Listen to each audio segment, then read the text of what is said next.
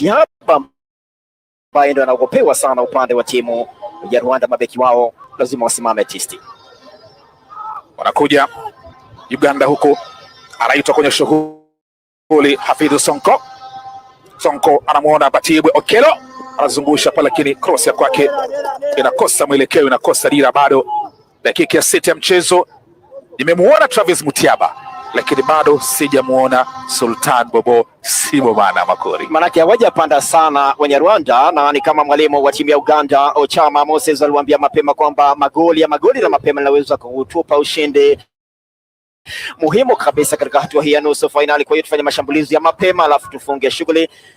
Kwa hesabu tu hela zimeingia ngapi baadaye. Wanaingia Uganda tayari kwenye mlango, anapiga bado namna gani yuko, anapoteza Hakim Mutebi. Bado Uganda sasa ndo huyo. Wanaanza sasa Rwanda. Ahmed Koizera anaitanguliza kumtafuta Elisa Tinyimana anakuja mzima Abdu Magada, linda mlango kupanda timu ya taifa ya Uganda, anakuja kuweza kuitoa ngoma ile. Na hapa kwa mbali ulikuwa unasikia kelele za mashabiki, mavuvuzela yanahindikiza uwanjani vile vile. Hii ni mechi ambayo iko moja kwa moja kutoka uwanja wa Estadio de Jomo Kenyatta, maeneo ya Mamboleo, Kisumu. Mchezo ujao itakuwa ni Kenya dhidi ya Tanzania majira ya saa 8:30, alafu tujipange kwa fainali siku ya Ijumaa. Lakini swali ni je, ni nani ambaye atakuwa wa kwanza kuweza kutinga kwenye fainali kati ya Rwanda na Uganda? Uganda kumevalia rangi ya njano na michirizi nyeupe, njano, nyeusi kwa mbali, bukta nyeusi, rangi ya njano soksi, rangi ya samawati ukipenda blue iliyokoza ni kwa upande wa timu ya taifa ya Rwanda. Kama ndio kwanza jiunga nasi, karibu sana.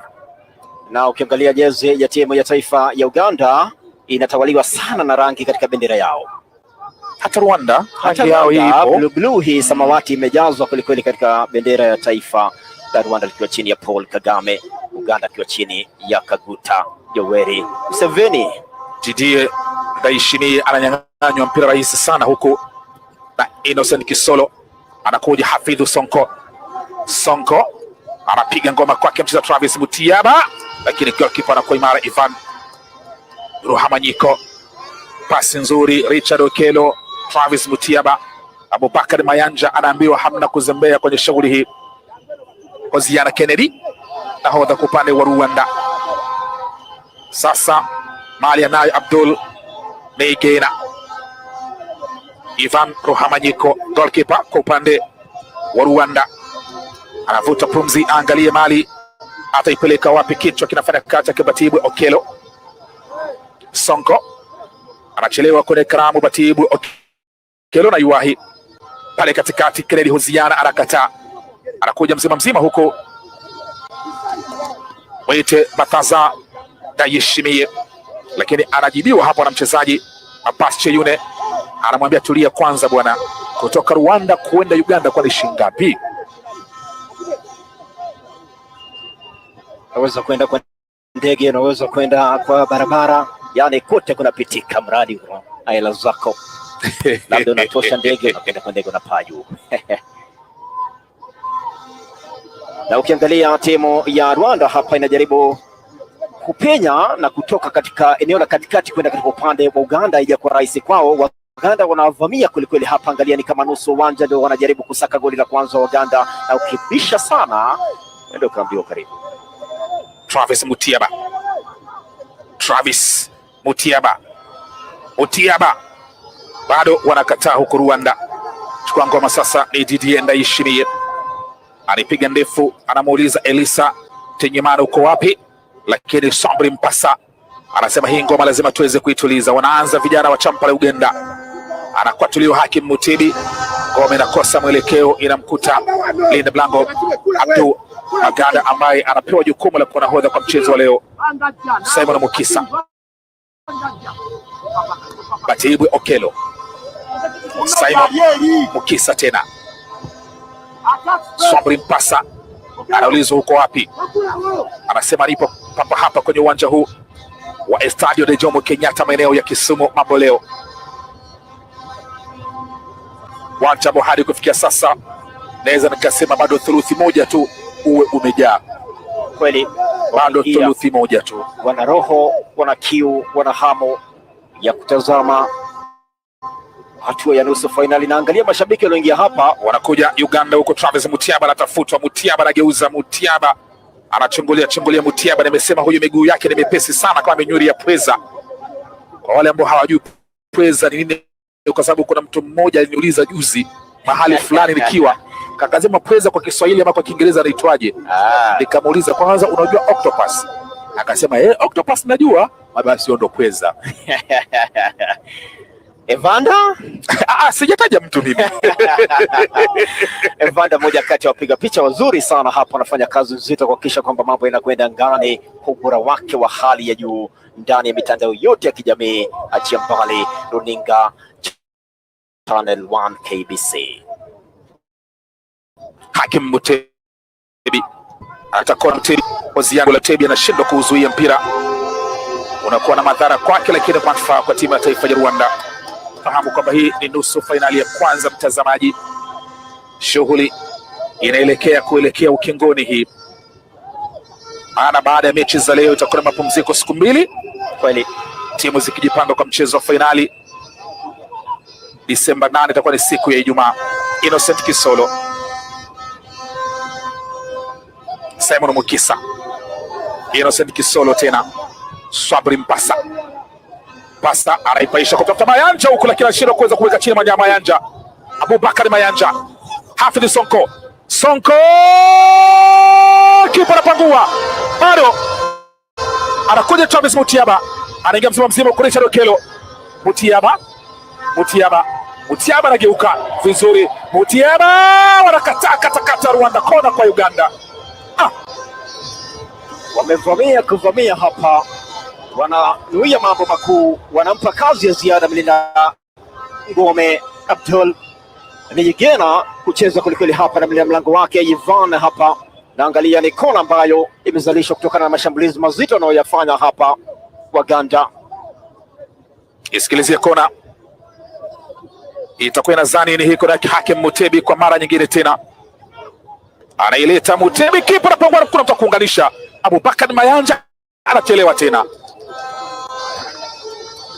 Watajilaumu wenyewe Waganda hapa kwa kweli, watajilaumu sana. Angalia jinsi liletwa nzuri kabisa na kijana Sonko, na mwisho wa siku wakawa wamesimama testi kujaribu kupenyeza tena, wanapata kona nyingine upande mwingine wa goli Rwanda. Rwanda wana mtihani kweli kweli. Angalia Ivan kujaribu kupanga mchezaji wake kusimama wima. Ivan Ruhamanyiko, Hakim Mutebi ananyosha mkono wake juu, ishara kusema nileta kwa kimo changu. Anaileta kichwa chake mchezaji huyu mwite Abbas Cheyune, kinafanya kazi sasa. Rwanda watapumua, lakini kidogo upoteze mpira. Bataza Ndayishimiye, Bataza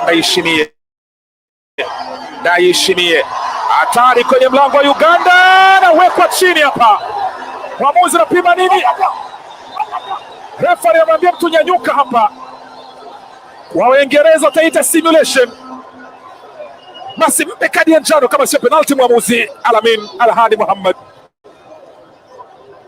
Angalia jinsi alipanda kwa uzuri kabisa kijana Bardazar, akajaribu kupenyeza kumsaka Elisa Chinyimana bila mafanikio hapa, akahisi kwamba amekwatuliwa kwenda chini, lakini mwisho wa siku mwamuzi amesema haimo, ngome inaendelea. Hapa lazima tuweze kuliangalia tukio hili kwa macho mengine tena. Anageuka vizuri kabisa kwa Hakim Mutebi, Innocent Kisolo. Abbas Cheyune anadokua kichwa hapa, lakini ulikuwa tayari mpira ule ushamzidi kimo na kasi, unatoka nje. Al-Amin Al-Hadi Muhammad, tukio ambalo litakuwa linaangaliwa sana kule maeneo ya Kigali, Rwanda. Dakika ni ya 15 ya mchezo, bado hakuna mtu amepata goli hadi kufikia sasa. Uganda 0, Rwanda 0. Lakini Rwanda walikuwa na kata rufaa baada ya Elisa Chinyimana kuweza kukwatuliwa, kadondoka kwenye kijisanduku na Abdu Magada. Na unapata mara nyingi makori waamuzi wengine tukio kama lile wanampatia yule mshambuliaji advantage, wanapeana kadi ya njano pamoja na penalty vile vile, ama pia kuna wale ambao moja kwa moja unajikuta kwamba kwa sababu goalkeeper anaweza kumpatia kadi nyekundu waamuzi wengine. Kweli, na ameamua kuwa tu mstaarabu kabisa. Angalia mlinda mlango wa timu ya Rwanda hapa, Ivan, huyo hapa mwalimu wao Baptiste, jaribu kupanga mambo yake bila mafanikio, lakini wanasakamwa kwelikweli na Waganda. Hawa wako chini ya umri wa miaka 18. Sahihi kabisa. Usiangalie kimo wala usiangalie kifua na mwili unakaa kweli. Kumtafuta Bakari Mayanja,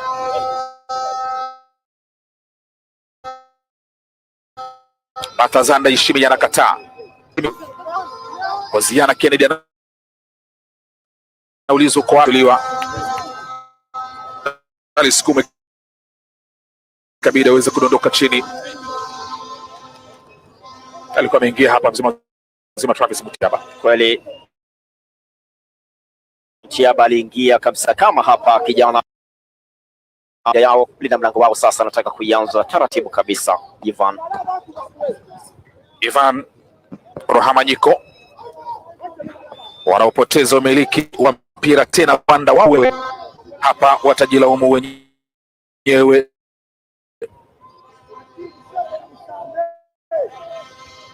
Swabri Mpasa,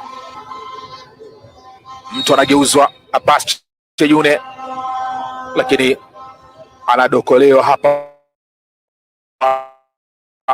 Hadi kufikia sasa bado hatujamuona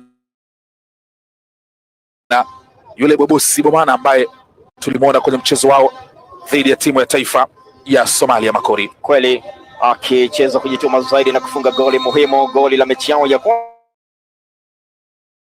kwanza kabisa, wakiandika Somalia Mutiaba Batibwe Okelo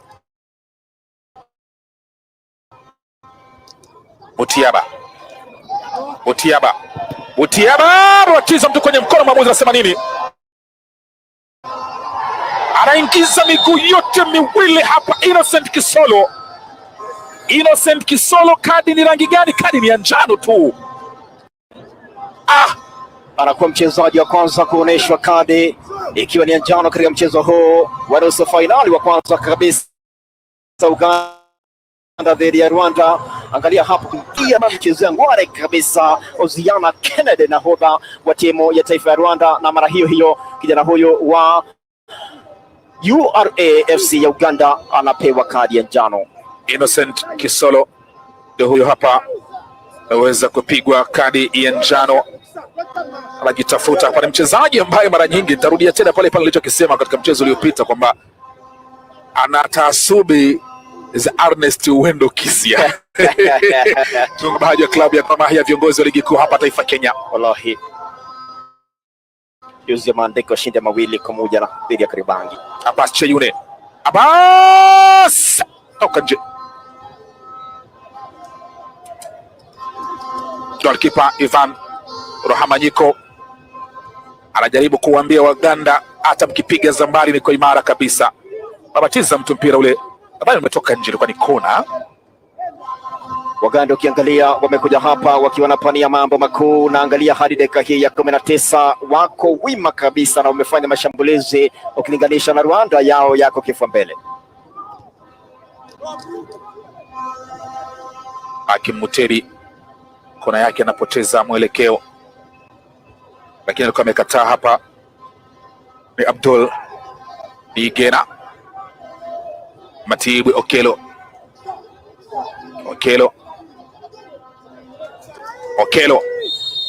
Abubakar Mayanja anaambiwa umeotea, umekuwa kwenye sehemu si sahihi.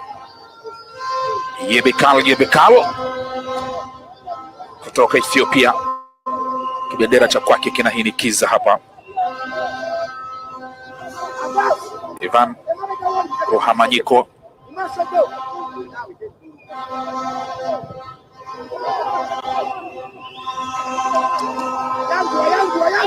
huu ni mchezo wake wa 4 anacheza, kwa sababu aliingia mchezo wa kwanza baada ya mwenzake kupigwa kadi nyekundu.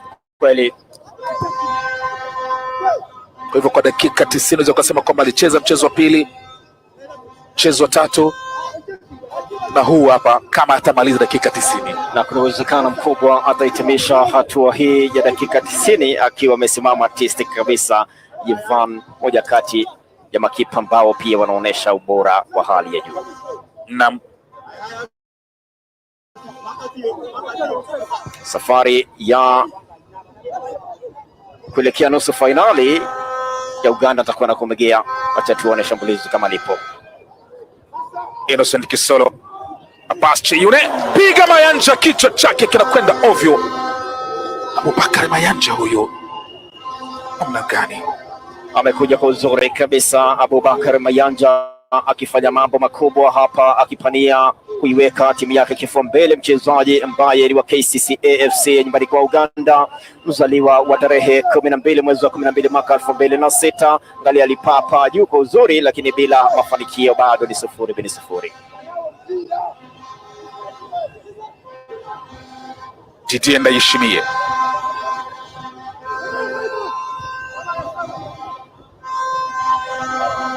Oziana anadondoka, lakini Rwanda wanaumiliki mpira. Mwamuzi anasema mpira uchezwe akiwa bado yuko chini.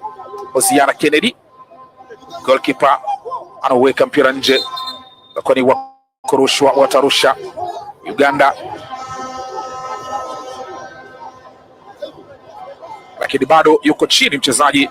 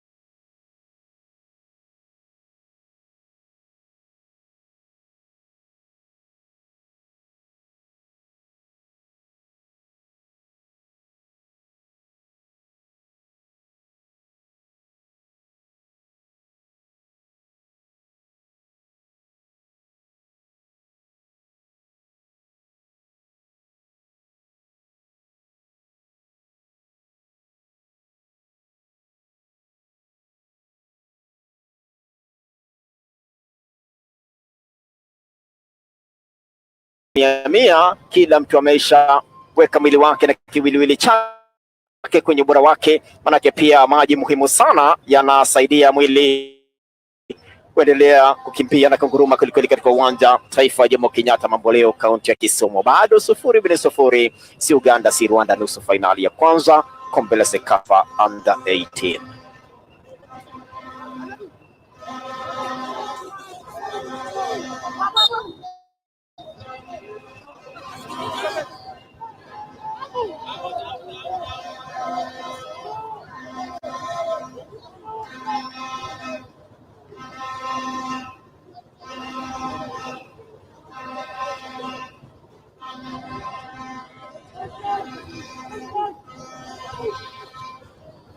Nyuma wanajichanganya wenyewe huku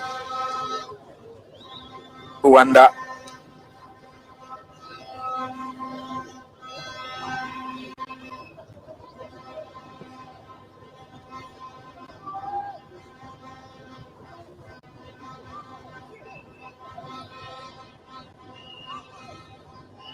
Wanaingia Uganda huko hatari kwenye mlango wa Rwanda, lakini wanakata kata. Hapa ni goal kick.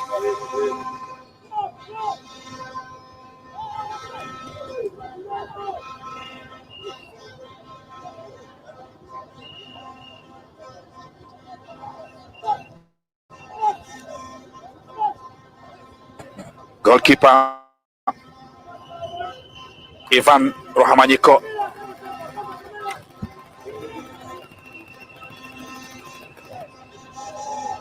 Wanachukua sasa huko Abbas Cheyune kumtafuta Travis Mutiaba. Travis Mutiaba wanaingia Uganda. Lala Manuel safi kabisa. Abdul Yega bado Abbas Cheyune, namna gani? Abubakar Mayanja tok, namna gani hapa? Bado Hafidh Sonko wanapoteza hapa Uganda. Shuti baada ya shuti akiwa simama imara kabisa mchezaji Ahmed Kwizera. Wana kazi ya ziada hapa, bado hajatumia. Wanaingia tena sasa huko Batibwe, anaambiwa hii ni rahisi sana. Huyu hapa sasa ni mchezaji, wanakuja vizuri. Mwite Abdul Igeza. Abdul Oziana. Abdul sasa.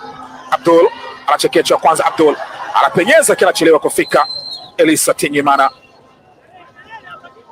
Na hii ni mara ya pili wanajaribu kupanda sasa wenye Rwanda bila mafanikio kabisa, wakati nahodha wa timu ya Uganda yuko tisti kwenye himaya yake kujitawala. Magada, nyota wa klabu ya Gaddafi FC nyumbani kwa Uganda, na mwisho wa siku Uganda wanaonekana kuwalemea kwelikweli hapa kwenye Rwanda. Tuangalie hali inakwenda kwendaje. Tuliza ngoma. Simon Mukisa. Sabri Mpasa. Sabri Mpasa. Richard Okelo. Mukisa sasa anatulia nayo Mukisa. Batibwe Okelo. Okelo Batibwe anajaribu kumtoa Abubakar Mayanja. Abubakar Mayanja na ukigwa na hamna nafasi ya kupita.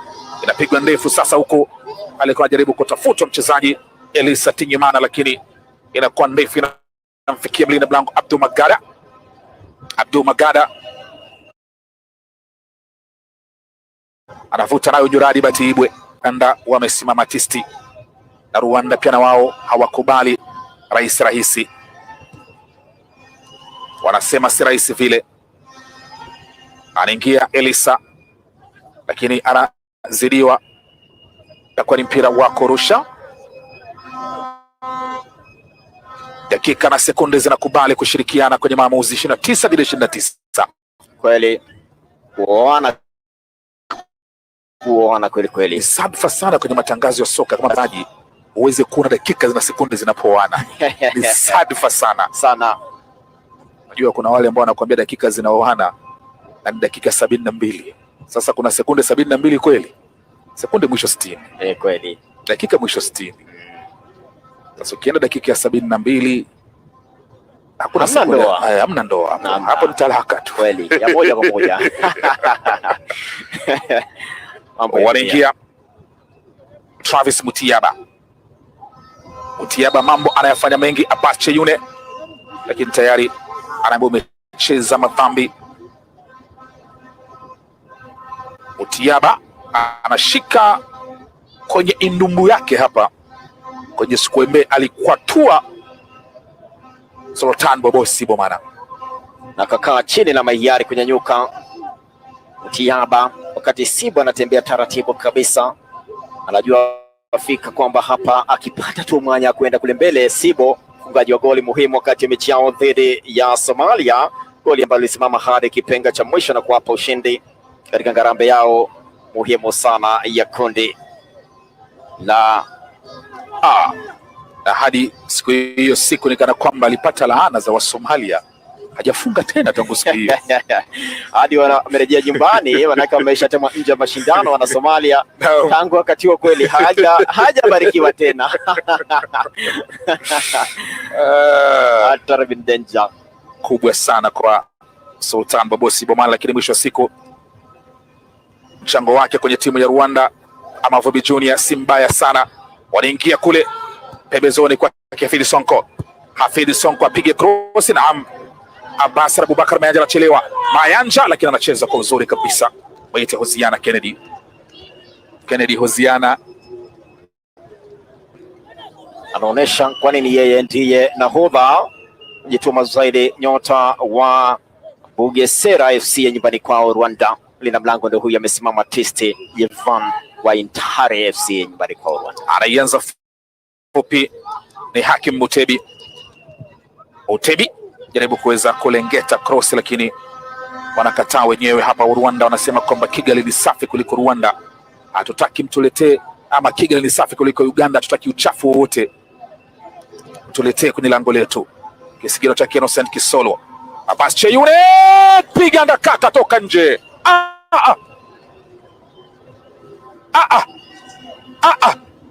Sijui alikuwa maanisha nini hapa, ilikuwa ni cross ama ilikuwa maanisha kumsalimia Ivan Ruhamanyiko, goalkeeper wa Rwanda.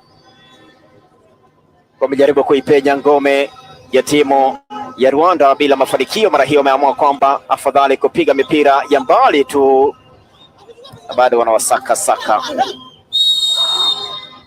Mabambi yanafanyika hapa, muhusika mkuu ni Sonko, lakini si Mbuvi Sonko aliyekuwa gavana wa pili wa kaunti ya Nairobi.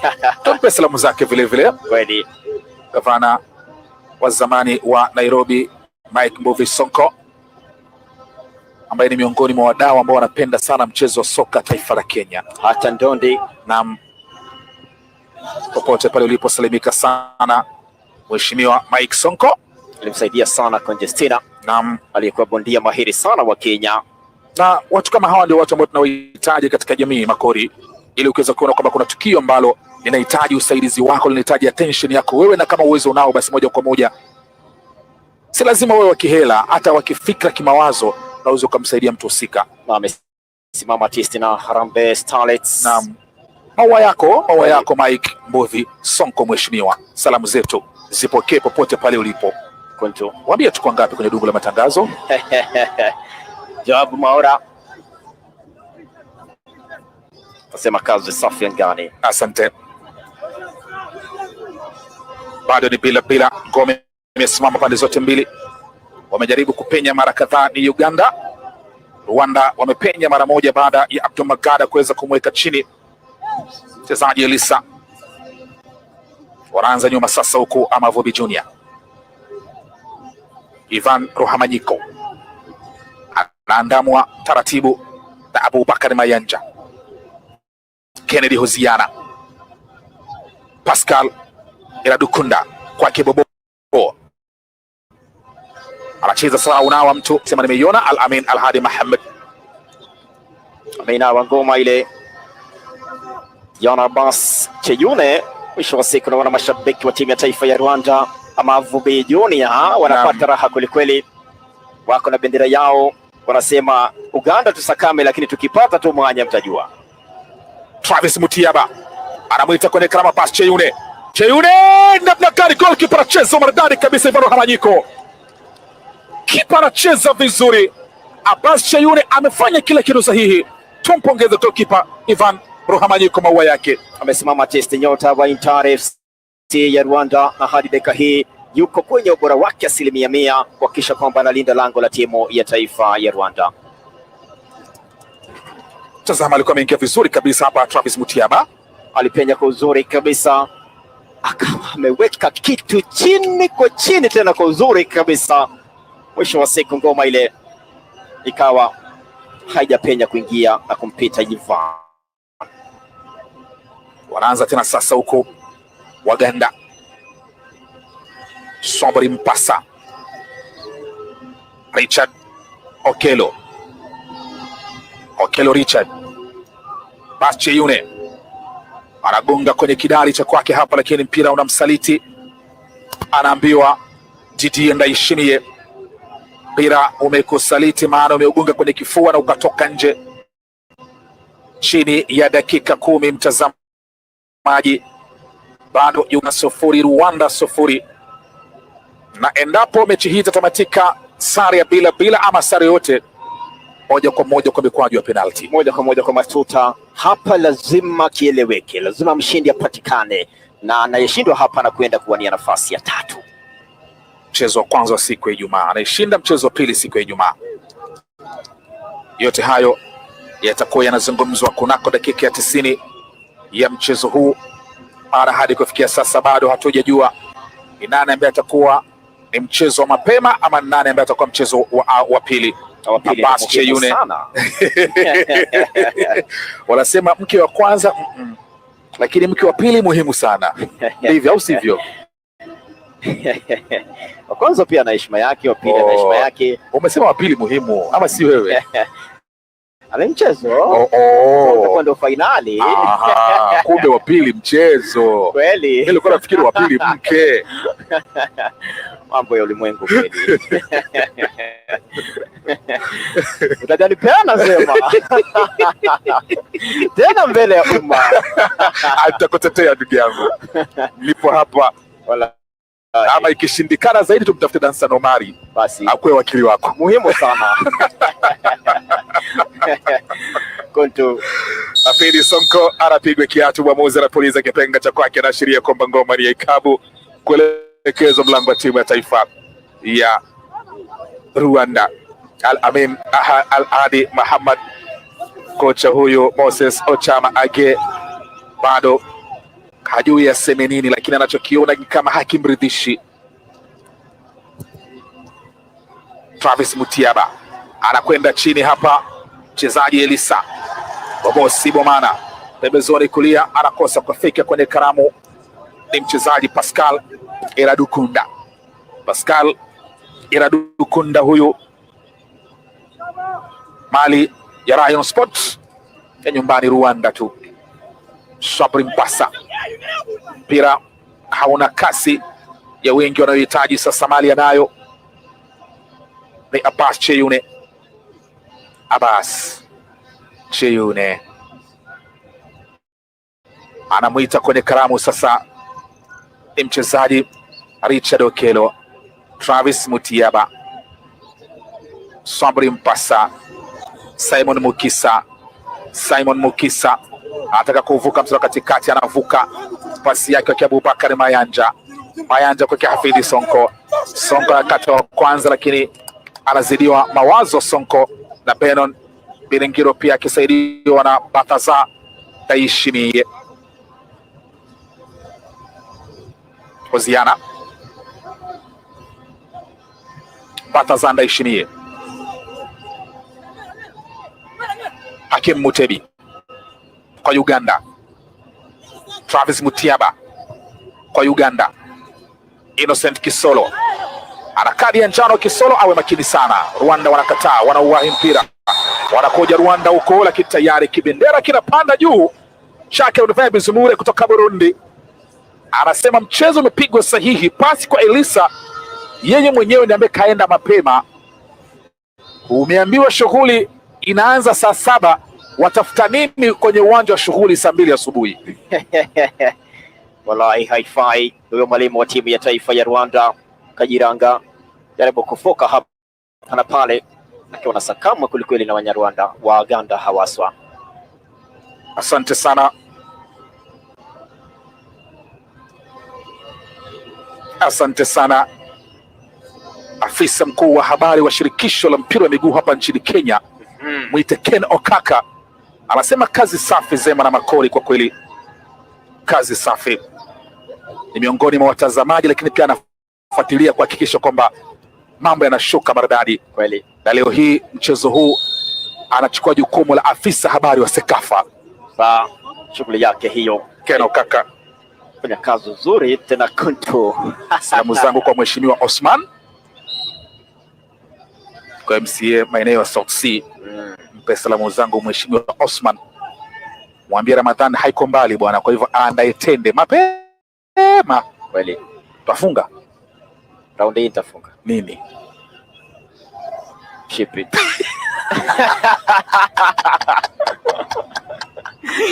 Sikujui ndugu yangu.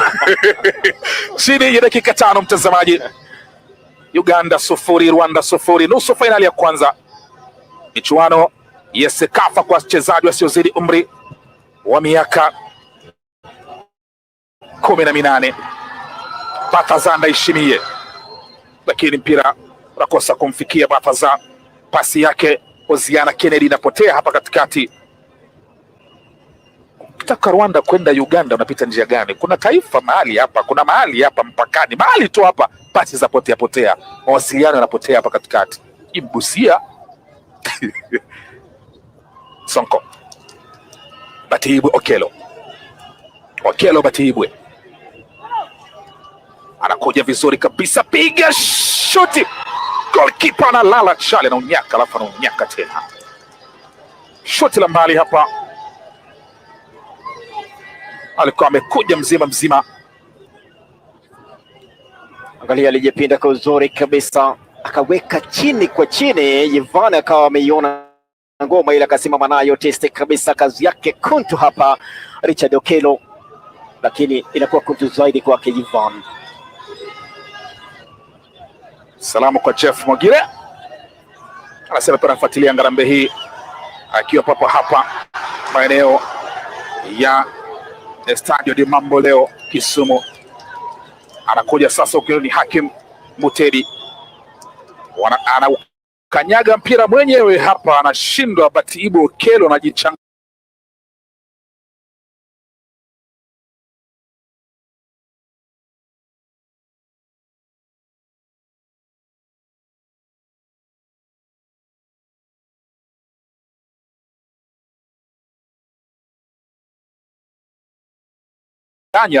namna gani Uganda.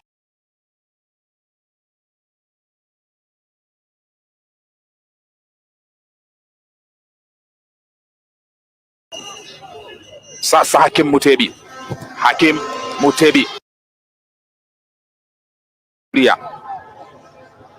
Abbas anateleza na kwenda chini hapa, namna gani maskini wa Mungu Travis Mutiaba.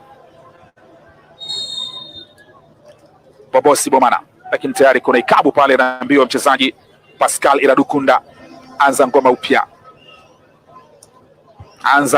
upya.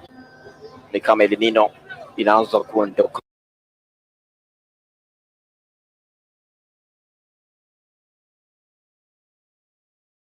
Ondoka na kusepa na kufuata njia ya corona.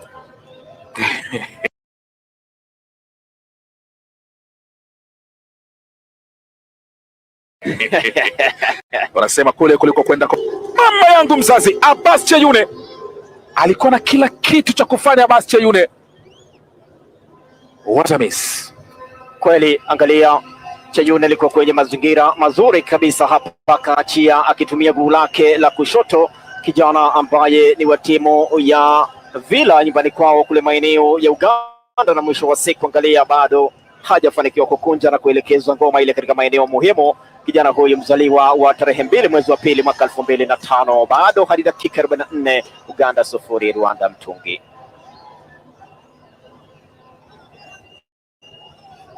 Dakika 2 zinaongezwa na Manuhe Voldetadi kutoka Ethiopia, baada ya ishara yake Al-Amin Al-Hadi Muhammad kutoka Sudan kumwashiria. 2 dakika ndizo ambazo zinasalia, bado ni bila. Mchezo ni wa pande zote mbili. Sultan Bobosi Bomana, Elisa anawekwa kwenye shughuli, anakatakata Innocent Kisolo, anachukua ngoma sasa. Hakim Mutebi kwa Kiswahili mpasa ngoma kwa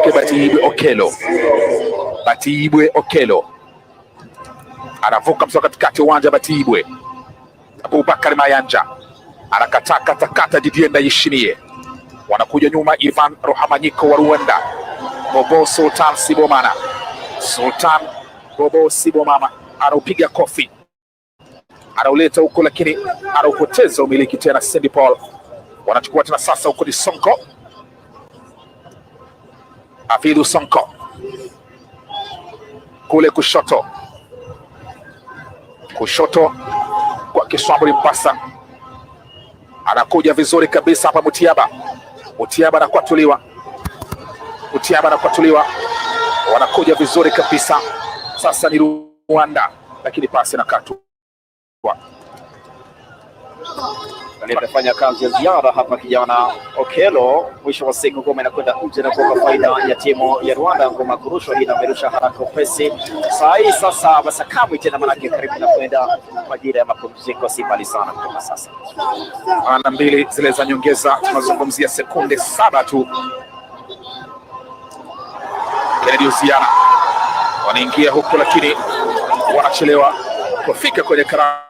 Mchezaji Elisa Tingimana anachelewa kuweza kufika Tingimana kwenye karamu, lakini hapa tunasubiri kipenga tu cha mwamuzi Al-Amin Al-Hadi Muhammad kutoka Sudan mwenyewe aweze kusema. Akishasema na kipenga cha kwake, sisi tutatafsiri tu. Hafidh Sonko anaingia sasa. Trevor Mutiaba anatafuta guso, lakini bado Hafidh Sonko panda juu la kale namna gani hapa, anapo amecheza visivyo bila mlango Ivan Ruhamanyiko.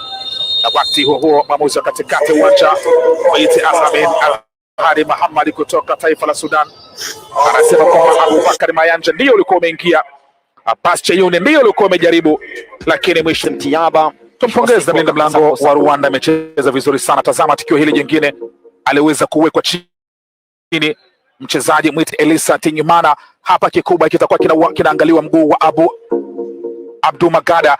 Angalia mguu wa Abdu Magada ulienda wapi, mguu wake wa kulia ulienda wapi, aliuweka alafu akautoa. Na hiki ndicho kitu ambacho labda kitakuwa kinazungumzwa na wengi. Walikuwa wamekata rufaa Rwanda kuweza kupata mpira wa penalti, bado wakaja kushambulia zaidi. Hawa ni Uganda, ikaletwa kubwa, ikaramba tamba panya ikakwenda nje kabisa. Yifana akawa yuko kwenye mazingira mazuri kulinda lango lake 100% kabisa. Hii ilikuwa nafasi nzuri kabisa, kwa sababu ilikuwa imepigwa kama shoti, kama crossi, lakini mwisho wa siku ilikatamaa kwenye mtamba panya. Tazama shuti jingine la mbali hapa, linasukuma kwa mlinda mlango Ivan Ruhamanyiko, na moja kwa moja unajua kwamba hapa walikuwa wamekuja na njia nyingine hapa Vizuri kabisa Uganda kuweza kupiga mashuti ya mbali, mashuti ambayo hayajamtatiza. Mtazame sasa hapa Hafidh Sonko, pasi nzuri kwake Travis Mutiaba, pasi nzuri kwake Abbas Cheyune akaupiga mpira ovyo, kwa sababu goalkeeper alikuwa shakuja. Yeye Abbas angeamua tu kwenye mitua mitatu angeamua kupiga wapi, lakini mwisho wa siku wakashinda kutumia nafasi na ngoma. Kipindi cha kwanza kikadondoka. Kipindi cha pili, mechi ya kwanza kabisa ya nusu finali ya kuwania kombe la Cecafa, kuna soka leo chini ya umri wa miaka 18, Uganda dhidi ya Rwanda. Alafu baadaye mashabiki wameingia hapa kwa faida kubwa kabisa kufuatilia timu yao ya nyumbani. Hawa wanatokea Rwanda, wamekuja hapa kwa asilimia kubwa kabisa kuimotesha na kuifuatilia timu yao ya nyumbani, lakini mchanganyiko na Wakenya pia kwa kule ndani. Angalia, hao ndo Wanyarwanda wanapiga na kufanya mambo yao kweli kweli hapa, wakiona juu Afrika kwamba wanahitaji ushindi muhimu hapa, na wamepelekwa mbio sana katika kipindi cha kwanza Rwanda. Uganda akiwa amesimama wima kabisa, wakati Jivani mlinda mlango wa Rwanda pia amesimama kwenye ubora wake kabisa. Ndo hao mashabiki shakiki pembeni tu mwa bendera ya Rwanda yake Paul Kagame, bendera ya Kenya ikiwa chini, William Samoei Ruto pia inapepea kweli kweli. Wakati wote kutoka sasa, Al-Amin atakuwa anakianzisha kipindi cha pili, Uganda dhidi ya Rwanda. Na taarifa rasmi ni kwamba Makori, endapo mchezo huu utatoa sare, ni kwamba kuna uwezekano wa dakika 15 kuongezwa, yaani uwezekano wa extra time upo endapo mchezo huu utaisha sare yoyote ile. Pascal anapumua, anaingia Irakoze Jean Paul, jezi nambari 20 mgongoni upande wa timu ya Rwanda. Mwite Jean Paul Irakoze. Na wakati huo kipindi cha pili kinaanza. Hatari kwenye mlango, lakini wanakataa huko. Karibu sana mtazamaji kwenye matangazo moja kwa moja. Karibu sana kwenye kipindi cha pili. Bado timu zote mbili zinaingia mabadiliko moja. Kwa upande wa Uganda ametoka Hafidh Sonko akaingia Ronald Kaye, akatoka vile kwa upande wa Rwanda waingia Uganda huko hatari kwenye mlango, lakini Ametoka kwa upande wa Rwanda ni mchezaji Pascal Iradukuza, na akaingia is nambari 20 nafasi ya Iradukunda ni mchezaji huyu mwite Jean Paul Irakoze. Mabadiliko unazungumziaje mabadiliko haya mawili? Ni mabadiliko ya pande zote mbili. Angalia mwalimu wa timu ya Uganda Ochama Moses amefanya geuzi muhimu. Ronald Kaya anaingia ndani kwa faida ya kuja kubadilisha mambo, wakati pia upande wa timu ya Rwanda Kajiranga amefanya geuzi muhimu hapa kumleta ndani Jean Paul Irakoze kwa faida ya kudhibiti Uganda. Angalia Rwanda, mlinda mlango Ivan amesimama kwenye ubora wake katika kipindi cha kwanza, amehakikisha kwamba hatopoa ndani, akasimama wima, na mara hii tena ndoto yake kwamba aendeleze mahali iliachia katika dakika 45 za kwanza, mechi ambayo ikikwenda dakika 90 hamna mshindi. Bila shaka huenda itakwenda moja kwa moja katika extra time, muda wa ziada 15 alafu matuta kama pia kutakuwa na goli. Wanakuja wanakataa Kennedy Hoziana, Sultan Bobosi Bomana wake Ronald Kaye anakuja mzima mwite Cindy Paul huko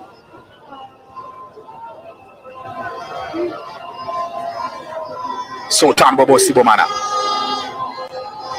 Benon Biringiro, Jean Paul Irakoze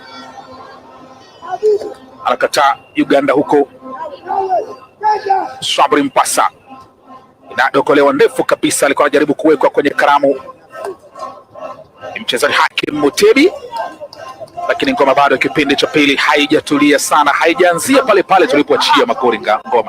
Kweli, manake mali tuliachia yalikuwa ni mashambulizi ya pande zote mbili, Uganda wakipiga mashambulizi ya asilimia tuseme 80, 20 ikawa ni mashambulizi upande wa Rwanda, lakini katika kipindi cha pili mambo hayajaonekana kuwa mazito sana. Mashabiki wameanza kuingia asilimia kubwa kabisa kujaza uwanja wa kimataifa wa Jomo Kenyatta mambo leo, na hawa wengi tu ni wenye kusubiria mechi ya pili ya nusu fainali Kenya dhidi ya Tanzania. Kanatulia na ngoma makini kabisa huko Didier Ndayishimiye anakwatuliwa mtu mwamuzi kutoka taifa la Sudan anasema kwamba nimeiona, anakiri kwamba Ronald Kaya kacheza visivyo dhidi ya Cindy Paul. Wanapata mpira wa ikabu. Angalia kitu alichokifanya hapa kijana Ronald Kaya na kumpeleka chini Cindy Paul. Mwisho wa siku hapa mwamuzi wa katikati anasema mavambi amesha kuyashuhudia Lamin Poncio Pilato, na inakuwa ni ngoma kwa faida ya timu ya taifa ya Rwanda. Haya, sikilizia ngoma ya ikabu hiyo. Itazalisha matunda ya aina gani kwa Rwanda? Itazalisha matunda ya aina gani kwa Rwanda? Uganda 0, Rwanda 0. Sultan Bobosi Bomana kichwa kinalia, lakini anashindwa kuweza. Bataza Ndayishimiye unamkosea adabu, mpira unatoka nje, unakwenda nje kabisa. Ni moja kati ya shambulizi lao la kwanza hapa amejaribu kulifanya wa Rwanda, anarefiwa katika mitaa yote ya Kigali. Ngoma hii inafuatiliwa kwa karibu sana na taifa zima la Rwanda likiongozwa na rais wao Paul Kagame, ambaye tayari awali alitakia kila la heri timu yao nyumbani Amavubi Junior. Na wanakuja Abubakar Mayanja, lakini anashindwa kuweza kudhibiti mpira sahihi kabisa. Makori tunachokizungumza kwamba wanafuatilia kwa sana tu kutoka maeneo ya Rwanda wanaitakia timu yao hawa Wanyarwanda ushindi kwenye mchezo huu muhimu kabisa. Maeneo yote ya Rwanda, taifa zima la Rwanda kama ulivyosema, akiongoza amri jeshi mkuu Rais Paul Kagame.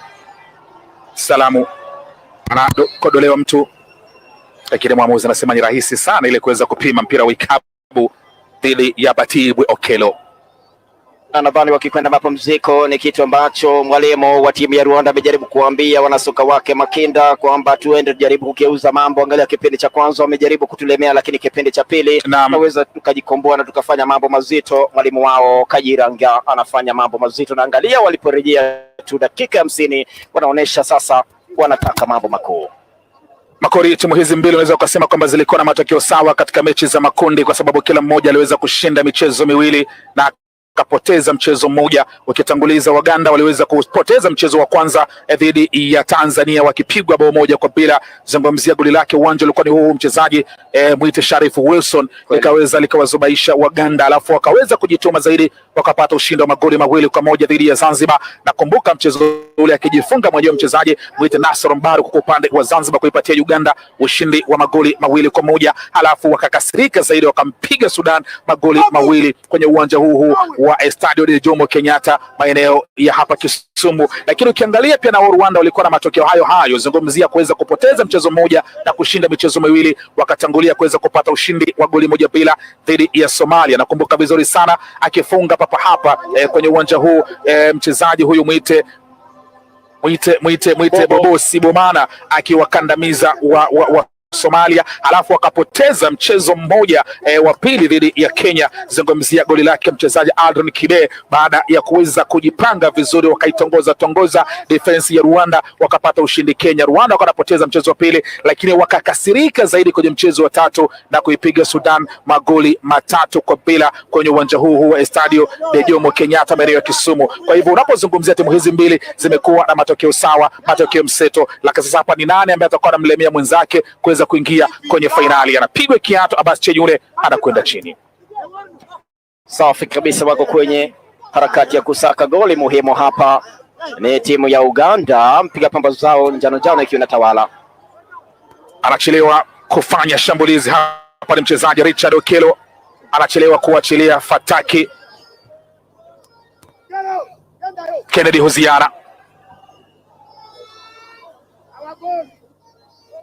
Cindy Paul anakataliwa hapa, itakuwa ni ngoma. Anaambiwa si wewe ambaye unarusha, anasema ni mimi, anaambiwa sawa ni wewe, rusha basi tuone. Anarusha kwake Jean Paul Irakoze, wanakataa Waganda wawili, wote wanapanda juu. Jean Paul Irakoze, Benon Biringiro anatulia kwa umakinifu mzuri kabisa, anamuona Elisa wanaingia sasa Wanyarwanda huko. Didi Ndayishimiye, lakini anaupoteza umiliki. Didi Ndayishimiye wanapata kona sasa wa Rwanda, Tazama tukio hili, aliingia kwa uzuri kabisa kijana Didi Ndayishimiye hapa, na bila shaka akawa amesakama kwelikweli na Simon Mkisa, na mwisho wa siku wanapata raha kwelikweli, wachezaji wakiwa na hapa burudani kwelikweli, mashabiki wa timu ya taifa ya Rwanda hapa wakiwa na bendera yao hapo, wana raha kwelikweli, wanasubiria kwa hamu na hamu goli la kuongoza hapa. Kuna ngoma kule maeneo ya Lamu inajulikana kama kirumbizi, inaletwa moja nzuri, kichwa kinalia, lakini wapi. Nilikuwa nakufahamisha kwamba kuna ngoma kule maeneo ya Lamu inajulikana kama kirumbizi, ni miongoni mwa ngoma ambazo watu hucheza ama udansi wakiwa wamesimama.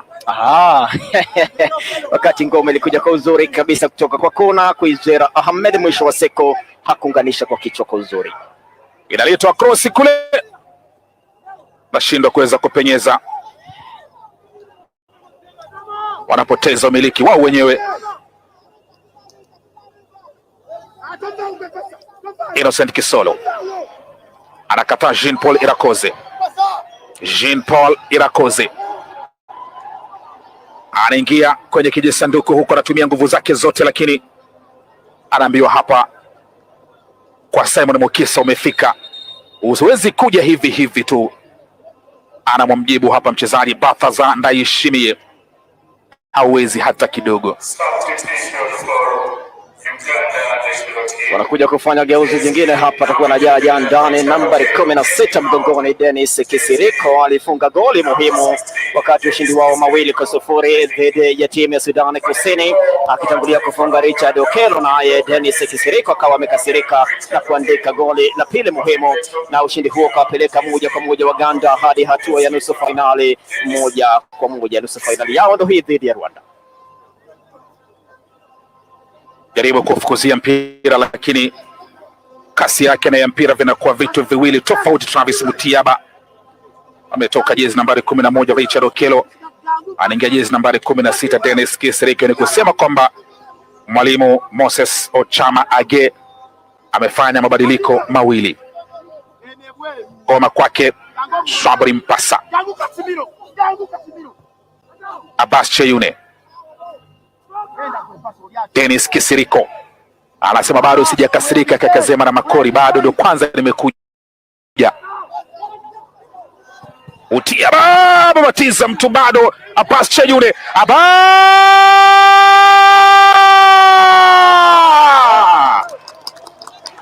Abubakar Mayanja baada ya Abbas Cheyune kuweza kuipenyeza pale kwenye kilingolingo.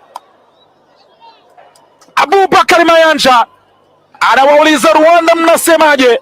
Mlisema Uganda kuchafu, kwenu kuzuri, kwenu kusafi, salamu zenu chukueni.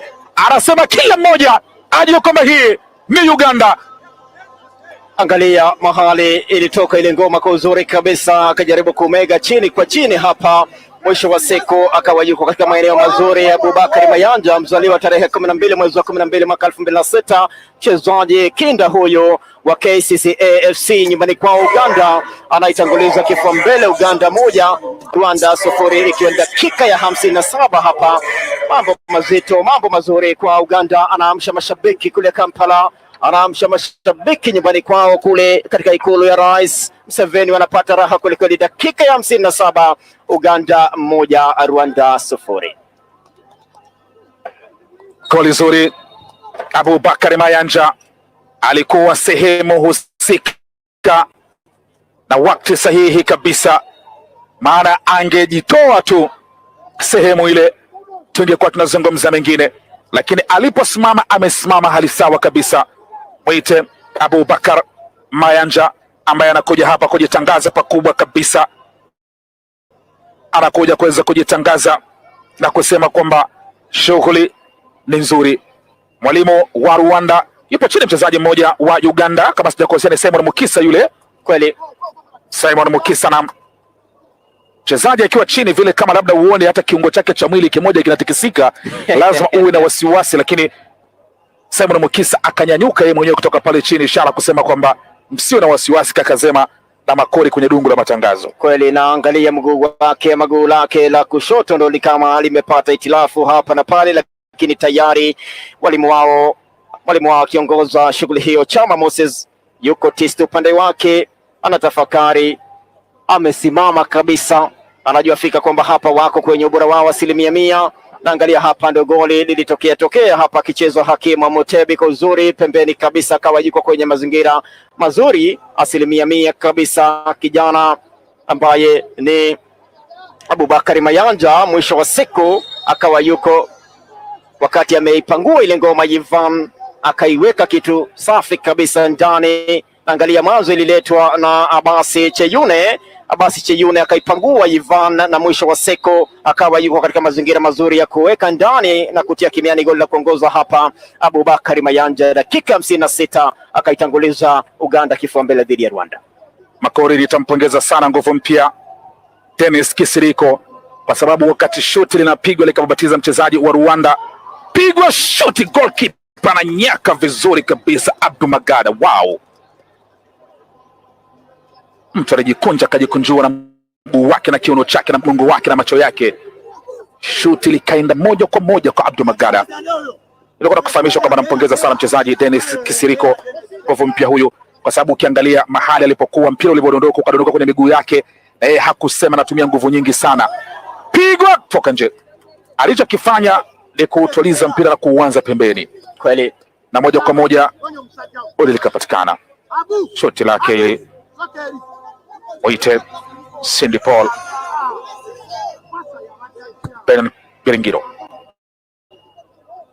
Biringiro atafutwa. Elisa Tinyimana anakataa. Kisiriko pale katikati, wanamiliki mpira sasa ni Waganda. Goma kwake Hakim Mutebi, Trevor Mutiaba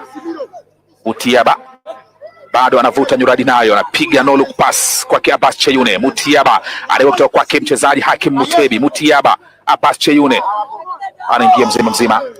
Utakuwa ni mpira wa kuchezwa upya ambao amechezewa visivyo. Elisa Tinyimana, kocha Moses Ochama Age kutoka Uganda anasema jamaa, tuna uwezo wa kuweza kupata goli la pili, kwa hivyo tujitume zaidi ambavyo tumejituma sasa hivi. Trevor Mutiaba wanajichanganya wenyewe madefender wa Rwanda. Ngoma nayo sasa Bataza Ndaishimie.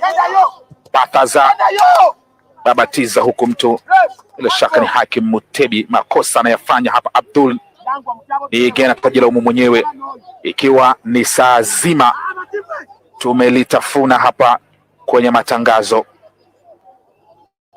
Abubakar Mayanja goli lake ndilo limesimama hadi dakika hii. Wanahisi kwamba wa Rwanda ni kama alikuwa amekwisha kuotea kabisa kijana Abubakar Mayanja, lakini bado limesimama tisti, manake Lamin Mohamed kutoka Sudan ameashiria kwamba mambo yako vizuri kabisa hadi dakika hii ya 61. Alipachika na kutia kimiane Abubakar Mayanja dakika ya 56. Hata mashabiki wa Rwanda wanahisi kwamba Abubakar Mayanja alikuwa ameotea, lakini bado goli limesimama. Unajua kuna sheria moja mashabiki wengi wa soka huwa wanaitafsiri tofauti, na hapa lazima uangalie Makori, labda baadaye tukipata picha nyingine tuweze kuzungumzia zaidi, lakini kuna wengi ambao wanasema kwamba rebound mara nyingi inakuwa ni offside moja kwa moja. Hapana. Mwisho wa siku wakati rebound imepatikana moja kwa moja, anaangaliwa yule mchezaji aliyefunga alikuwa kwenye sehemu gani, alikuwa keshaotea kabla mpira unapigwa. So mwisho wa siku naambiwa play with the whistle. Kama mwamuzi hajapuliza kipenga, keep on playing. Kweli, na hapa hamna VAR. Naam. Nikisha simama mwamuzi amesema kwamba referee imesimama na inasimama.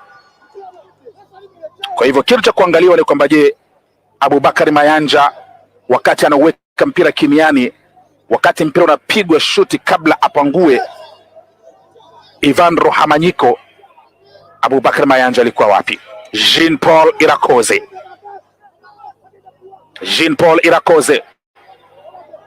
Irakoze kwake Benon Biringiro wanakuja vizuri sasa. Uganda wanakataa. Travis Mutiaba inaletwa moja nzuri kwake Kisiriko, lakini anyaka goalkeeper Ivan Rohamanyiko. Jean Paul Irakoze Kennedy Hoziana anashindwa kumpata pacha wake pembezoni kushoto kule, ngoma inamzidi kasi. Cindy Paul mchezaji ambaye anajaribu kuweza kupenyeza cross kumtafuta Sultan Bobosi Bomana. Didier Ndaishimie, Elisa Tinyimana, wote hao wamebanwa kwa upande wa timu ya taifa ya Rwanda. Rwanda masla usafi wako mbele kabisa, manake kwao kusafi kweli, na hapa wameingia katika maeneo ya Kisomo, kaunti ya Kisomo ambayo pia ni safi kama Rwanda, ni kama wako nyumbani upande wa usafi. Unajua kuna tukio moja nililiona jana kwenye uwanja wa mazoezi wakifanya mazoezi Rwanda. Baada ya mazoezi wachezaji walipewa miwa kweli, lakini nilichokiona kwamba hadithi itakuja wakati wakishambulia Rwanda, hatari kwenye mlango wa Uganda na kuatuliwa mtu. Mwamuzi asema nini? Weka mpira pale. Bataza Ndaishimie kachezewa visivyo, amechezewa ngware hapa Ndaishimie, na mwisho wa siku maamuzi wa katikati Alamina amesema madhambi yamefanyika. Muhusika mkuu si mwingine isipokuwa ni Simon Mukisa, huyo wa timu ya Uganda, na hapa inakuwa ni ngoma ya ikabu kuelekea lango la timu ya Uganda. Sasa nikumalizie hadithi ambayo niliona pale Kasagam Secondary School.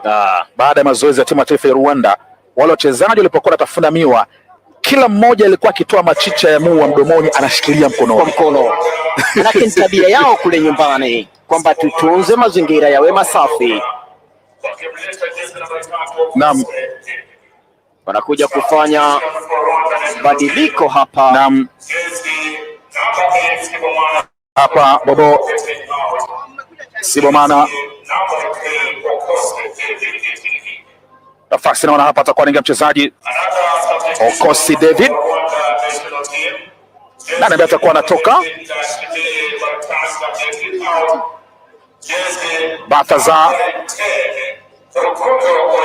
Bataza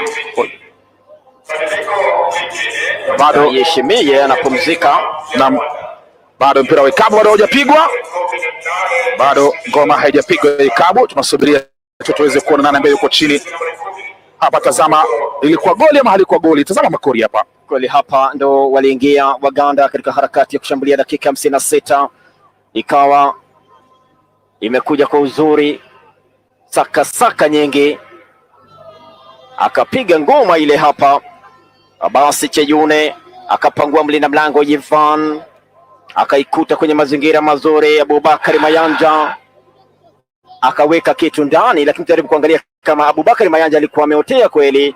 Nadhani labda tumwelekezi wetu tupatie tena kama ile angoli ya kwanza nileta taratibu vizuri, kumwangalia Abubakari Mayanja mahali alipokuwa, kwa sababu mpira ulivyopigwa kama labda Abubakari Mayanja ndicho kile ambacho tunaangalia hapa. Mtazamaji, Abubakari Mayanja alikuwa wapi? Mtazame hapa Batibwe Okelo, mwangalia anavyokuja, pasi ikapigwa vizuri, ikaletwa katikati, ilivyoletwa katikati, shuti likapigwa likabatiza mtu, ngoma kaiwahi tena. Sasa Kisiriko Cheyune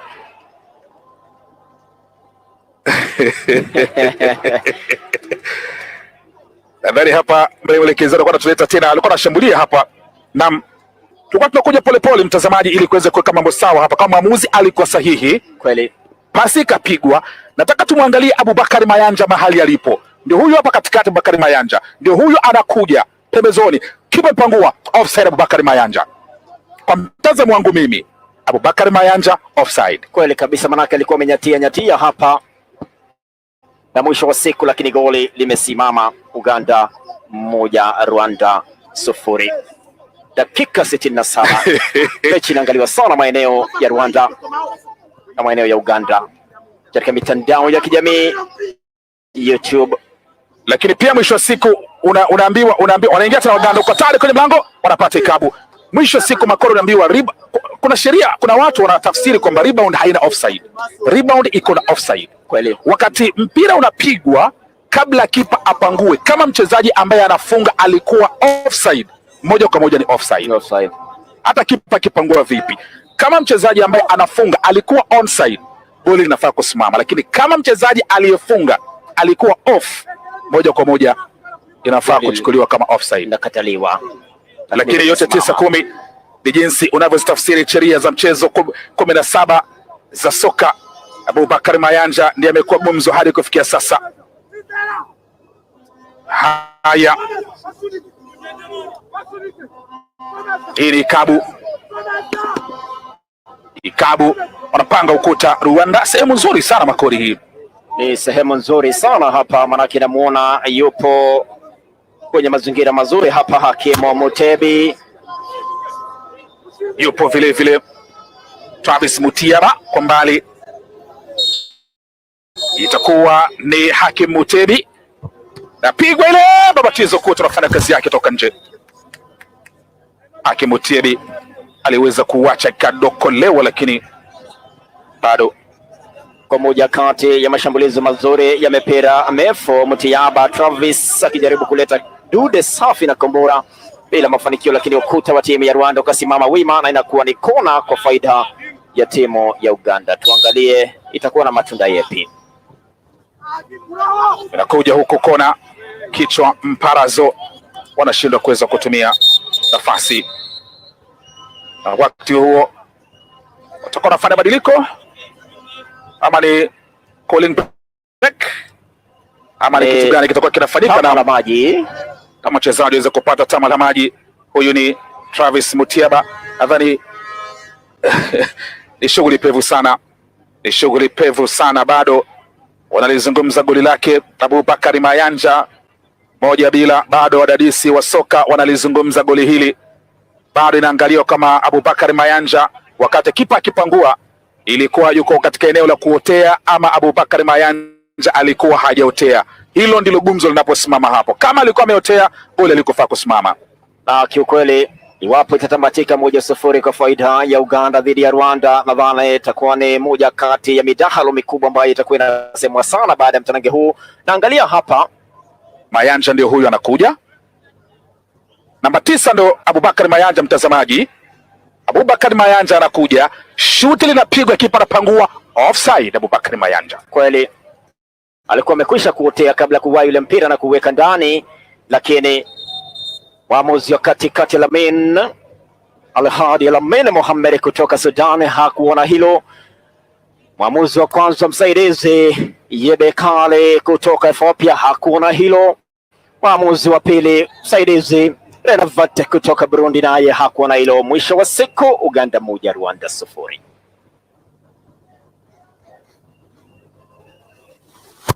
Haya, bado mdahalo utakuwa mdahalo tu, lakini ndio raha ya mchezo wa soka. Mdahalo unapokuwa mkubwa ndio watu wanaendelea kuzisoma sheria. Tafsiri ya mwamuzi Al-Amin Al-Hadi Muhammad na Renove Bezumuremi kutoka Burundi. Sisi yetu ni kuchanganua tu, lakini mwisho wa siku amri ni ya mwisho. Innocent Kisolo, Travis Mutiaba, wanakuja Waganda huku. Travis Mutiaba anadokolewa na Jean Paul Irakoze, dondoka chini hapa. Dakika hizi 18 Waganda lazima watumie mbinu zote kuhakikisha kwamba chronometer inasoma kweli. Manake pia hapa angalia, aliingia kwa uzuri kabisa Travis Mutiaba, mwisho wa siku akakwenda chini na tayari ameshahiari kunyanyuka kwa faida ya ngoma kuendelea, wakiwa wako kifua mbele Waganda wakiongoza goli 1-0. Na wakati huo mabadiliko yanafanyika hapa, anaondoka uwanjani Innocent Kisolo, naye Travis Mutiaba anapumzika.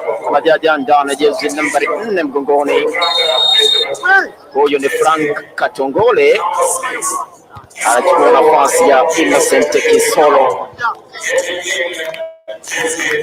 Badiliko zuri. Frank Katongole, mchezaji ambaye unaweza ukasema pia amekuwa anajituma vizuri kabisa kwa upande wa timu ya taifa ya Uganda.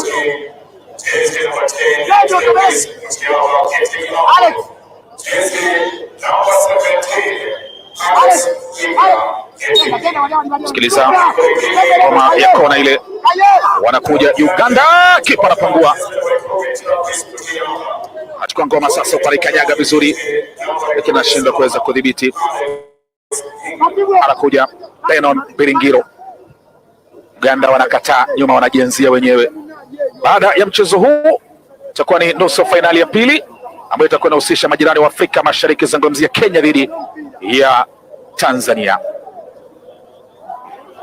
mechi ambayo inasubiriwa kwa hamu na gamu. Na mshindi wa mtanangi huu, iwapo atatokea kuwa ni Uganda, labda ameshinda 1-0, atakuwa anakutana na mshindi wa mechi ya nusu fainali ya pili kati ya Kenya na Tanzania, mechi ya saa 8:30 alasiri majira ya Afrika Mashariki.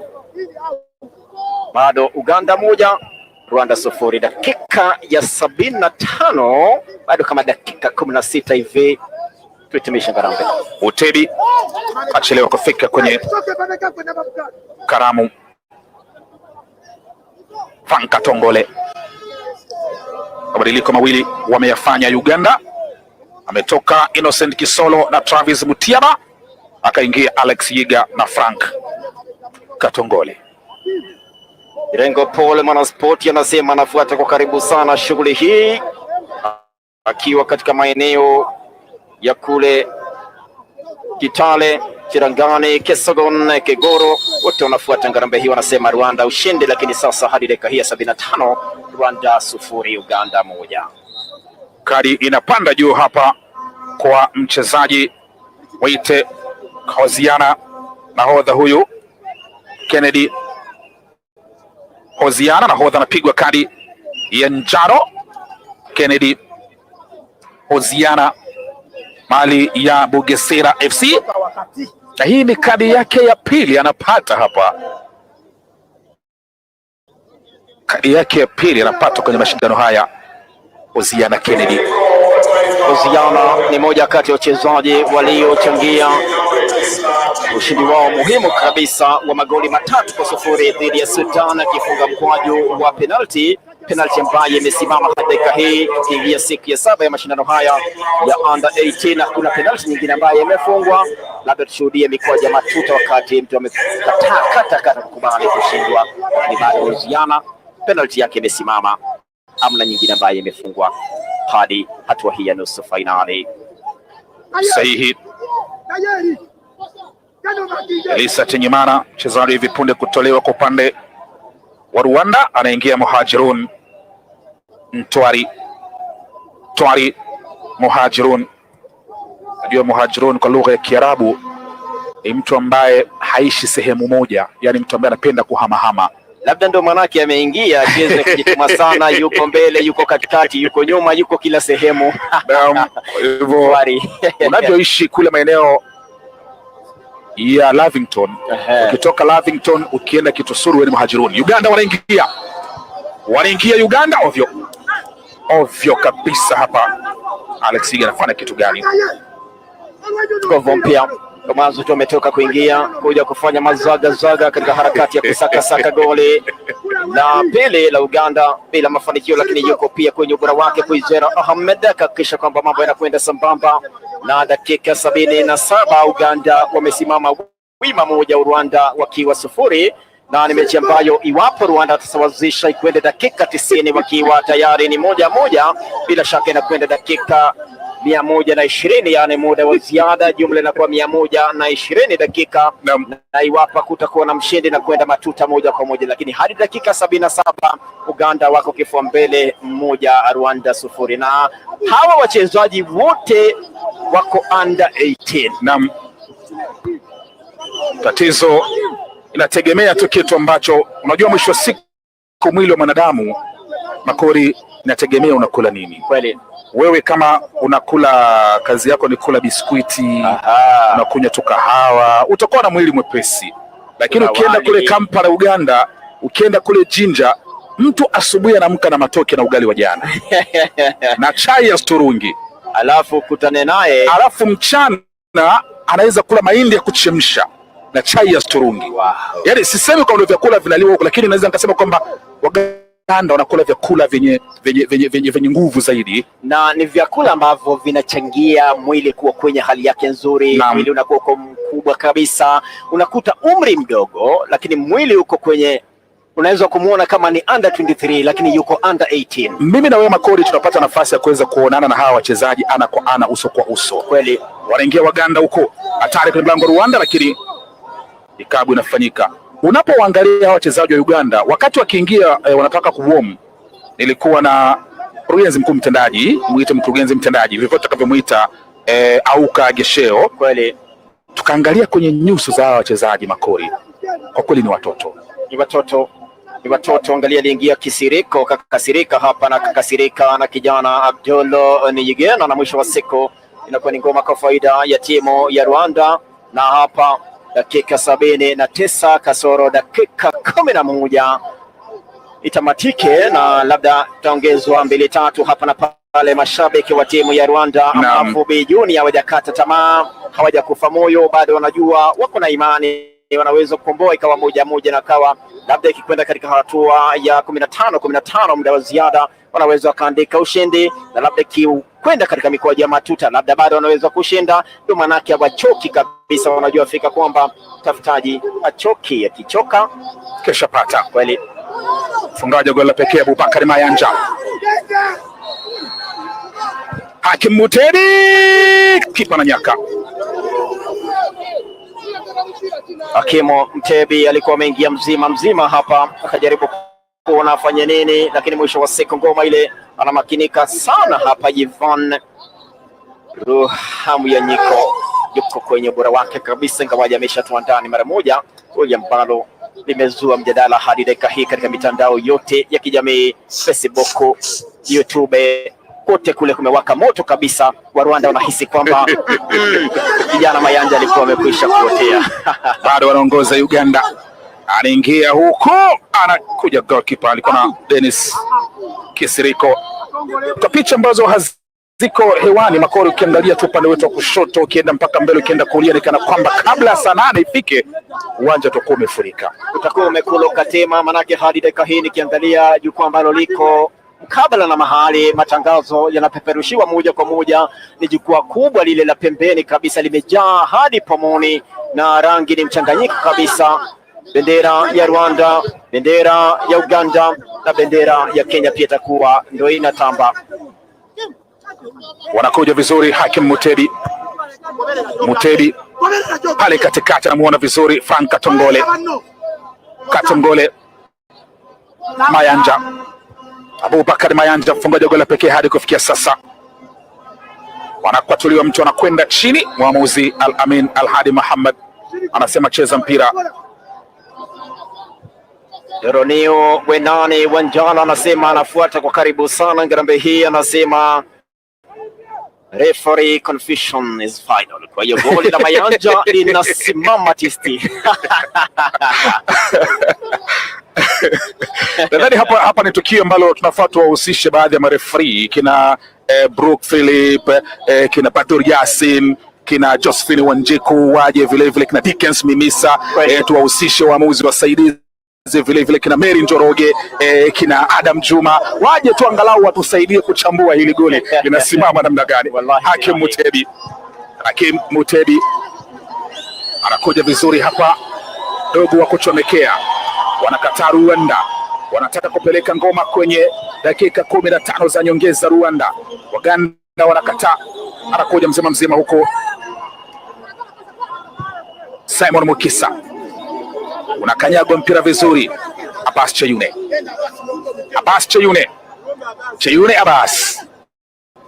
Abbas Cheyune hawana haraka sasa. Anakuja dogo wa kukabia, muite Frank Katongole. Uganda pia wana wao jezi nambari 4 na Kenya pia tuko na wetu. Wanakuja vizuri Uganda, wanaanza nyuma huko, anakanyaga Abbas Cheyune, Abbas Mutebi, Abubakar Mayanja, Abbas Cheyune, Abubakar Mayanja, kipa anapangua na weka nje mara hii kona. Yule tu ambaye alifunga goli ya Abubakar Mayanja, jezi nambari 9 mgongoni, ameweka dude tena, kombora safi kabisa, chene kwa chene. Mwisho wa siku hapa amesimama artistic kabisa mlinda mlango wa timu ya Rwanda Yvonne, na kisha kwamba tena tubuki hapa boma ile na bingiria chini kwa chini, pia nakwenda nje, inakuwa ni kona kwa faida ya Uganda. Asante sana Rashid Shengwi kutoka maeneo ya Milano Grill Lounge kule Mumias, anasema ngome inakuja vizuri. Asante Salimata Mumias. Hakim Mutebi, Abbas Cheyune, Frank Katongole, Mutebi, pigwa shoti na kwenda nje namna gari hapa. Alex Yiga, shoti kubwa. Alex Yiga anaipaisha ngoma ile juu kwa juu. Napokea arafa hapa kutoka kwa mwalimu Wekomba Selas, hapa anasema anapata shughuli safi angani akiwa maeneo ya Dagoretti Kona Nairobi. Anasema KBC mambo yote yako safi kabisa angani. Salimu sana mtoto mjomba kaka Zema. Asante sana mwalimu Gabriel. Anasema kaka Zema, watu wale nyumbani wasipende kule kwa mahoteli. Ulisikia wapi? Nakula kwa mahoteli na mnataka mili mikubwa. Ulisikia wapi? Kula ndumangu ashe, wallahi kula matoke. Tajitahidi. Matangazo mazuri kaka. Uganda watakuwa wapinzani wazuri sana kwa Kenya endapo watapiga na kuingia katika hatua ya finali. Brian Onele yuko maeneo Utawala, Nairobi, Kenya. Mwamuzi mwenye nembo ya FIFA Brook Philip anasema kaka Zema, mnanitaja mnataka niseme nini? Tunauliza tu mwamuzi kama labda bao la Abubakar Mayanja, wewe kama mwamuzi mwenye nembo ya FIFA unasemaje? Angalia hapa ndio hili tukio, alicheza ngware kabisa Ronald Kaye na kumpeleka chini. Kumbuka majira ya saa 8:30 itakuwa ni Kenya dhidi ya Tanzania. Uwanja ni huu. Uwanja ni huu. Shami Chris chukua nafasi ya mtu. Badiliko hilo upande wa Rwanda, na hapa ni Benon Biringiro anaingia mchezaji Shami Chris ndiye ambaye anaingia, mchezaji wa Intare FC nyumbani tu. Chini ya dakika 5 makori hapa itakuwa ndio hili badiliko. Shami Chris ameingia kujaja ndani. Kagongo anasema hilo goli alikuwa amekwisha kuotea kijana Mayanja Abubakar, lakini mwisho wa siku bao linasimama 90%. Anapata kandanda safi ngani. Huyu ni Jean Paul Irakoze. Kennedy Hoziana anagusa mchezo wake wa kwanza. Muhajiruni Ntwari inakuja vizuri, kichwa kinalia. Daka goalkeeper huku ni mlinda mlango wa timu ya taifa Uganda Abdul Magara. Dakika ikiwa ni ya 57, tunazungumzia dakika 3 tu za kusalia hapa ngoma iweze kutamatika. Wanakuja sasa Uganda anacheza huku kwake mchezaji Abbas Cheyune ambaye amepiga mashuti kadhaa, lakini mlinda mlango Ivan Ruhamanyiko amekuwa mwiba kabisa kwa upande wa timu hii ya Rwanda. Amejaribiwa mara kadhaa. Wanachukua tena sasa huko Abbas Cheyune Abbas kwake Hakim Mutebi Hakim na leto nzuri hapa, piga Travis, gonga mchuma namna gani pale. Mwana waingia tena sasa huko, bado hatari, amejikunja vizuri Alex Giga kwa mara nyingine tena. Goalkeeper hapa Ivan Ruhamanyiko alikuwa tayari ashapiga mbizi, ngome kagonga mchuma, lakini hapa tumpongeze mlinda mlango huyu wa timu ya taifa ya Rwanda. Kwa kweli anasonga kila anapowekea mpira kwenye michuma ile, anasaka nafasi ya kuja kuitumikia Amavubi, na wametoka kuifunga timu ya Bafana ya Afrika Kusini katika kampeni ya kuwania tiketi ya kwenda Mexico, Canada na Marekani mwaka 2026 kombe la dunia kule nyumbani kwa Rwanda. Kaifunga Afrika Kusini 2-0 timu ile senior. Kona Iga na minyo nafasi, piga katongole huko, lakini akona haraka sana, yuko chini mchezaji mmoja hapa, lakini mlinda mlango huyu Ivan Ruhamanyiko anajua kwamba hapa lazima tuweze kwenda mbio. Hapa napeana huduma ya kwanza kwa Jean Paul, lakini tazama shughuli ambayo ameifanya mlinda mlango huyu Makori, moja kati ya walinda lango ambao wamesimama wima kabisa katika mashindano haya ya Cecafa under 18. Huyo kijana ambaye ni mchezaji wa timu ya Intare ya nyumbani kwa Rwanda, anafanya kazi nzito kabisa, lakini angalia dakika 89, Rwanda wako 0, Uganda wako 1, na wanafanya masahara huko Uganda nyuma, lakini anajirudi mwenyewe. Swabri Mpasa, Batibwe Okelo, moja ndefu sasa. Hakim Mutebi, Hakim wanageresha bado, Hakim inakuja kushoto huku sasa, shuti anapiga na babatiza mtu, ngoma kwake Katongole anakuja Hakim Mutebi, wanakuja pigwa shuti hapa na Abubakar Mayanja, lakini ngoma inakataa. Ni yule tu mfungaji wa goli muhimu ambalo limesimama hadi dakika hii, alifunga ndani ya dakika 56 mwisho wa siku.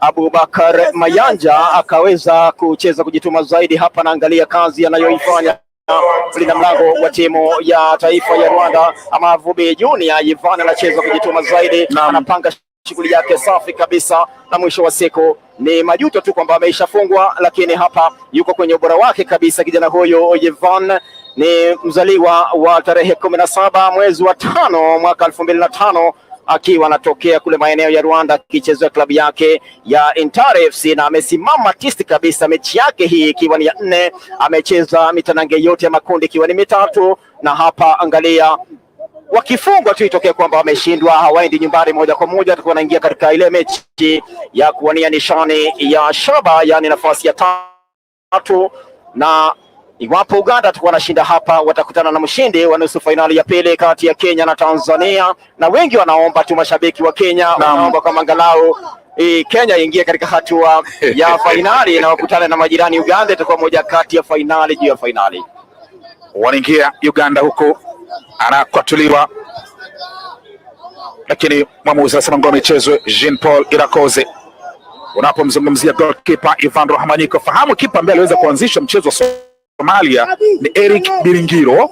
Eric Biringiro akaudaka mpira mbele ya miguu 18 nje ya boksi lile, shafahamu akaonyeshwa kadi nyekundu, akaingia kama kipa wa akiba Ivan Rahmanyiko, na tangu alivyoingia hajarudi mchezoni Biringiro Eric.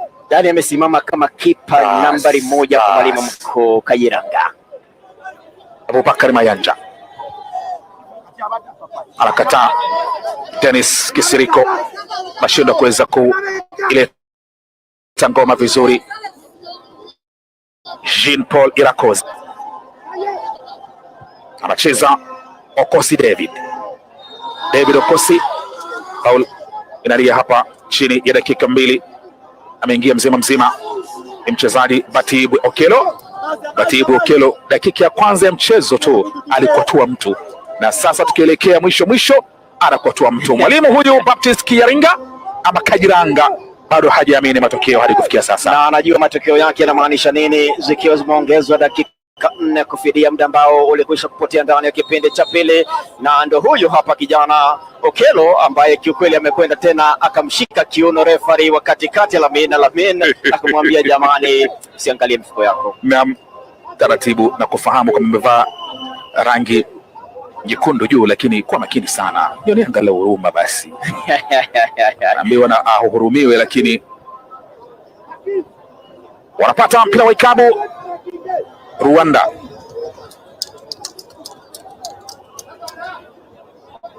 Kocha wa Uganda mwite Moses Ochama Age anaonyeshwa kadi ya njano hapa na mwamuzi Al-Amin Al-Hadi Mohamed. Ukuta unatengenezwa wa Ronald Kaye na Alex Yiga.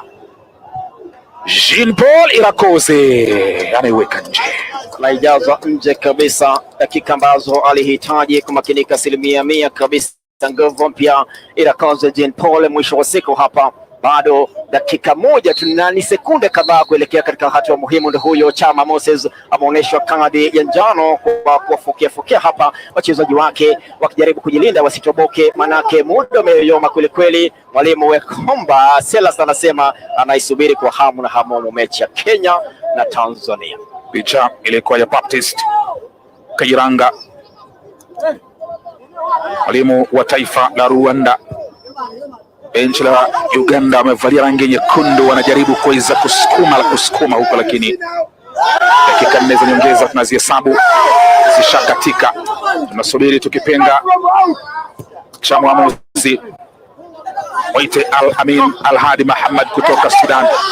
Anakwatuliwa. Shami Chris anakubali kunyanyuka. Ngoma sasa Dennis Kisiriko nyaka goalkeeper Ivan Rahmanyiko. Jean Paul Irakoze, David Okose. Jean Paul Irakoze ananyang'anywa. Kisiriko. Wakati huo mwamuzi Al-Amin Al-Hadi Mohamed kutoka taifa la Sudan anasema kwamba vita mmevipiga Rwanda. Jean Irakoze amejaribu. Swabri mpasa rusha, shukran kwa Maulana. Abdul ni agiza rusha, shukran kwa Mwenyezi Mungu.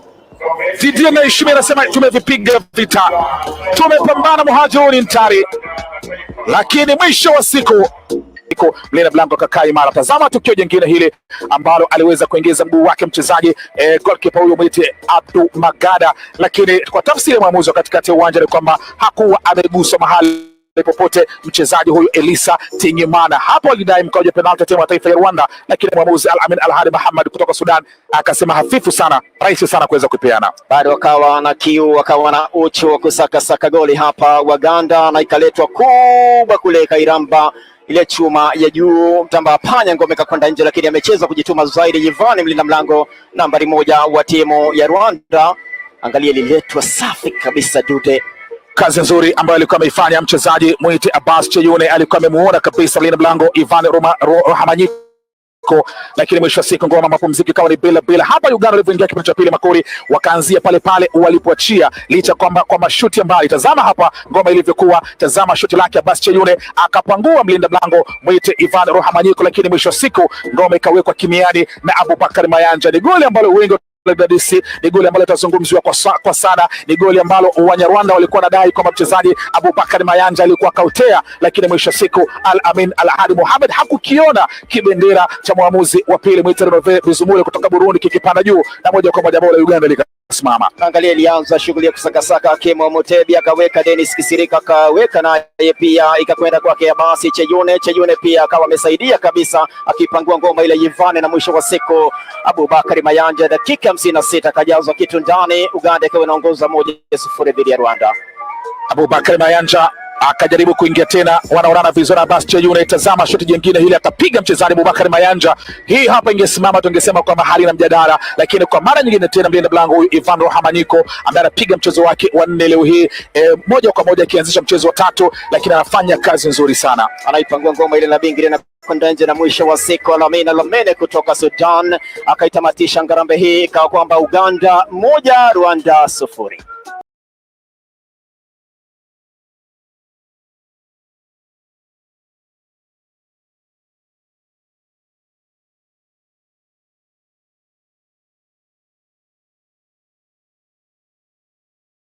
Kilifi, Lamu, Kwale and Taveta, where deaths continue to be reported. In Isiolo County, more than 1,000 residents have been evacuated to safer places following the floods that have killed 2 people so far. Makuku nini, sisi sasa tuko maskini kabisa. Hata sasa hivi tuko hapa, hata ile mbuzi moja ile ulitoa kwa maji hata hatujui maliko. Sisi kabisa ni waathirika ambaye tunaenda tu, Mungu anajua mambo yetu. Nyumbani haikaliki, ukiwa ndani ya nyumba maji na kufika kwa kiuno. Hapo barabara yote mpaka hata magari saa ile karibu maji ibebe. Tukaamua tu kukaa hapo kando ya lami, ndio sasa tukapatikana hapo na serikali yetu ndio wakaamua kutusaidia kutuleta hapa primary.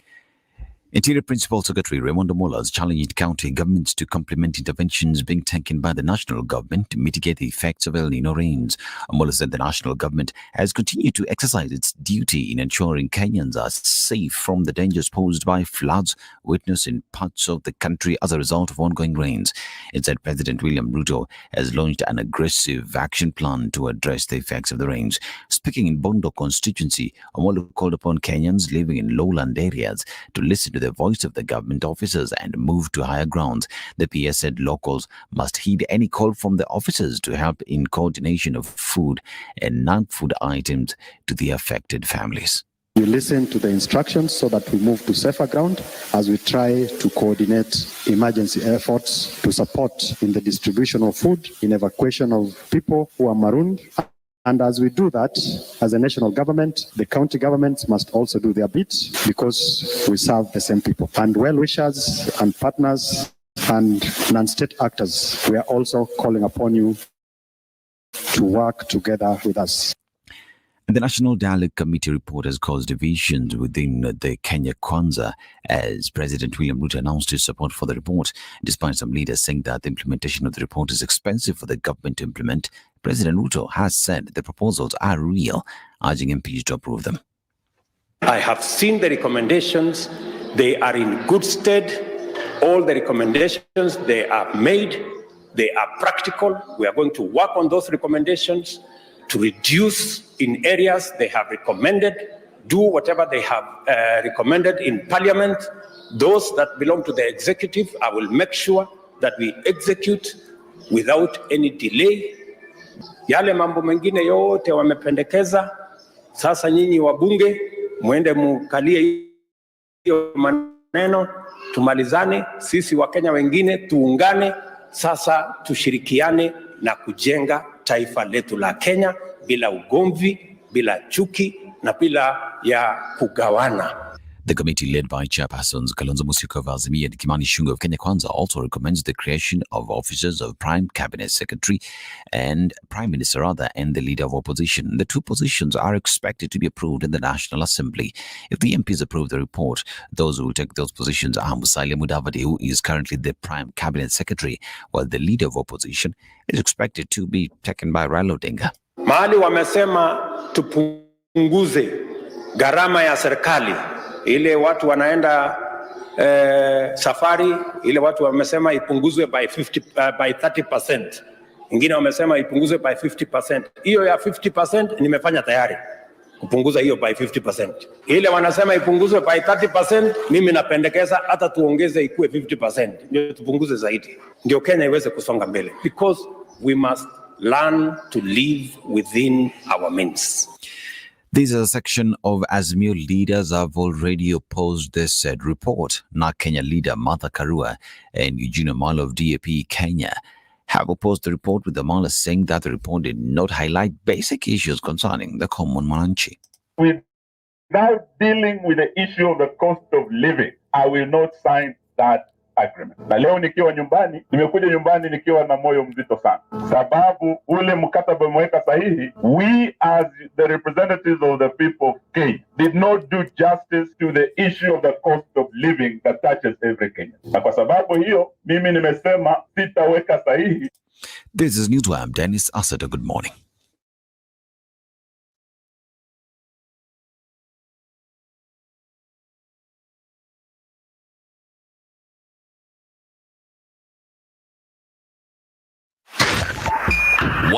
.5 Spice FM, Kisumu.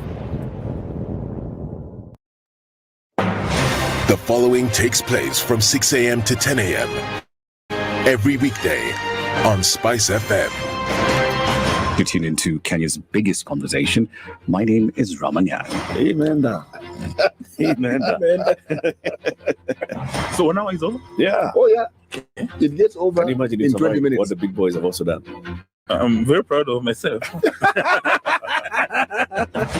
When you understand about partnership in politics, it's like the way marriage is these days. When you're looking for a wife, you're like, oh, maybe you can help me pay for fees as I pay for the rent. Why should you have a lioness living in your bedroom? I have to tell you a story. I went for a prayer meeting, which was called for the spouses of candidates for senators and governors. And when I got to the gate, the lady who was the secretary, she refused to. She's telling me, no. Leo tunataka wa mama. Leo ni wa mama. I'm telling her, no. She said, no, sio siku yenu. And I thought, there's a problem here, because if it was a man, but this was a lady. It will be called First Ladies until you change the name. The Situation Room, Kenya's biggest conversation. Thank you very much, Eric, and it's good to be at the Situation Room. Always a pleasure coming here. This is the most challenging interview panel in Kenya. You guys are very well informed, and as you can see, Charles today, very philosophical. To be poor in this country is the greatest sin you can commit, not just from a legal perspective, but from life generally. It is very, very skewed. We've just heard on the floor of Parliament, just most recently, a leader within the ODM saying that Sisi ni ng'ombe is a baba. Yeah. Which means that you are willing to be milked dry. You cannot force me to believe. I'll give way. If it's land that I'm told to return to you, I will. Okay? Because the court has said so. But I'll continue saying, watu wamenirusha. That's all that I'm doing. The Situation Room, Kenya's biggest conversation.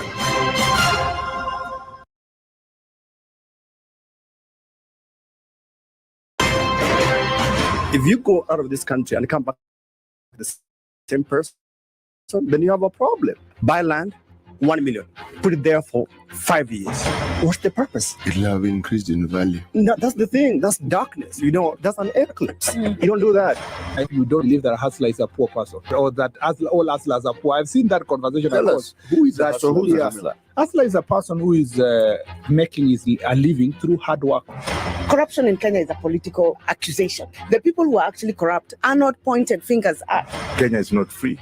Kenya imeshikwa na mateka. It's under siege. Have you seen that lodge on Nyerere Road? Very high fence. You can't even Windows sleep inside. up near the ceiling. Yes. And if you walk there at midnight, you see bats the size of cows. And when it rains, it doesn't rain on that building. Yes. When you're at All Saints and it's raining, it doesn't rain on that building.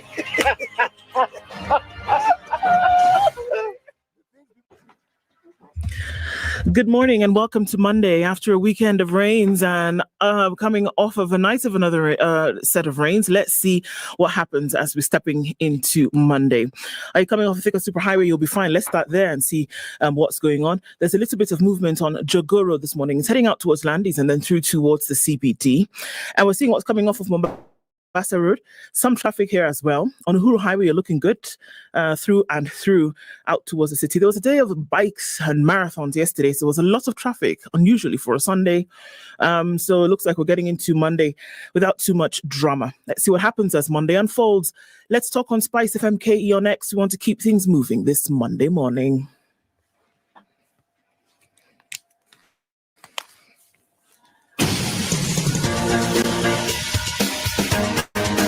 This is The Situation Room, the home of hard-hitting political commentary and penetrating insights about the state of the nation. This is a talk radio experience like no other. The Situation Room, a place for hard truths, debates, and elevated conversations. The Situation Room, witty, political, engaging, deep, controversial. In the room, we have C.T. Muga, researcher, academic, seasoned political observer, a fountain of wisdom in these politically uncertain times. Ndu Oko, Nigerian by birth, Kenyan by choice, communications expert, Pan-Africanist, a truth seeker and believer in people power, and Eric Latif, agent provocateur, the man in the chair, seasoned journalist, news hound, a man who believes in punching up, not down.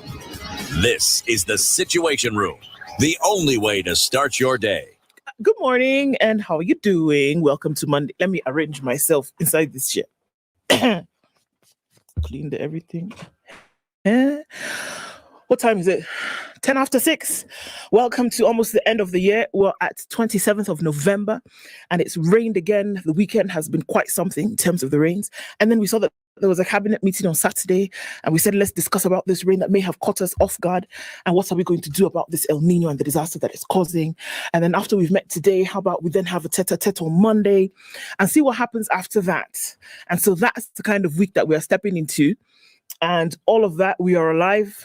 And here we are to say good morning to you. Kenya's biggest conversation starts now. CT Muga, good morning. Nduoko, good morning. How are you? Fine. You're well, thank you. I am very well, thank you. Superb. Eric, good morning. Good morning. How are you? I'm struggling. Oh no, why? Wait. I'm adjusting. You are adjusting. Okay, what are you adjusting? To this new pair of headphones that have. Very nice. You're like that guy. No. We had not noticed the headphones. Sorry, we had not. I'm not even wearing my eyeglasses. Nairobi Tower. This is KQ115. Good morning, ladies and gentlemen, and welcome. Flight 213 to Addis Ababa will board in 10 minutes. Please make sure you're at boarding gate 7. All passengers who have not boarded in the next 30 minutes will unfortunately not be boarded onto this flight. Then do it now. Those who are not boarding now can walk. What do they say? Uwanja wa Jomo Kenyatta. Blah. Saa fulani. Kama hauko hapa sasa hivi umewachwa. Shauri yako.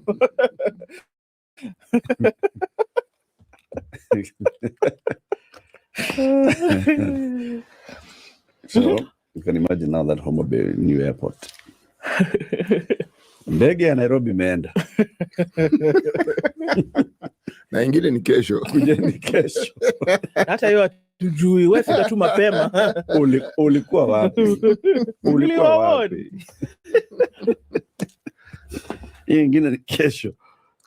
Okay. Otherwise, you had a good weekend? Not bad. Otherwise. Yeah. Had a good one. Okay.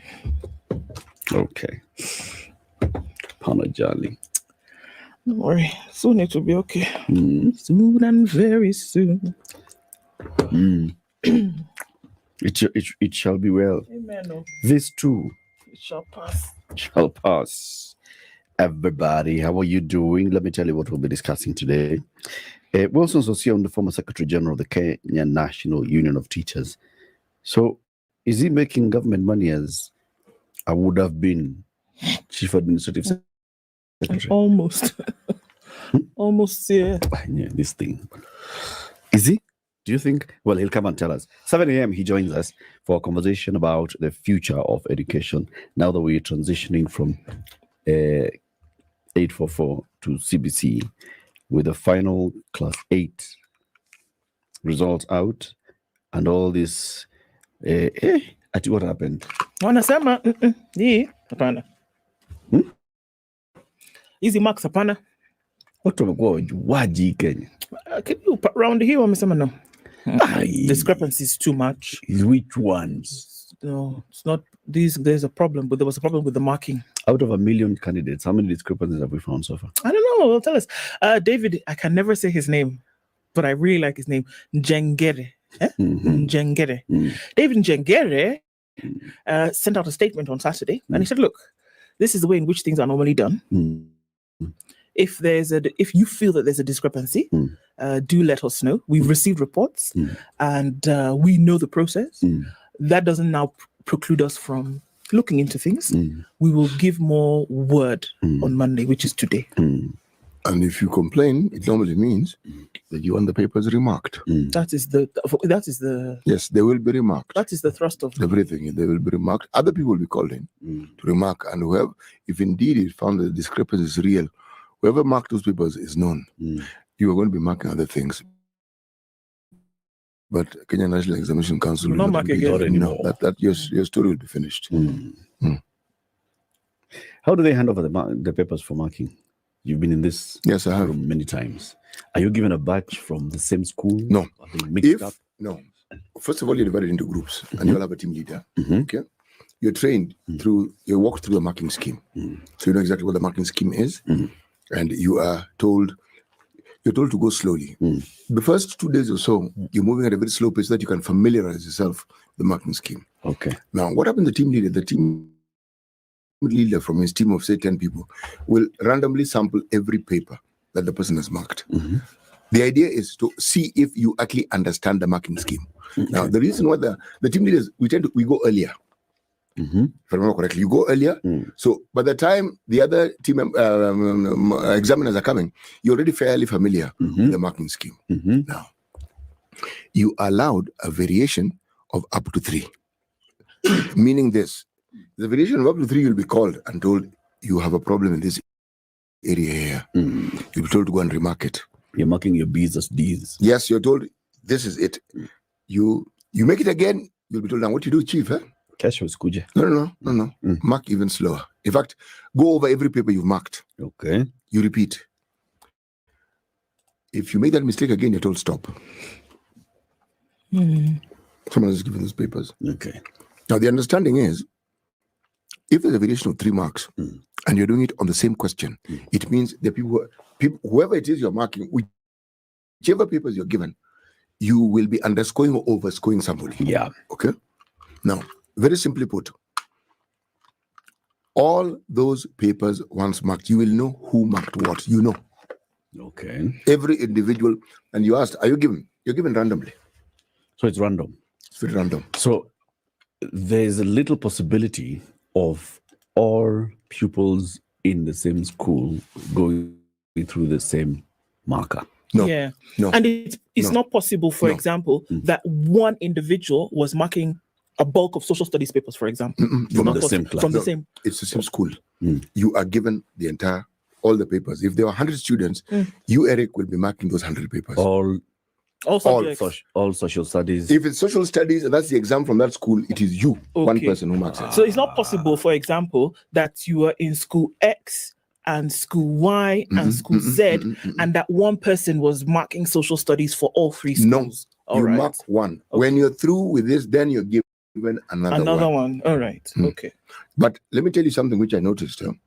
There are schools that were known to excel. Those papers are not just given to anybody. Because people couldn't afford to make mistakes. Yes. Mang, Ngandu, Alliance, Nairobi schools, they give them to specific. In fact, the team leaders would end up marking those papers.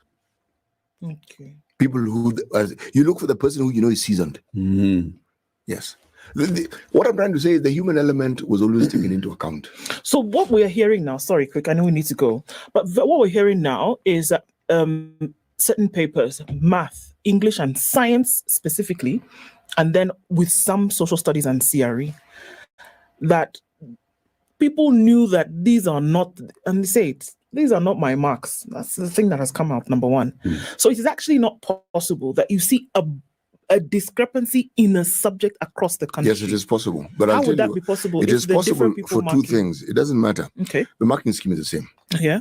So either if you had leakage, let's take, we're looking at a hypothetical situation. Right. And you knew what was supposed to be the response, and you responded, there'll be uniformity. Across? Yes. Okay. It more or less points to who got the leakage. So all of you will be on marking B.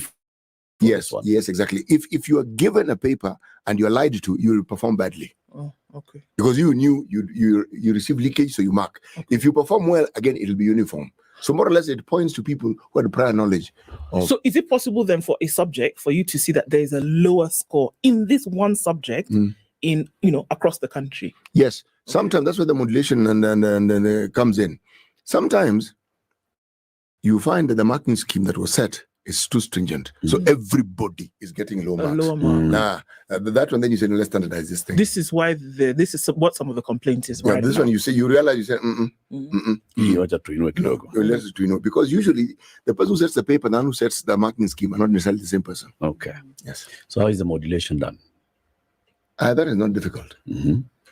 Unaongeza tu ama unapunguza, you decide we're going to raise these marks by this percentage, we're going to lower it by this percentage, in simple terms. So whatever you got plus 20. Yes, everybody gets a plus 20. Because if you're looking across board and the average is 45, something is wrong somewhere.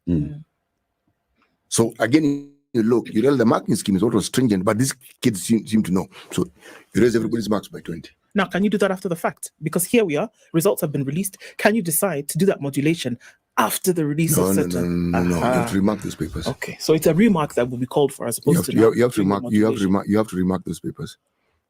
Okay. All right. Session 7 a.m. At 8 o'clock, we'll talk about trade unions' approach to the various challenges facing Africa workers, and we'll be joined by two people. And that's Joel Odigie, who's the incoming International Trade Union Confederation General Secretary, and Rose Omamo, who is the Executive Board Member at COTU and General Secretary of the Amalgamated Union of Kenyan Metal Workers. Okay? That's 8 a.m. And then at 9, we'll talk to a gentleman called Abdusalam Ahmed Sheikh. He's a founder and CEO of Climate Governance Movement. He's from Northeastern, and he'll be here to tell us why the people of Northeastern want to have a one-on-one audience. Mkutano, mbele ya tent. No, ndani ya tent with the President of the Republic of Kenya. 22 minutes after 6. Tell us about the thing. Everybody who's online, we can see you will be doing our click. This is the Situation Room, the only way to start your day. Partly cloudy conditions in Nairobi, 16 degrees, highs of 24 and lows of 15. It's clear at 15 in Nakuru with highs of 23 and lows of 14. Clear for now with cloudy conditions. Coming in later in Nyeri, highs of 25 and lows of 14. And into Eldoret, partly cloudy with a bit of a drizzle at 13. Highs of 23 and lows of 12. We're looking at partly cloudy conditions at 24 in Mombasa with highs of 30. And in Malindi, it's partly cloudy at 24 with highs of 31. Out into a partly cloudy Kisumu at 20, highs of 27 and lows of 18, while it's clear at 17 in Kakamega with highs of 26 and lows of 15. Kampala this morning, rain showers greet you Monday at 20 with highs of 26 and lows of 18. And it's partly cloudy at 24 in Dar es Salaam with highs of 31 and lows of 24. We're looking into a clear Johannesburg at 19 with highs of 31. And Mogadishu is cloudy at 25 with Addis 8 clear, going to highs of 24 today. Mostly cloudy at 24 in Lagos with highs of 30, and we'll see highs of 31 in a cloudy Kinshasa at 24. Monday afternoon is sunny at 7 in Beijing with highs of 10 and lows of -4. Temperatures dropping significantly in Paris. It's raining at 4 degrees with highs of 10. Raining in London at 10 with highs of just that and lows of 3. And Sunday night is raining heavily in New York at 11. The highs on Monday will be 11 with lows of 7.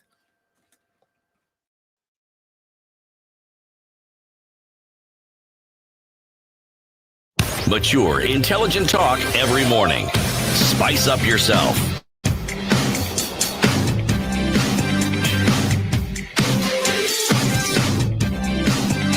Mornings done right. 94. Who is awake? Everybody's awake this morning. Don Tabwa ringing in the troop says, good morning, Ndusi, Eric and Edna. Christmas chorus loading, short-lived joy as K-Neck admits discrepancies in KCP 2023 results. Okay. He's told us that in Malawi, discrepancies, we say kusa gwirizana. That's good. This one is new. Isn't it? Yes. Can you say Kwisa Gwirizana? Kwisa Gwirizana. Well done. Kwisa Gwirizana, Indeed. R says we are listening. Good morning and Karibu Sana. Bahrain is where David Weeds is tuned in from this morning. Good morning, Team Spice FM. Tuned in from Westlands, ready to start the day, says Moses Nyambura. Afro-Jamaican is interested to know what CT's thoughts on the rights of abode in Kenya for descendants of the transatlantic slave trade. You specifically. What do I do? What your thoughts are at the relocation.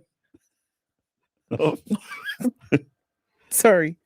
On the rights of abode in Kenya for descendants of the transatlantic slave trade, those who were moved to the other side of the world and now want an opportunity to come. They've traced their heritage to Kenya, and they want to come back home.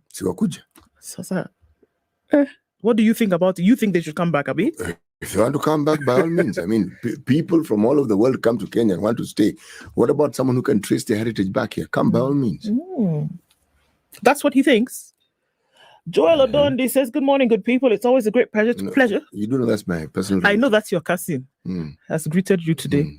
He's in Kansas City. Yeah, Najua, Kansas. You're Najua, Kansas. He says they're in the middle of a huge winter storm. Lots of snow. CT, I don't know that you'd be able to survive this one. Winter storm is which one? Winter storm nile.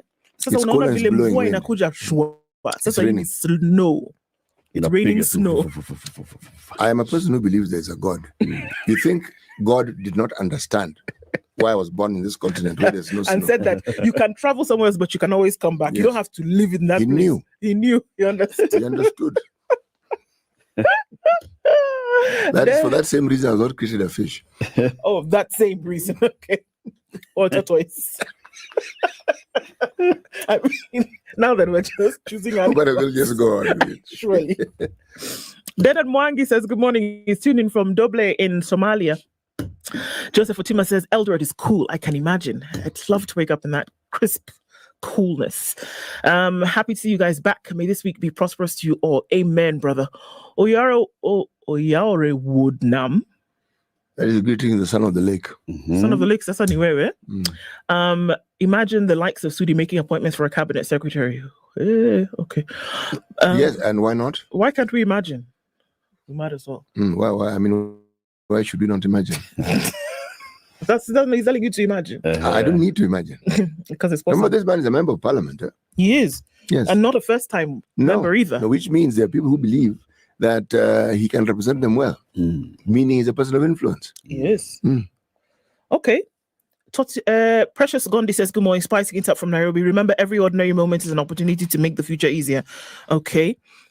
Ricardo Marietta says, good morning, kings and queens. Kitagela Ikolok, Tam Jambo, CT, Ndu Eric, Sikum Gemma from Kineo. Good morning, Team Spice, says Robert Mbogo. People love your hat, CT, as I do. Good morning, Spice team. Ndu Eric CT watching from Portland, Oregon. Carol Nyambura is tuned in and says, Nawapenda Sana. Monica Slave is also tuned in this morning. Dismas Omboya is here. Kenneth Bushnell says, in Fangana, we're still waiting for the promised ring road by the regime. There was a ring road that was promised. Where? Fangano Island, the place where we are going. They started building the road. You're supposed to...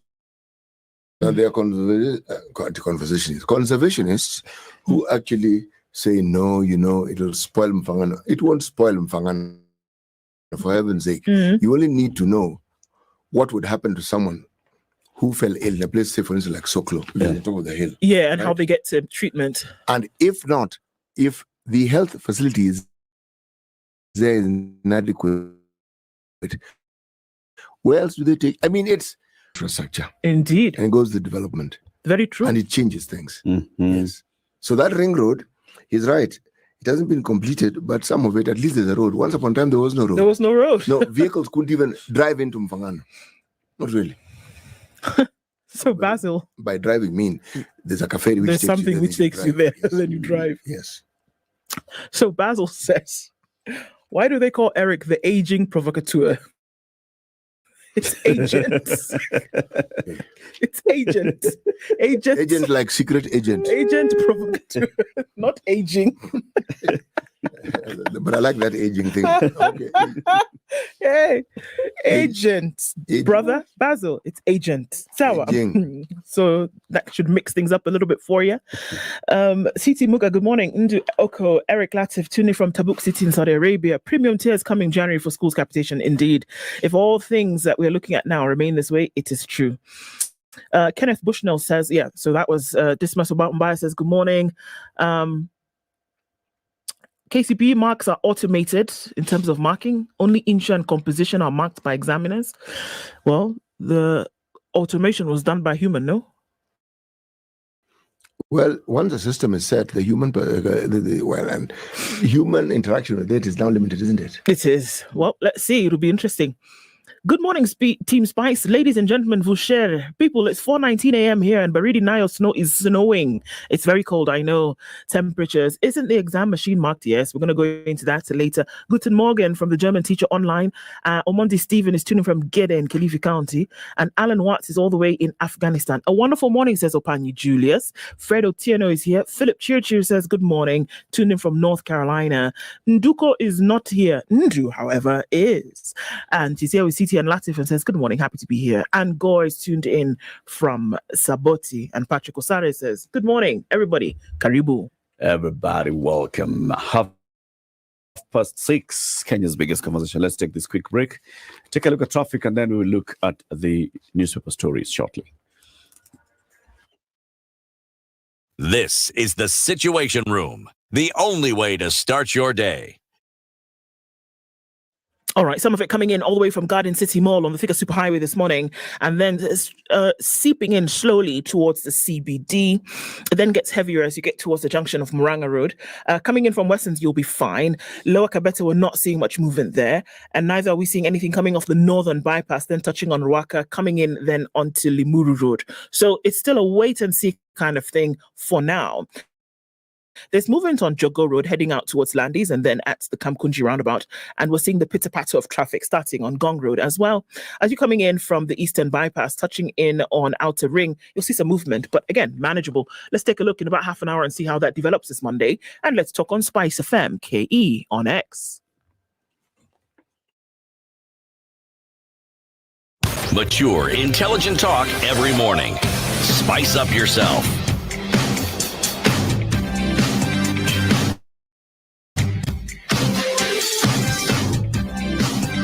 Mornings done right. 94.4 Spice FM, Nairobi. City. Let's start with the proverb.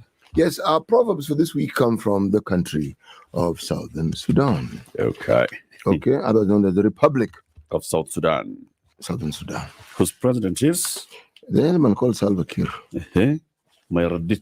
Mayardit. His vice president is called Riek Machar. Dr. Riek Machar. Okay. And then there's a gentleman who is actually the speaker. It's called Jema Nuku Kumba. Jema. Nunu, not Nuku.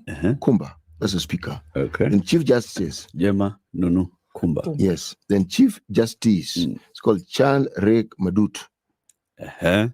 Riek is derived from the word rieko, which is clever, brainy. Okay. Rachar is white, so Machar is a white thing. Is a white, brainy person. Riek Machar. Riek, that's a clever person, intelligent person. Okay. Yes. So ni kama msungu. Misungu. Is Dr. Riek Machar. Machar, yes. Kabisa.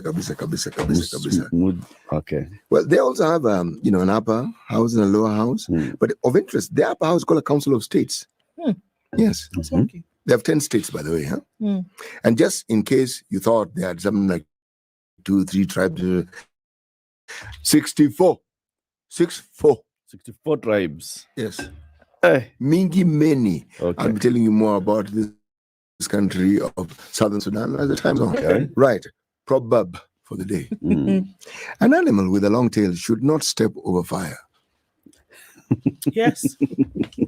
This is true. I am in agreement. An animal with a long tail should not step over fire. Yes, it's advice. Any advisory? Very good. Headlines. All right, on the front page of the Standard this morning, dialogue report clash. Folks have said this thing, signing it, and us can never be. It can never be us. We will not sign.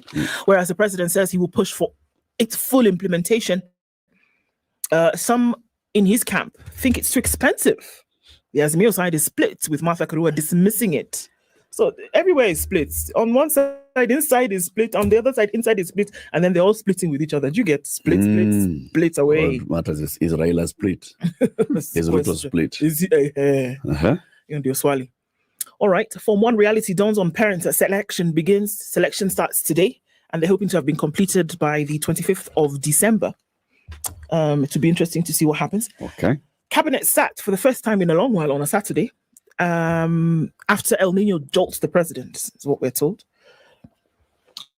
And this picture there, travelers cross a bridge that had been washed away by the rains at Dukanotu in Garissa County yesterday. Hundreds of people have been stranded. It was interesting also to hear, having conversation over the weekend, of trucks and trucks of produce that folks were hoping that they could take to markets have been rotting on the other side of the water. So we're not just talking about loss of life, we're talking about loss of home shelter, but we're also talking about loss of harvest that would have meant some kind of income. So then, loss of income. Okay. Rebuilding Ukraine one block at a time is also a story that's carried by the Standard. On the front page of The Nation, talk splits Azimio, that's we've seen. How the state will assess your ability to contribute to the new health fund, that would be interesting to see as well. Now, governors have weighed into the Kenya national exams, the Kenya Certificate of Primary Education exam, and said, look, fix this mess. This is the governors who are saying this. There's a mess. It's clear that something is off and you need to fix it. Ruto to chair emergency cabinet meeting today as heavy rains wreak havoc countrywide. Okay. Mamaliza. Yes, please. Business Daily. MPs plot to impeach Ndongo and Thuge over shilling free fall. Ndongo is Professor Jogona Ndongo, who is the Treasury CS, and Thuge is Governor Kamau Thuge of the Central Bank. Now, this was a National Assembly's Public Investments Committee on Commercial and Energy Affairs, which is chaired by David Kosing, which told them, we are directing you to put tangible measures to reverse the free fall of the shilling. Otherwise, we'll start the process of removing you from office after 1 month because you're charged with ensuring the Kenya shilling is stable. Yeah. Power purchases from grid slow down on price increases. The purchase of electricity from the national grid in the 9 months to September grew at the slowest pace in more than 3 years on the back of price increases and a slowdown in Kenya's manufacturing activity. And then on page 3, they have a feature of Dr. Timothy Olwenyi. Dr. Timothy Olwenyi, who's been the Secretary General of the Private Health, it's called what? There's Kenya Association of Private Hospitals, is the new chairman of the Social Health Authority. There's a confusion. There's also a story in the Standard about confusion at NHIF because Dr. Olwenyi reported to office as the new chairman with his board last week. Which office? NHIF offices. Forward Social Authority. Social Health Authority. Now he was welcomed by the chairman of NHIF and the CEO of NHIF. So now people are wondering, so now who's going to be the boss here of who? Yeah. Yeah, the boss of me. Yeah. City, it is star. Top right hand corner until green. Teen pregnancy fuels obstetric fistula in girls in rural areas. No way. Yes, it does. This is a story on page 14 and 15. Okay. Forecast shows El Nino rains to persist till February. They said January now. Sorry. Temperature to rise. Focus. This is a story that is on page 3. Okay. So if you have an issue, take it to page 3. Teachers' medical insurer summoned over poor services. The tender is for 53 billion. Everything in a billion these days, isn't it? Yes, please. Okay. It left million a while ago. Audit report. Wambora stares at probe over 1.6 billion pending bills. This is former governor, Wambora, and he is no longer governor. That's why he's former governor. All right. But the pending bills are not still pending. They're still pending. They're still pending. Then bang in the middle of the paper, hot potato, otherwise known as hot potato, talks team okays 2022 poll audit. Evaluation of election result could open old wounds on who won disputed election. So, in the paper, the bang in the middle again, there's a picture of Ruto in church, and there's a picture of Raila and Migori leading an ODM recruitment drive. Okay? This is the Star under the headline in the Star. Okay. So where do you want to start? Let me start with this flood story because it's interesting that we saw this emergency cabinet meeting have been called for today. We did, didn't we? After there was an informal quote-unquote meeting that happened on Saturday. Ruto caught off guard is what the headline says on floods amid delayed aid. And the subs there are that President seems to have eaten humble pie over earlier stance that there was to be no El Nino. Head of state will today chair a cabinet meeting to deliberate on mitigation measures. Now, President William Ruto seems to have eaten humble pie over his earlier stance that the country will not experience El Nino. The heavy rains that Dr. Ruto dismissed weeks ago are now causing havoc in various parts of the country and have led to the death of more than 70 people, according to the president's own admission. Ruto had last month said that the country will experience only heavier than normal rains between October and December this year, despite the meteorological department predicting El Nino. The president will today chair a meeting of cabinet to deliberate on, among other measures or issues, mitigation measures of the current heavy rains across the country, with the northern and eastern regions most affected. Okay. So Saturday, he announced that 2.4 billion shillings had been set aside to assist citizens affected by floods. Now, setting aside and actually being dispersed, two totally different things. So we'll see what happens. He says, and I quote, "We are concerned that 70 lives have been lost so far, while 36,160 households have been displaced by the heavy rains." I think it's a little bit more than that. Roads have been destroyed, especially in northern Kenya. Trucks have been stuck with food, medicine, and fuel. We're currently experiencing an emergency situation. Okay. The president has authorized the Kenya Defense Forces to airlift relief food, medicine, and other basic needs to various parts of the country experiencing flooding, barely a few days after elected leaders from affected counties raised alarm over the worrying situation. The Deputy President, Rigathi Gachagua, also found himself on the receiving end last week when he claimed that the national government had allocated 10 billion to the 47 counties for food mitigation. But this statement was refuted by the Council of Governors in the name of Chair Anne Waiguru, where she said that that didn't happen. So the immediacy of what we saw on Saturday was that there was the announcement for KDF to start to put food in the hands of many people and airlift this food. We also saw that, they'll talk today a little bit more. 2.4 billion is the amount that was talked about with some kind of definite action. Whether that money has been released or not is something totally different. But the question then that lingers in the minds of people is that this action took place in a matter of minutes on Saturday. It was clear. Go ahead, do this now. Was it necessary to wait this long? The people who have been in these situations, the roads that have been closed and damaged are happening on a daily basis. This is every day. There's 70 people who died. 70 people died. This number of 36,000 that's being quoted is actually more. It's 80,000 families plus who've been displaced.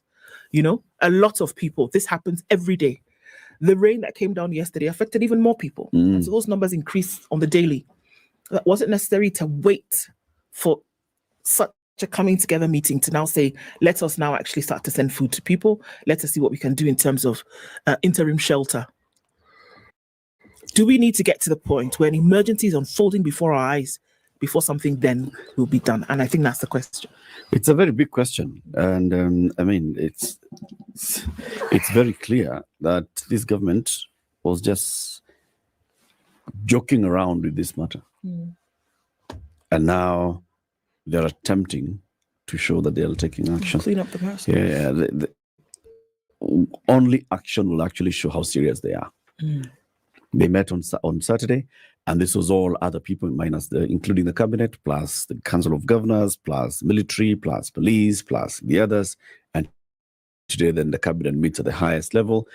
Probably today, the cabinet will meet and declare this thing a national disaster or national emergency, national disaster. Okay, if they do, then they'll be responding at least to the pleas of the people who are affected and said, please declare this a national disaster.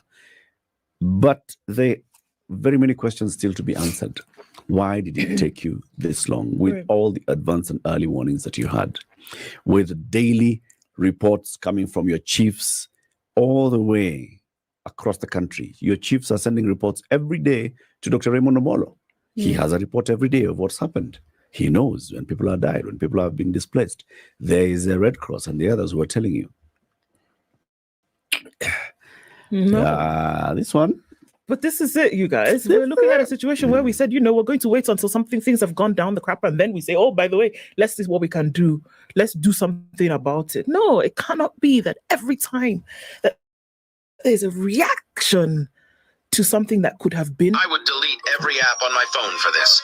It's called Ask AI. Delete every app. Ask it to do anything. I'm going to delete this. You're going to delete the phone. You're going to delete the whole phone. There's this guy who just keeps interfering with me. Wait, he thinks I can't find his address. You got 5 on it. So, I mean, here, look, we can't wait until things have actually gone so bad and then you're going to do something about it. And it's so sad that it was thought that, you wait, the rains are going to come down, pound people out of their homes, and then we're going to start doing something about it. And, this is the thing. It is not to say that you would have been able to stop the rain or that you would have been able to keep everybody safe. What we're saying is that the severity of the situation would have been reduced significantly if there was a plan in place and it was actually followed. That's what we're saying. We will see. Meanwhile, that team that has been meeting all over the place in Boma, in Ukambani, to talk about this issue, national dialogue. See, they released a report on Friday. And they have made far-reaching recommendations. Far-reaching recommendations, including entrenching NGCDF into the Constitution, creating a fund and calling it the Senate Oversight Fund, creating another one and calling it the Ward Development Fund, and putting them in statutes. Okay? Far-reaching recommendation, like creating an office for Kalonzo. Creating an office called the official leader of opposition. And entrenching it in law. Far-reaching, like giving somebody pension, creating an office called the Prime Cabinet Secretary. And make sure they have pension for life. Law. And then they came to this other big matter, which is a big matter of the cost of living. And they said, now, for the cost of living, what we are saying is this government should stop spending money on buying mandazi and shrimp. That will reduce the cost of unga in the supermarkets. Get that? For real, it's not a joke. Yes. Yeah. If, for example, the members of that committee who are state officers, let's say Kimani Ichung'wah, leader of the majority in the National Assembly, if his office consumes less mandazi, we'll see that the cost of unga will come down. Okay? There's a direct correlation here. I don't know whether you see it. Once you create this office of the Prime Cabinet Secretary and we reduce its budget from what we have given it, X billions, and we tell Musalia, don't spend that money. You can buy unga for 100 bucks. Cost of unga will come down. So these are far-reaching recommendations. I don't know whether you see it. And then they also said, let's look at these other things, small things like fuel. when it comes to fuel, this whole issue of VAT, now we can't touch VAT. You see, VAT now is a big issue. So let's look at this other two small levy. There's a levy here called, what's it called? There are many. Road Which one specific? Levy. Okay. Road maintenance levy. Let's just reduce that road maintenance levy. Because if you reduce it, then now we are sorting out people on the road. Okay. Yeah. That will bring down the cost of UNGA. What else? So those are the things that they were basically discussing. And people are looking at them and wondering, are you guys serious? Munatubeba pumpkin. Are you guys really serious? Yeah? After sitting down for 2 months. See, let me tell you, those ones, especially those ones for the cost of living, cost of living recommendations. The thing I want to ask as you're looking at that thing, Eric, to reduce the road maintenance levy and anti-adulteration levy by 5 bob and 3 bob respectively per litre. This is the time when we need more of the road maintenance levy because the roads are going to cost. Anyway, reduce that by 5 bob and 3 bob per litre. So basically you reduce 8 bob in at the pump. Bring the cost of fuel down by 8 shillings. It sorts out a lot. And then all arms of government shall reduce their travel budgets by 50%, and SRC shall review daily subsistence allowance by reducing it by 30%. Big issue. The national government shall finalize the transfer of all devolved functions. That will bring down the cost of living. The national government. The national government shall finalize the transfer of all devolved functions and provide for the concomitant resources to the county government. That will bring down the cost of living. Discuss. 20 marks in brackets. Discuss. Okay.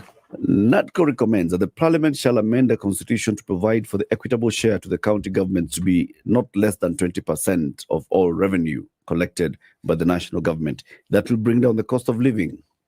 Down. Are we together? Yes, please. No, I'm definitely not together. I'm together in that I've heard what you've said. Yeah, that's where we are together. I've heard. My ears have heard. These things are pretty obvious, by the way. You know, it is economics. If you just don't understand economics, you will not get it.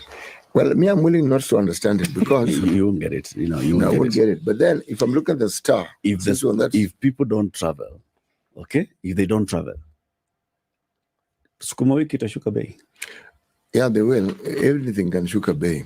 In fact, if you look at the star, and they have listed these things 1, 2, 3, 4, 5, 6, 7, 8, 9, 10, 11, 12, 13, 14, 15, 16. They start with creation of a position of prime minister. Big one. Establishment of office of the leader of the official opposition. And a deputy. 2. Big one. Okay. Entrench CDF, National Government Affirmative Action Fund, and the Senate Oversight Fund in the Constitution. Big. Yes. Entrench the Law of Ward Development Fund. Big.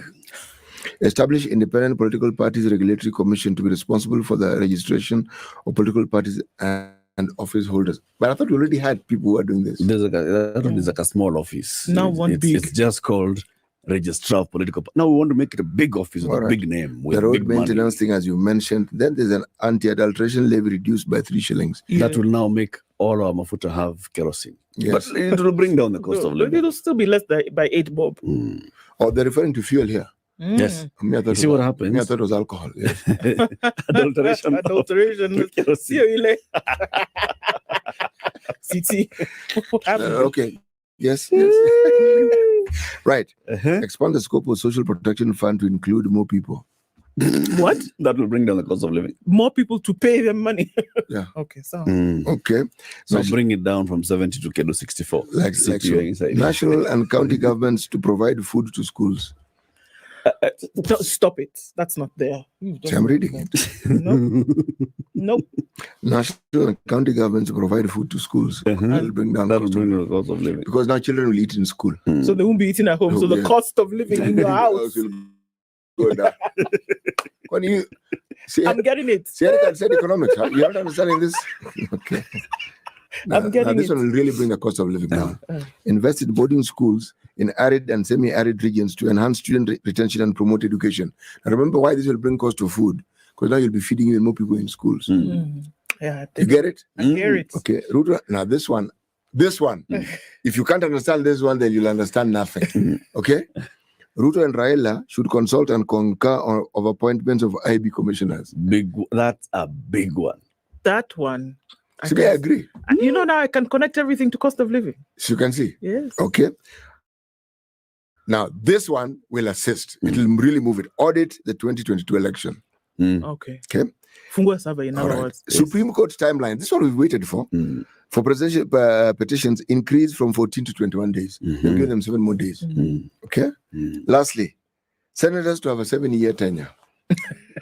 Senators to serve for 7 years. Why didn't they just add also that? No, we are starting slowly. No. I was thinking, why don't you just make any president, immediate former president, to also be a member of the Senate automatically? And even the number 2 in an election, even him can be senator. Become a senator. It's like that. Now that we're dancing in the theater of the absurd, you might as well just add anything that you want. I mean, just do whatever you like. I was reading what was written. Don't think I was adding. If you can tell me that people reduce traveling and these things they spend, Skumawiki will come down. But it's not only that. You know how SRC does these funny things? Okay, they set allowances for MPs and judges and things like that. The story on page 4 of the Nation, they've said there's a bill. If that bill goes through, thinking they're going to be telling MPs what to do and judges what to... No. They'll give it to the Judicial Service Commission and the Public Service Commission. It's good. Good. It's a big one. It's beautiful. So next you're going to tell me it's going to bring down the cost of living. Of course. In fact, it happens today. Walk to the supermarket tomorrow. Unga 100 shillings. Me, I'm telling you. Allah? This thing is big, Bana. They have cracked After 2 months, they have come up with the cracked beautiful... it. I mean, who could have thought? Because everybody was wondering, how are we going to do this thing? How can we? And the geniuses that sat and, they even sought extension of time. Like, we are not agreeing on this one. Please give us more time. Because, it was weighty. It was about to be birthed. It was weighty. These matters were weighty. Like, you know what? If how can we actually do this? If we say we don't travel, how is that going to help? Let's call in experts. They called in experts, finance experts, economic experts, all these people. They went and presented. If we don't travel, what impact will that have? And they were told, by the way, if you don't travel, the following day, cost of power, down. They said, cost of power comes down, cost of fuel comes down. Kila kitu. So if they're not traveling, so what are they going to do? Be having Zoom parliamentary meetings? They've taken one for the team. Reduce travel by 50%. 50%. This will help. If you don't see it, that's your problem. That's your problem. Let me take you to Eldoret. Something has happened in Eldoret. Now, there's a bullet manufacturing in Eldoret. Bullet ile ya gun? Yes. Oh, okay. It's called the Kenya Ordnance Factory. Okay. There's one also in Juja here. Yes. That one's for guns. The one for Juja is for bunduk. Bunduk, huh? Yeah. The one for Eldoret is resource. Resource is working happy. Yo. Now, this one, next to that one is also the recruits training school as well in Eldoret. And this military facility has a maize farm. Now, residents of Kamagut are angry after 4 men were shot and killed near the Kenya Defense Forces Ordnance Factory recruits training school in Eldoret following confrontation in a maize farm. 3 bodies were discovered in different locations near the KDF installations in Kamagut, Wasingishu County, and another person died while undergoing treatment after sustaining gunshot wounds. 4 others who sustained gunshot wounds and bruises during the Saturday night incident were taken to Moi Teaching and Referral Hospital in Eldoret. Tension was high after hundreds of angry locals prevented the police from taking the bodies found on military land. So this is what happened. In this particular maze, this is what the locals are saying. Some young men left their homes at night. They entered this maize farm. Right. They say that there had been harvesting that was happening earlier. So there's something that they normally call brokoto. Brokoto is those two small maize that now has left after you've harvested. The main those ones that are the small ones. They're called Brokoto. So these guys were apparently now going to just kusanya Brokoto wapeleke, well, just to look for some food. Yeah, food and means of living. However, that's where the confrontation occurred, because they were considered to be in the vast maize land. And so fire was opened. Oh no. And that's where the 4 died. All of them? Mm. 3 died on the spot, 1 died in hospital, others were taken to hospital for treatment. Oh no. So now the community and the KDF are at loggerheads, and now they have even roped in the police and other elders to come in and have this conversation. Why are you shooting our people when they're just coming to Rokoto? The KDF are saying, excuse me, we have not allowed anybody to come into this land, to Rokoto, whatever. So when you see people in a military land in such high numbers, we clearly think it is an attack. So we respond. Wow. This one is going to be a big one. It is. It is. Everybody's going to wade into this water. Yeah. So in the next hour, we talk about the last CBC, the last 844, the CBCs, 1.4 million learners to join Form 1 in the last 844 system. Good morning. Or we'll keep it here for this and more stories. Plus, we'll be reminding you about school fees and what you need to do with Kiwi. It's 7 a.m.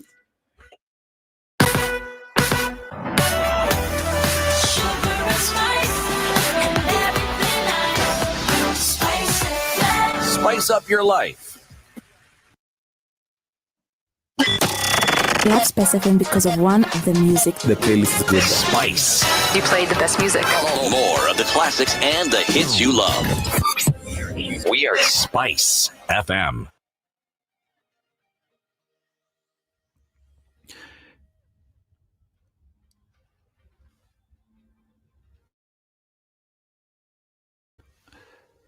Good morning. This is Newswire. I'm Dennis Aseto.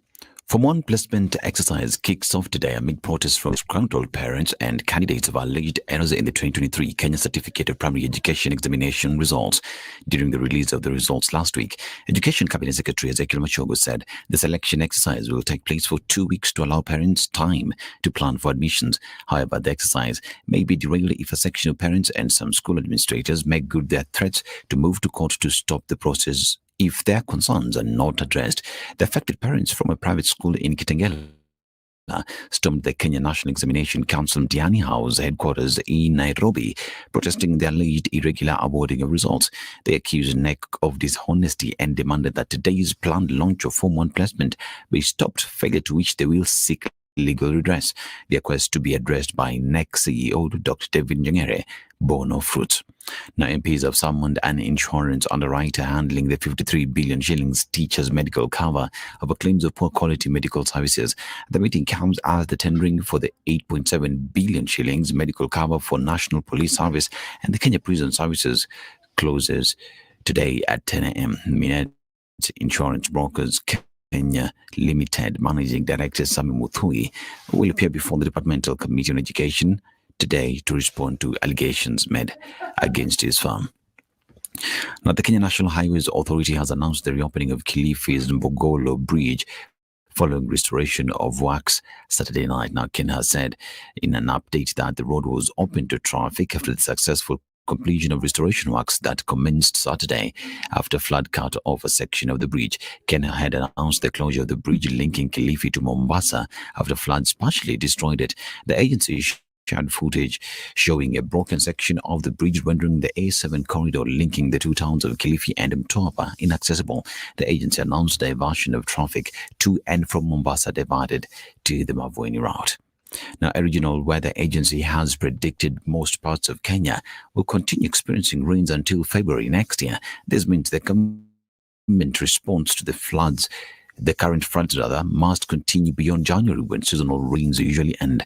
The Nairobi-based Intergovernmental Authority on Development, Climate Prediction and Application Center predicted that December, January and February will be wetter than usual.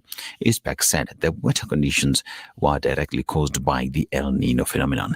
The focus shows only areas around West Pokot on the Uganda border, Turkana, Mandera and parts of Garissa on the Somalia border will be spared of heavy rains towards February.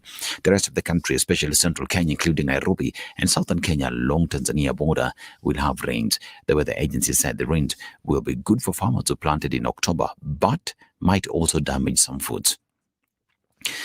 Tomorrow's politics and Governor Jonathan B and PS for Immigration Julius Bitok who both vied for the top seat in Uasin Gishu County in August 2022 elections, have agreed to end bitter rivalry and focus on serving the public.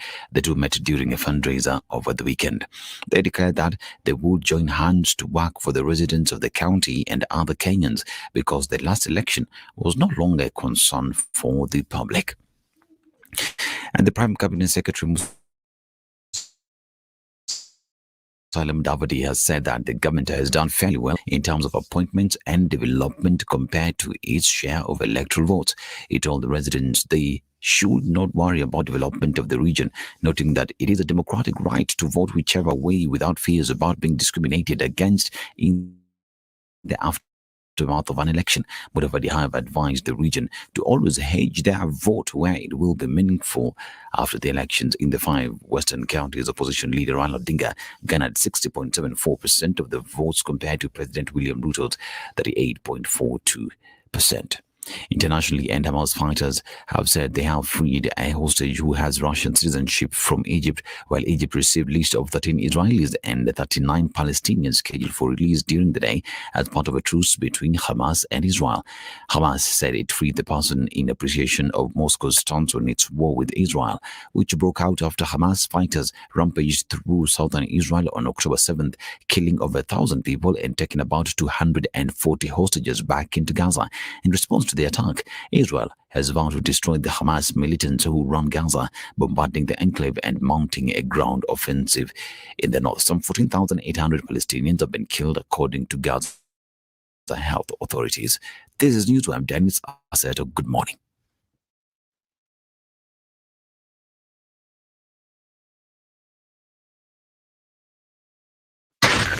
Spice FM, Nakuru. All right, it's busy on the Thika Superhighway this morning, and let's look at other highways and bypasses. The Eastern Bypass also just as busy, and we're looking at traffic coming on Jogoo Road, heading out towards Landis and then through into the city centre. It's also picking up on the Thika Superhighway like we did before, just at that outer ring junction coming then in. It's then heavy as you use the service lanes getting towards Survey. After Survey, you're going to have to follow that one line of traffic that's headed then into the CBD. Now is when we're starting to see traffic build on Limuru Road, coming in from the Northern Bypass, Rwanda, and then from other parts like Ruaka, coming in through past rivers out towards the village market and then down through to the city. That looks like it's going to pick up quite some as we get into the course of the morning. All right, coming off of Waiyaki Way, not much happening right about now, and we'll keep an eye on that. So the Southern Bypass is looking good as well. All right, one to watch and see as we get into traffic hour proper. We'll talk on Spice FM KE on X and keep things moving this morning.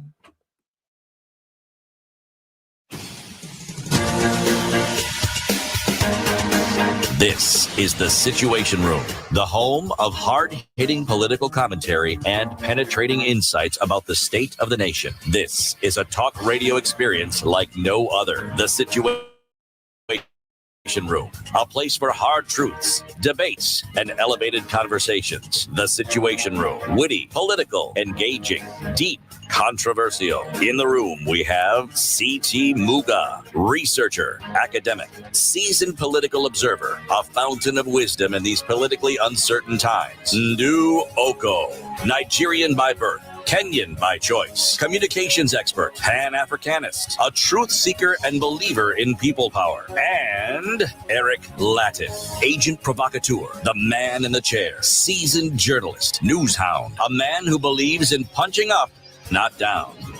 This is the Situation Room the only way to start your 7 day. minutes after 7. Welcome to the second hour of the Situation Room. Happy Monday. If you're just joining us this 27th day of November, asante sana for tuning in. Oh, you want me to go to the shop? Please go to the shop. Okay. What have you brought? Shake here. Thank you very much. Chukua moja. What have you brought? Patia mwalimu wengine. But it's empty. Don't worry about that. You look at. Do you remember what kiwi is? Yes. There's no teacher who doesn't know what kiwi is. In fact, very many students associate. Every student knows kiwi. Every student looks at kiwi, remembers teacher. Parade. Inspection. Yes. Fiatu fyako finang'ara. Nani achapaka rangi viatu? Bas. Shine your shoes. Exactly. Bas. Shine your shoes, Look looking sharp as you're getting into the school day, isn't it? Yes. It still continues as a tradition until today. And Kiwi wants us all to be able to step up and shine. January comes and it's usually a sticky moment when it comes to paying school fees. And we know that everybody is scrambling for those spaces right about now. Now, as we do that, the question is, how are we going to pay if things are getting thicker and thicker by the day? Walk into any shop, your duka, your supermarket, where the new logo Kiwi is on display for sale. Pick up a tin of that, you pay for it, and then what you get under the lid is a code. You're going to dial *459 *5# and follow the instructions. Instantly, you win airtime or data. You also get a chance to enter into the draw where 4 people each week are winning 35,000 shillings. This 35,000 shillings goes towards school fees come January 2024. You get a chance to step up and shine with your shoes and step up and shine with your fees. Very good. Wilson Sosion is an educationist. He's a former Secretary General of the Kenya National Union of Teachers. He's our guest today. Good morning, sir. Yeah, good morning. Welcome to Kenya's biggest conversation. That's the hot seat of the Situation Room. Yeah, thank you. Karibu sana. We'll be talking about education and, of course, this transition from 844 into full CBC, and then the fallout over the weekend over the results that were announced for the Standard 8. But to welcome you to the conversation, City has the day's proverb, and this week's proverbs will be from the Republic of Southern Sudan. Okay. An animal with a long tail should not step over fire. An animal with a long tail should not step over fire. Mwalimu Sosion, what's your interpretation of this proverb? Yes, an animal with a long tail should not step over fire. That means it will burn everywhere. Because if the long tail take the longest time to catch the fire. Yeah. Isn't it? So what's the question? Yeah. What's the deeper meaning of this proverb? Yeah.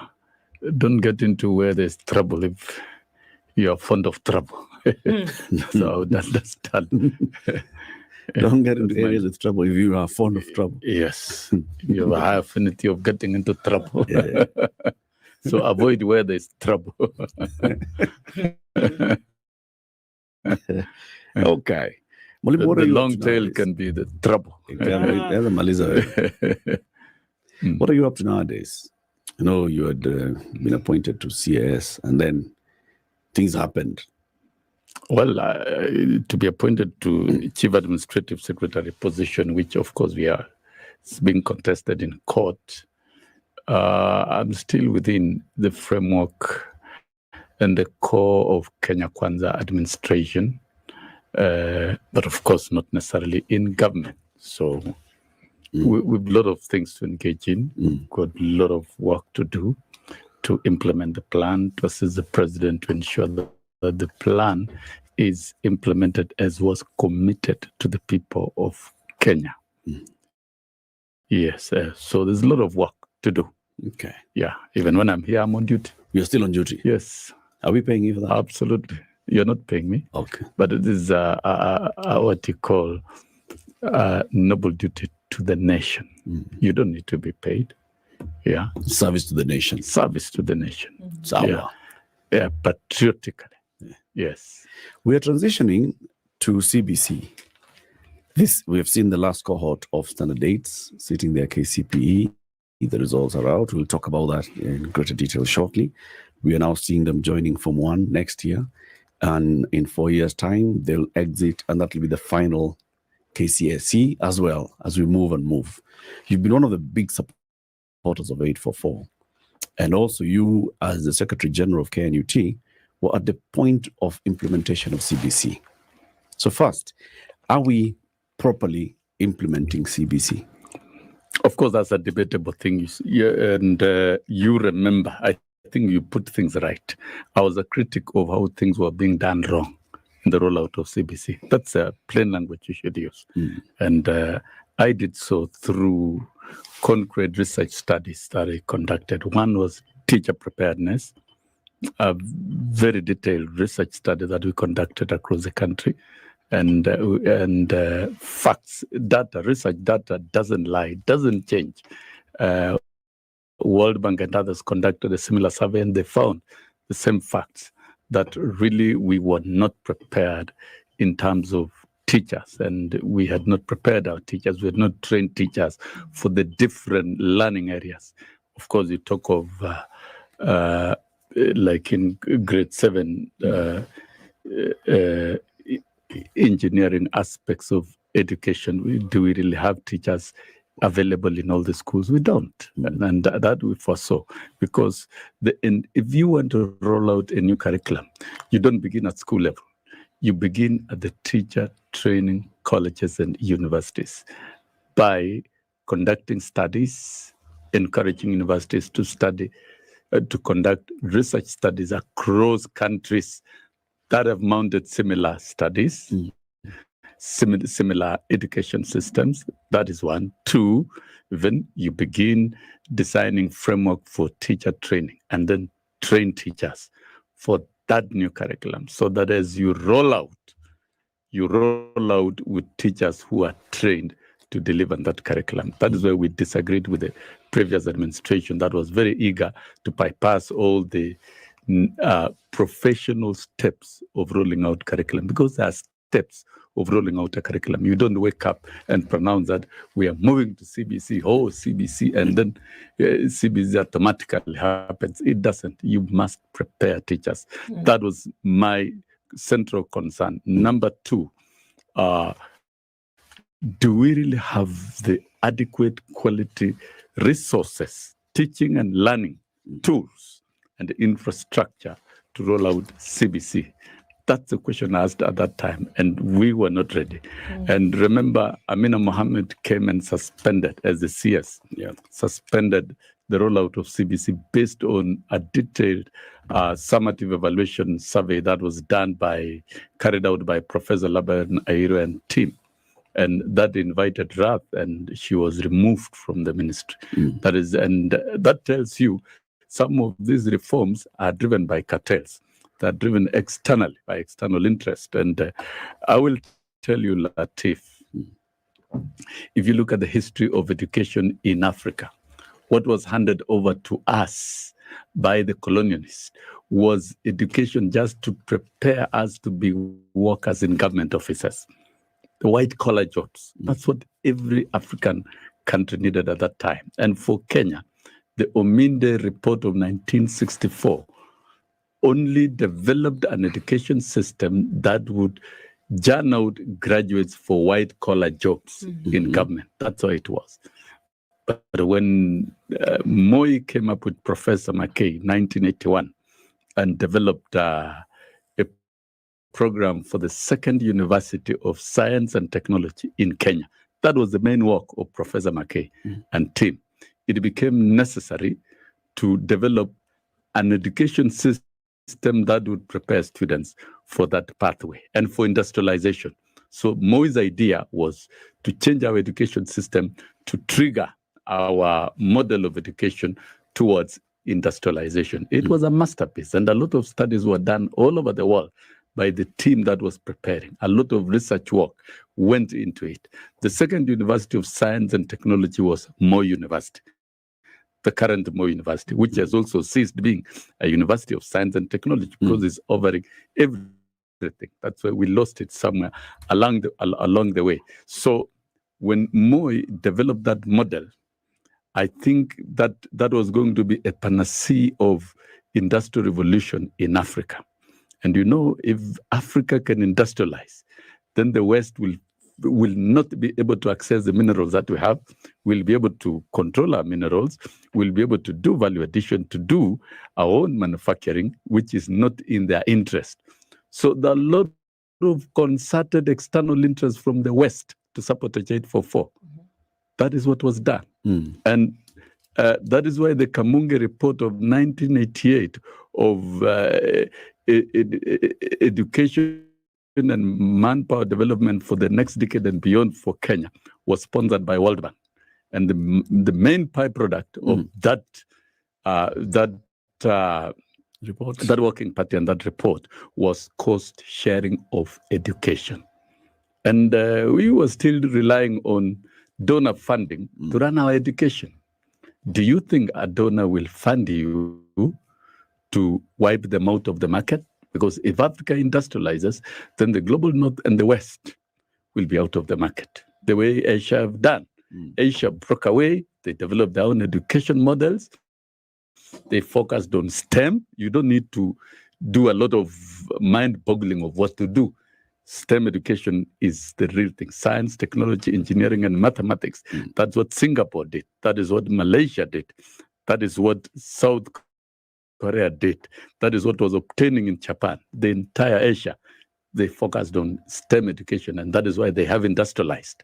But Africa, we have remained cozy and dependent and slaves of the West in terms of donor funding. So when 844 was sabotaged, then very good subjects like electricity, industrial education, metalwork, woodwork, and the workshops in primaries collapsed.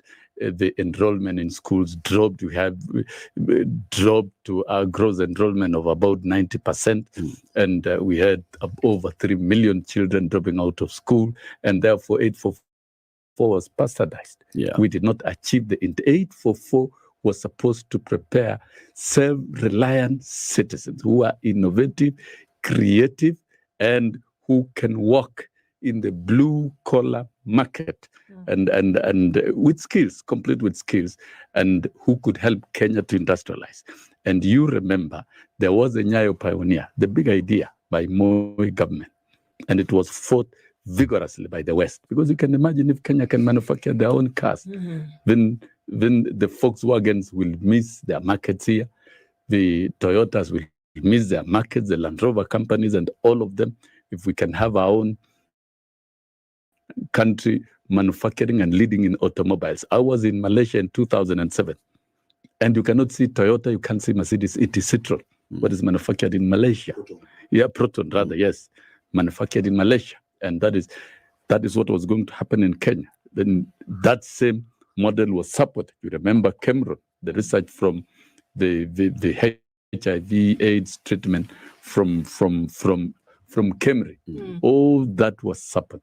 But you see, in 1999, David Koech report recommended intensive investment in public education to correct and strengthen 844. Because we had it. Even this CBC is simply the component of skills of 844. It, in fact, I would say it would even be, the package is much weaker than 844.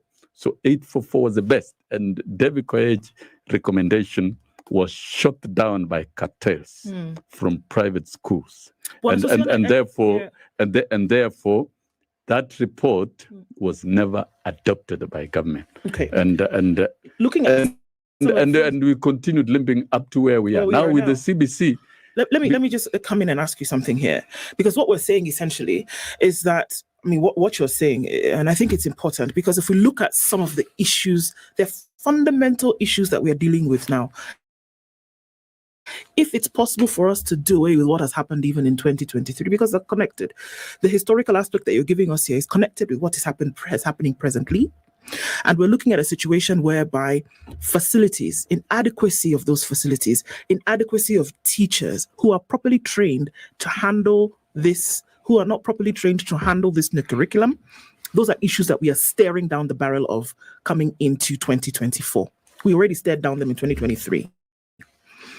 But are you saying that a system which many have touted to have worked, you are very clear here that 844, was nothing wrong with it. Absolutely. We needed to tighten the screws here and there to make sure that we were delivering learners who then would, be worth their salt, whether they worked for government or whether they started their own businesses, whatever.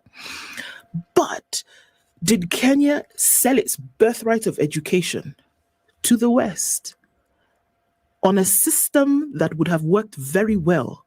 But then the question is, for what? Why would it be so easy to give it up if there were so many people who believed in the substance of 844? I will take you back, because education is linked to the economy, it's linked to the global business, it's linked to global interest, it's linked to geopolitics. If you remember, in 1998, the structural adjustment programs and the stringent measures from the World Bank and the recommendation from the World Bank for government to stop recruitment of civil servants and teachers, and also to tighten the expenditure, and the teaching service was definitely affected. Kenya became a slave of dictation from the West, because you can't do anything without their funding. That we became automatic slaves. And during the Moi era, remember when Moi retired, even our roads were dilapidated, our economy was down because of that sabotage from the West. There was nothing we could do about it. But that does not mean we lost with 844. We lost with the aspect of skills. We could not gain traction in expanding the technical aspects of 844 from primary all through. And so these subjects were only restricted to national schools, because for you to do power mechanics, you have to join a national school. For you to do electricity at, say, Form 1, you have to join a national school. For you to do music, it's only found in a national school. And I dare say the creative economy of Kenya is doing very well because of the strength of music in the school systems. And we can see it's obtaining in universities. So these skill-based subjects were restricted to only a few premium national schools. But what was retained, that is so strong about 844, if you look at the sciences, that the teaching of science, that is STEM, was fairly good, because we eliminated the physical science, the general science, and students have been taught on pure science under 844 right from Form 1. But what about this therefore, colonial education that we sometimes say was the bane of our existence and what brought what you're referring to as slavery? That same education gave us technical schools. There were technical schools in this country. Now, I'll take you back to the history of the technical schools. During the Ominde Commission, a few technical schools were identified.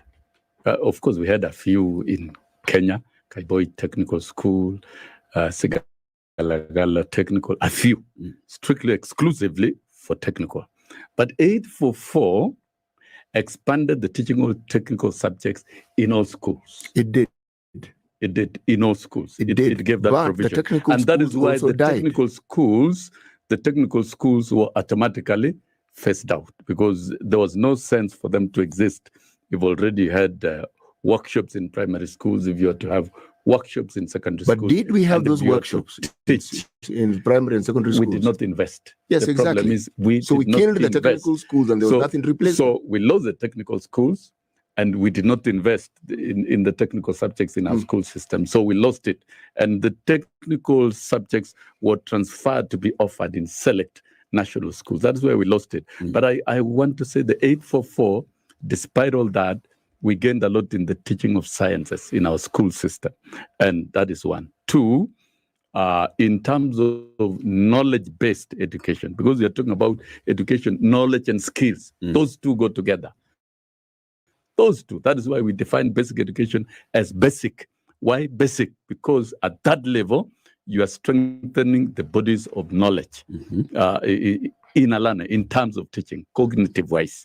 So that is a stage of concretizing knowledge. I think with the teaching of the 844, we have one of the strongest knowledge-based education system. And that is why our graduates after Form 4, they're doing very well in the Ivy League universities. In fact, a grade C here in Kenya would be grade A in Botswana, comparatively, when you do comparative education and analysis. And we've seen our graduates from Form 4, out of the 844, they've been scoring first class in the Ivy League universities. Some of them are writing papers for master students and the rest. So in terms of outcome-based and knowledge outcomes, 844 has scored it very well. All we needed to do was you're saying to integrate the skills. Here. But now, fast forward to the idea of CBC. CBC, or skill-based education, the 21st century skills, the competencies, and value-based education could have been introduced and been integrated with the existing education system, that is CBC. You cannot say you are uprooting a whole education system and you are bringing in a new one. In education reforms and reviews, any new aspects must ride on the existing curriculum. That was the contention we had. And you must prepare teachers. It still remains an issue to date, even as we walk to 2024. But That's a fact that we must tell. 844 did exactly that. 844 didn't prepare teachers.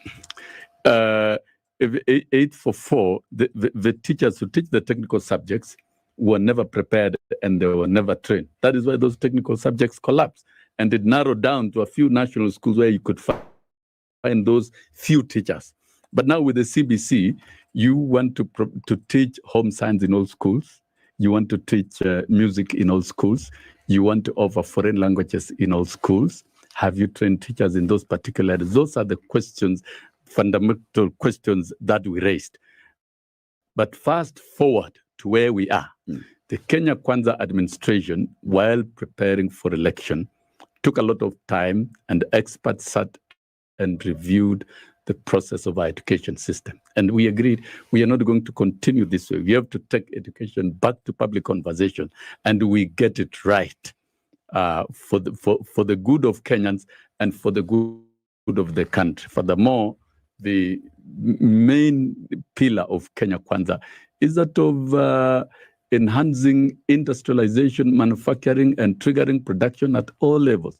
That means we also have to realign our education system towards that, because once it is off, the offtake of industrialization, manufacturing, and value addition, once that is done, then it will rely heavily on our education system. It's and still I not think relying. It's still not happening. Well, you know, a whole year has been lost. It's not happening. One whole year has been lost by the new entrance into the CBC system. Why can't you wait? Be patient. It's good to be patient because a lot of work has been done and a lot of work is being implemented. The Presidential Working Party on Education and Reforms report is already up, and a session of paper will be getting to Parliament with the accompanying pieces of legislation to realign very many issues beyond CBC so that we have a more organized and robust education system that is equitable and that is free for all Kenyans. So if you look at the model that has been developed, it is going to be a mixed model because one, the exit exams, because you will be able to gauge the combination of competencies, skills, and values together with knowledge by looking at the evaluation system. For example, at grade 9, this time round, it is going to be there will be a summative exam made up of 60%. What will be a summative exams testing? It will be testing the bodies of knowledge. So what has been in 844, the strong aspect of knowledge will continue to be retained because you can't throw it out. Skills, competencies, and values will always ride on knowledge. And that is what we've agreed, and that is what is contained in the report. At the exit of Form 4, students will be able to sit for a summative exam made up of 70%. The other 30% will be through formative evaluation at every stage of learning. So there's it's no longer a pure CBC as such, but it's a mixed model that there is a lot of knowledge in it, and combination of competencies, skills, and value-based education. And if you look at the structure, and we'll continue shortly because it's time for that break. 27 minutes to 8. Wilson Sossion, the former Secretary General of the Kenya National Union of Teachers, is our guest today. We're talking about education, this transition from 844 to CBC. He is among those who are advising the President of the Kenya Kwanza administration on what to do with the education system. And that's why he's here to explain to us the thinking. We'll be back shortly. Ndu, let's talk about flying. Yes, let's. It's getting to that point where you're thinking, all right, it's time for you to take a holiday, isn't it? And Emirates says, how about you experience Emirates economy, where even before you get to your destination, you start to imagine what the food would be like. So Emirates and the menus that are up for grabs as you get onto your flight is something worth the wait. It's something worth the experience. So even as you think about where you're going on your next destination, also think about what your palate would like to enjoy. It's across board on the Emirates bus, and you can find out more about it www.emirates.com. With Emirates Economy, fly better with Emirates. This is the Situation Room, the only way to start your day. Safaricom has introduced a youth platform which is giving customers freedom to choose what products they prefer, how much to spend, and surprisingly, even the validity period. Join me, Yolanda Mulwa, and DJ Absolute every weekday from 11 a.m. to 3 o'clock to find out more. Get hooked and tap into Vision Yako. Connect, grow, and do more.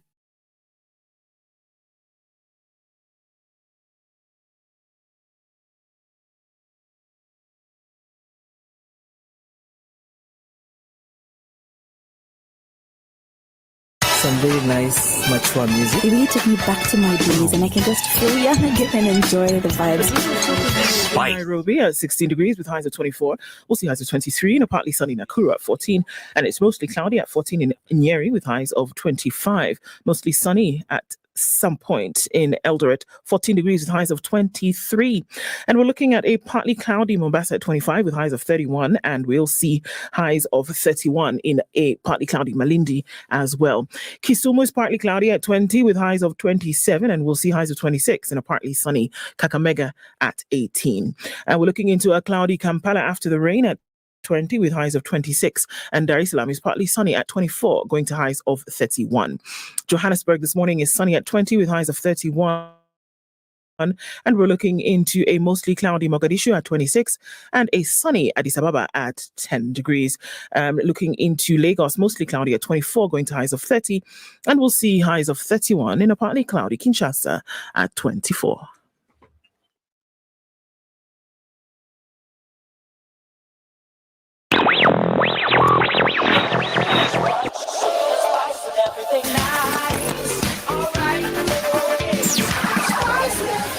Spice up your life this morning as you head towards Landis. Landis is not too bad, but that Kamkunji roundabout is going to slow you down for a little bit if you're heading in that direction. It's very heavy on the Thika Superhighway. Traffic coming all the way from beyond the Outer Ring Junction in from Githurai. Heavy traffic started way beyond Gardens City very early this morning, so one to watch for now. Also looking at traffic, it's coming in on Kangunda Road. Everybody then touching on Outer Ring. And Gongro this morning also busy. Coming in on Limuru Road. That started early and is continuing as you get towards Muthaiga Square. It's heavy on Kiambu Road as well. And we're looking at Langata Road starting to pile up at your different junctions. As you get towards Aerodrome, touching on Uhuru Highway, in and outbound traffic is quite something. Not too bad on Mombasa Road. I think to watch and see as we're getting into traffic hour proper. Let's talk on Spice FM, KE on X.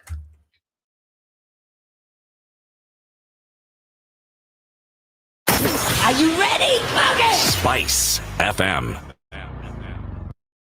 Mature, intelligent talk every morning. Spice up yourself.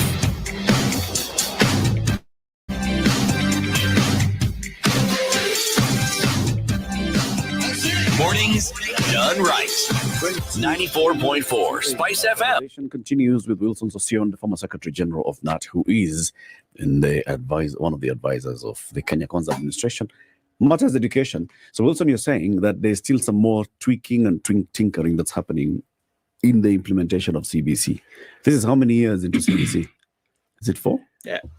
4 years into It is CBC. 4 years.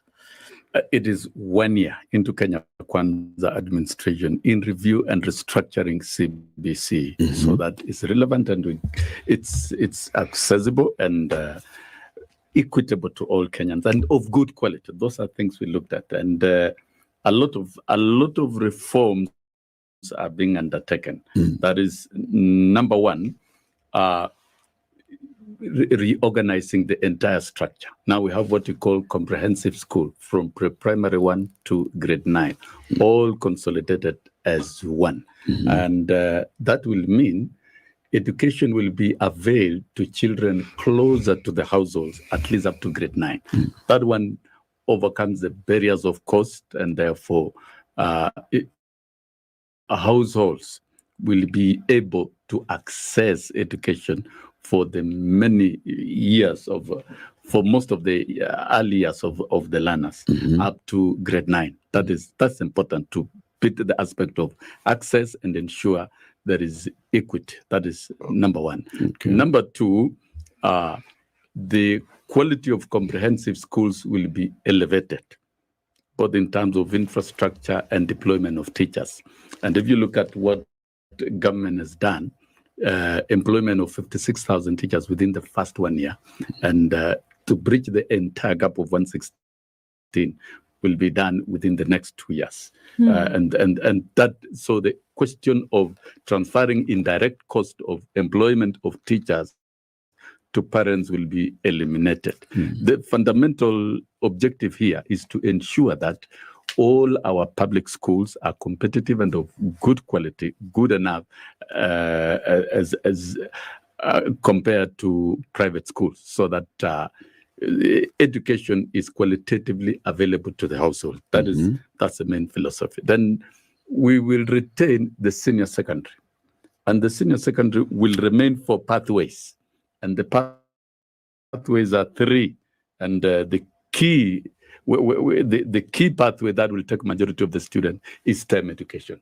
science, technology, engineering, and mathematics. That will take over 60% of the students within the school system. And therefore, the current existing secondary schools will be elevated to offer the pathways. And the first cohort will report in 2026. And so all the focus for the current existing secondary schools across the country is to prepare for the 3 pathways. And of course, many schools will be able to offer the 3 of them. The other 2 pathways is humanities and social sciences, because we still need lawyers, we need businessmen, we need journalists. That's another core aspect of our industry and our normal life. And then the other category, that is the other pathway, is performing arts and sports. And if you look at the manifesto of Kenya Kwanza, creative economy and promoting the creative economy is one key flagship and pillar of Kenya Kwanza. So all this speaks to the future and the market, the competitive economic market that we must prepare all our citizens for. Are you still of your opinion? Focusing on STEM education and strengthening STEM education right from comprehensive school and all the way to senior secondary will be a big. Sosyon, hold on. Are you still of the opinion that CBC is being implemented backwards? You said that at the beginning of the implementation of CBC. You have not focused on teachers. You have not focused on infrastructure. You have not focused on all those things. I'm answering those questions because now we have gone into junior secondary. Latif, I was not sitting and giving my views as a passive person within Kenya Kwanza, and I'm still not doing it now. When things are wrong, I'll say it as it is, because we are doing it for the country. The question on structure and infrastructure, the structure of education and infrastructure, I think I've answered. Now, with the consolidation of comprehensive schools, a lot of resources will go in to upgrade the infrastructure. And of course, teacher deployment aspect, that has been undertaken. And you see, if 56,000 teachers... Where has it been undertaken, Deployment of teachers? Yes. Now, I'll come to that. When 56,000 teachers have been employed and deployed, that is a pragmatic step. But where now, have they that been is deployed? one across the country. Go check. There are teachers. They've been deployed. Go check with the data of TSC. The gap has been 116,000 teachers, and the quality that have been employed, the quality are of the teacher, 56,000. The quality of the teacher has been a matter of concern. Let me come back to let's now discuss the teacher question. Let's go into it. It's the important quality of the teacher has been an issue. As the children were moving into grade 7, that's what I'm asking. That's what I'm asking. As the children were moving into grade 7, they went with 0 teacher. And quickly the government, of course, employed the first cohort of 32,000, and they've been employing. You have not had the question. Curriculum. Listen to the question. Yes. Listen to the question. The teachers have then been progressively employed and deployed to the schools. Some of them got to the schools on the 3rd term of grade 7 for some of these pupils. The question is, have those grade 7s received quality education as they move into grade 8? Are the new cohorts of grade 7s going to find teachers? Let me answer you. Quality? Because will they receive even when they are getting to grade 8 and grade 9? Those are the big questions. What was the problem? What was the curriculum model that was in place? Was it deliverable? I would say it wasn't deliverable. When you have 14 learning areas, 12 compulsory, and the content high-pitched, that was a mistake, a fundamental mistake. And that is being corrected. The learning areas have been reduced from 14 to 9. The content of those areas are being pitched down and reviewed appropriately. What will happen? Once that has been reduced and toned down, then it will be possible to deploy even the existing teachers, because you don't need a new teacher to teach history. The teachers have been there. You don't need a new teacher to teach English. You don't need the only aspect where teachers are needed are the technical areas. The pre-industrial subject is only one subject, and integrated science. And even integrated science teachers already exist. So really, and by the time they transit from grade 9 to senior secondary, they will meet already they'll find enough adequate and available teachers. In terms of remodifying and remodeling the existing teachers to be deployed to class, it is adequate. That needs to be relooked into. So the primary school curriculum review are now teaching JSS. Primary school teachers, let me tell you, even within the domain of humanities, can teach up to grade 9. Once the learning areas are reviewed downwards and the content, because the content of grade 7 is still, in CBC is still the same content in 844. The content of grade 8 is still the same content in CBC. So in terms of economics of education, you cannot bring new personnel who do not even exist from nowhere to replace the existing ones. So the standard 8 teachers are teaching grade 7, grade 8. That's a fact. You go.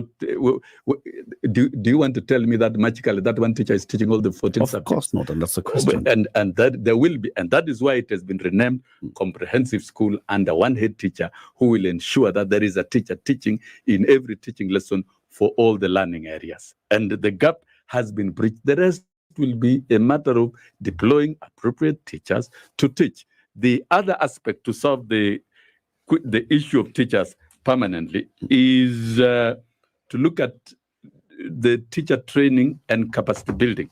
This is from the Presidential Working Party report. There are a lot of extensive and comprehensive measures about capacity building of teachers. That one, the continuous capacity building of teachers shall now be conducted at the teacher training colleges, comprehensive. So that means a lot of work will be done at the teacher training colleges and universities. 2, the establishment of Kenya School of Teaching. And it will require a completely new legislation so that we fast track and remodel capacity building of teachers. is another key proposal, other than continuing to recruit adequate teachers. So this is being done. What is Kenya School of Teaching? Kenya School of Teaching is like Kenya School of Law. That's where you prepare and capacity build teachers adequately. Currently, so teachers are being from training colleges and universities and go to Kenya School of Teaching. Kenya School of Teaching are those who are already in service. Okay. Yes, those who are already in the teaching service, so that you continuously capacity build them and prepare them. We want to get out of the pitfalls of the 844 by investing more in teacher capacity building, teacher training, and teacher deployment.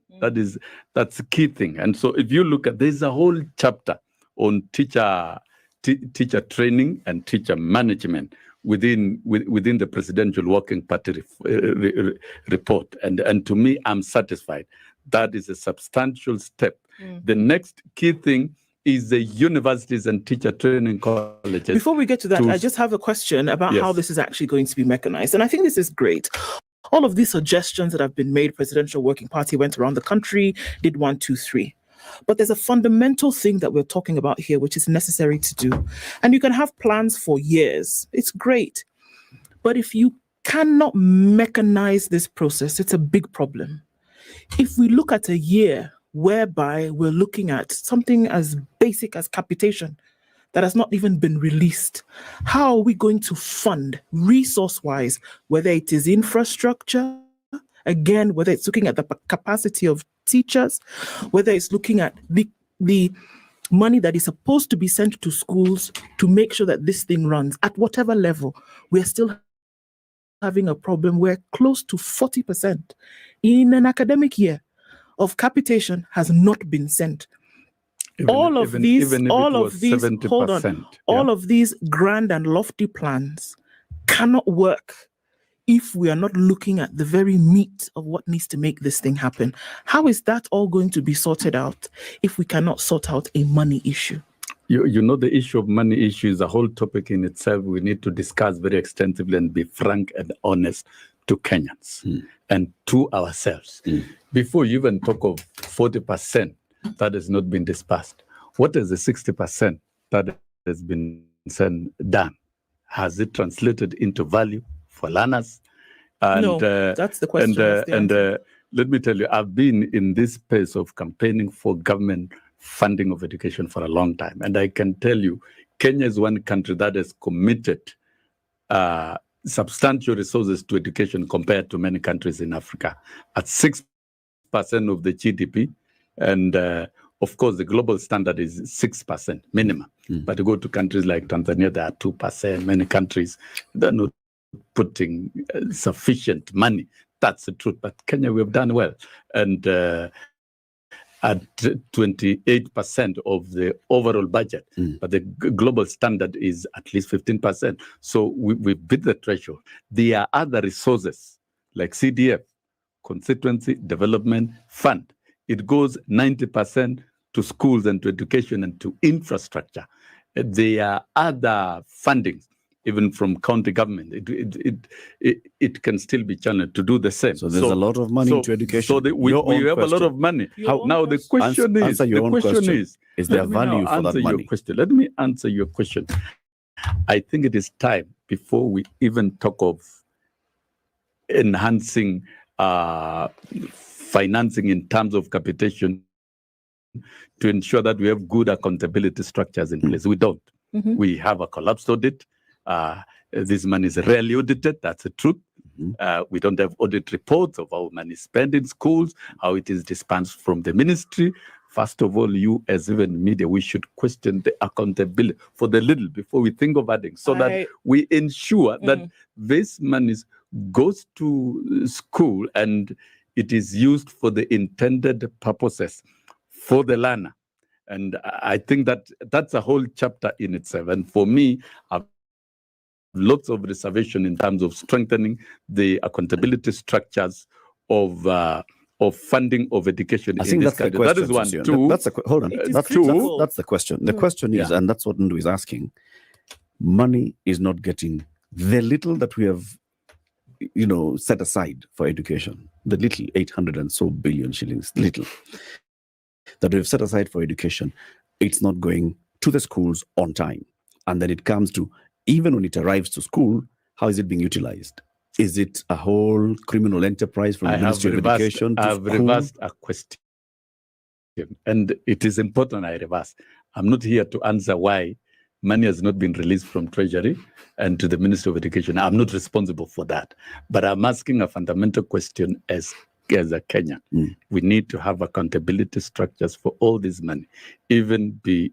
Of course, there is a policy that 50% of capitation should get to school first term, 30% second term, 20% third term. You do realize that some of the plans that you're speaking about, just hold on, why it's very important here, and I think we can't gloss over this. It is very important to look at that, because these things you're talking about, these grand plans for the next 3 years, if all of that is going to be placed on the same system where we are unable to be accountable for funds that have been given to this sector in the lion's share, and we're saying, well, we're going to build a new system and everybody ought to be patient and see how it's going to come, and that issue has not been sorted out. And that issue must be sorted out. That issue must be sorted out. I'd rather they sort it out before you even talk about these other grand plans. Even as you don't stop planting. You don't stop planning simply because of lack of accountability. But learning has stopped. And accountability structures must be in place. That's no choice. Absolutely. All of us might agree. It must be there. It must be in place, and that's my own view, and that is my own experience. You're right. Yes, and I've said I actually agree with you, because we are not even sure, if we can't account for it, whether that money that we're actually giving is actually adequate. Exactly. That money is for who? Is money for Kenya? Yes. And that is why, for us, taking a minute to talk about accountability structures and accounting is important. What has not been dispersed shall still be dispersed.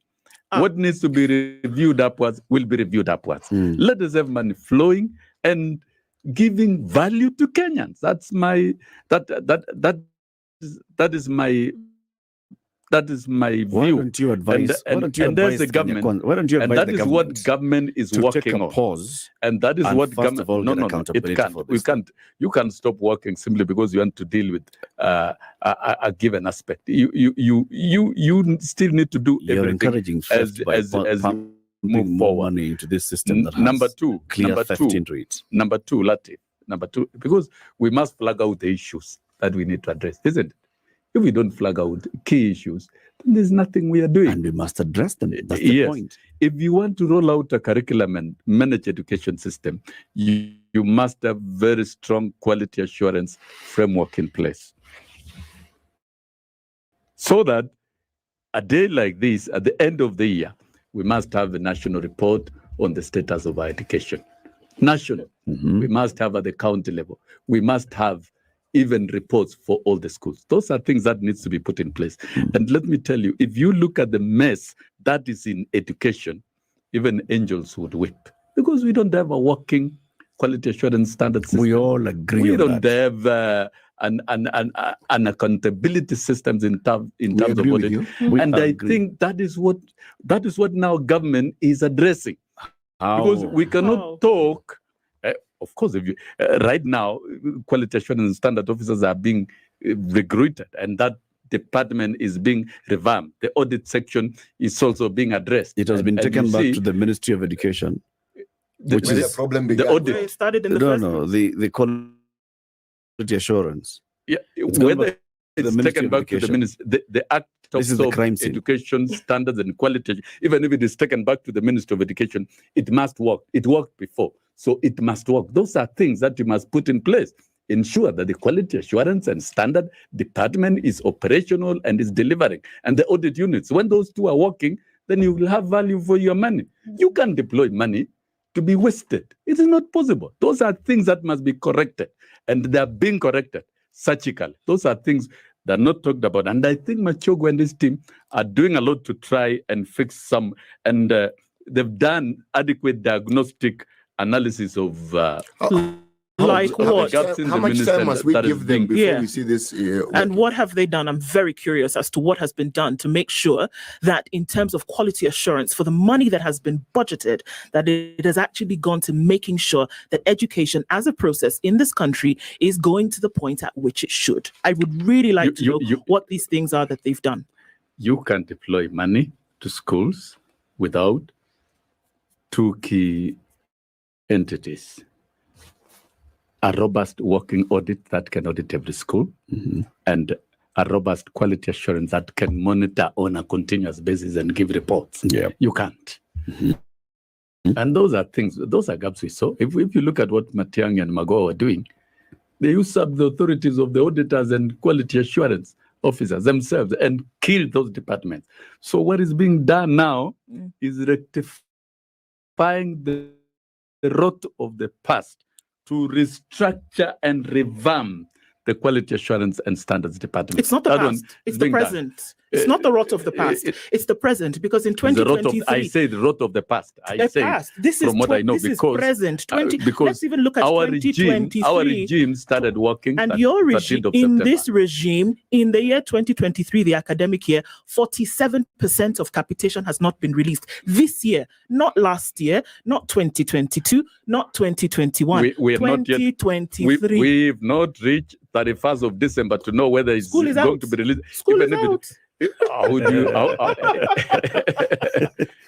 Money can still be sent to pay the suppliers. If we have financial issues between Treasury and the minister, that's a different thing.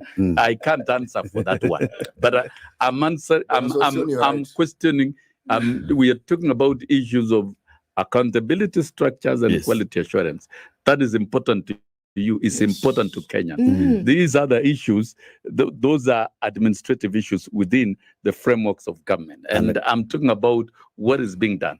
Don't you think it's going to be a beautiful thing to have a working, robust quality assurance system? And so far, we've got to conclude with the new CS, with the CS, there's already deployed vehicles for the sub-counties and recruitment of officers and a proper framework to ensure that they're working. Okay. That is one. And next time you come, we continue on this particular one. You'll give us timelines, not just you'll give us timelines. By this time, we should start seeing things.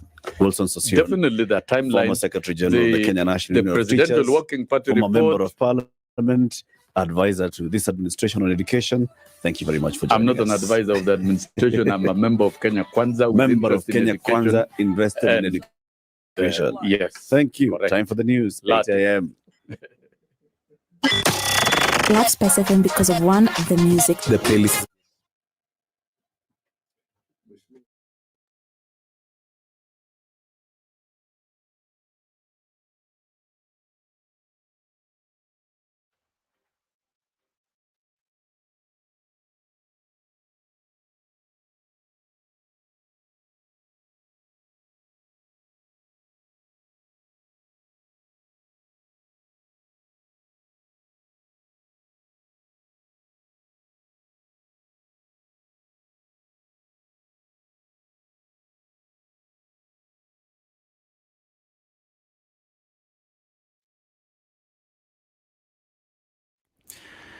Good morning. This is Newswire. I'm Dennis Aseto. President William Ruto is today expected to chair an emergency cabinet meeting that will discuss measures to be taken against the effects of El Nino rains. The El Nino warning that the president ignored had resulted in the death of more than 70 people and displaced thousands of others. The countries most affected by floods are Mombasa, Tana River, Kilifi, Lamu, Kwale and Taita Taveta, where deaths continue to be reported. Kila kitu yote imebebwa na maji, makuku nini, sisi sasa hivi tuko maskini kabisa. Hata sasa hivi tuko hapa, hata ile mbuzi moja ile ulitoa kwa maji hata hatujui maliko. Sisi kabisa ni waathirika ambaye tunaenda tu, Mungu ndiye anajua mambo yetu.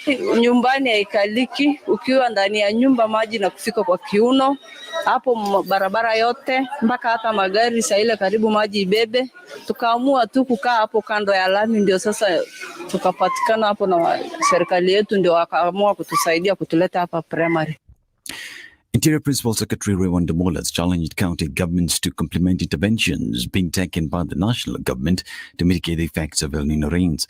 Omolo said the national government has continued to exercise its duty in ensuring Kenyans are safe from the dangers posed by floods witnessed in parts of the country as a result of the ongoing rains. He said President William Ruto has launched an aggressive action plan to address the effects of the rains. Speaking in Bondo constituency, Omolo called upon Kenyans living in lowland areas to listen to the voice of the government officers and move to higher grounds. We listen to the instructions so that we move to safer ground as we try to coordinate emergency efforts to support in the distribution of food, in evacuation of people who are marooned. And as we do that, as a national government, the county governments must also do their bit because we serve the same people. And well-wishers and partners and non-state actors, we are also calling upon you to work together with us.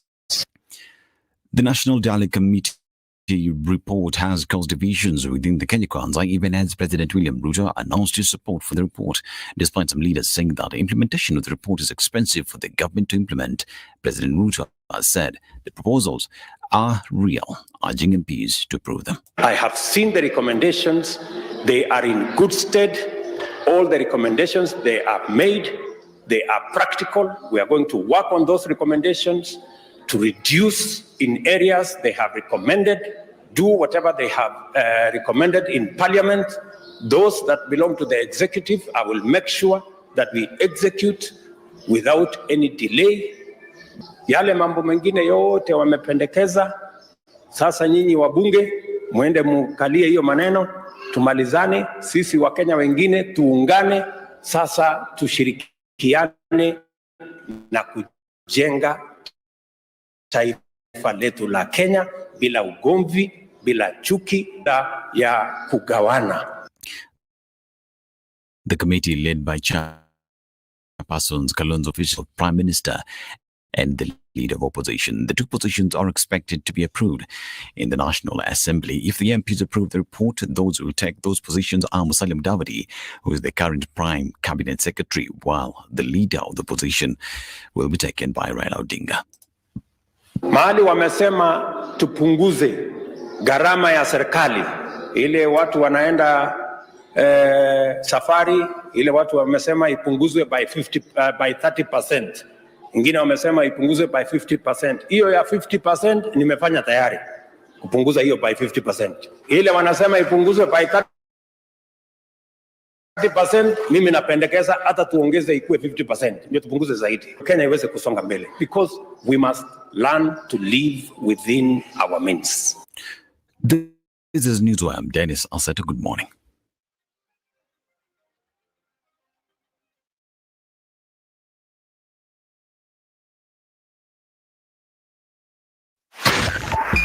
.5 Spice FM, Kisumu.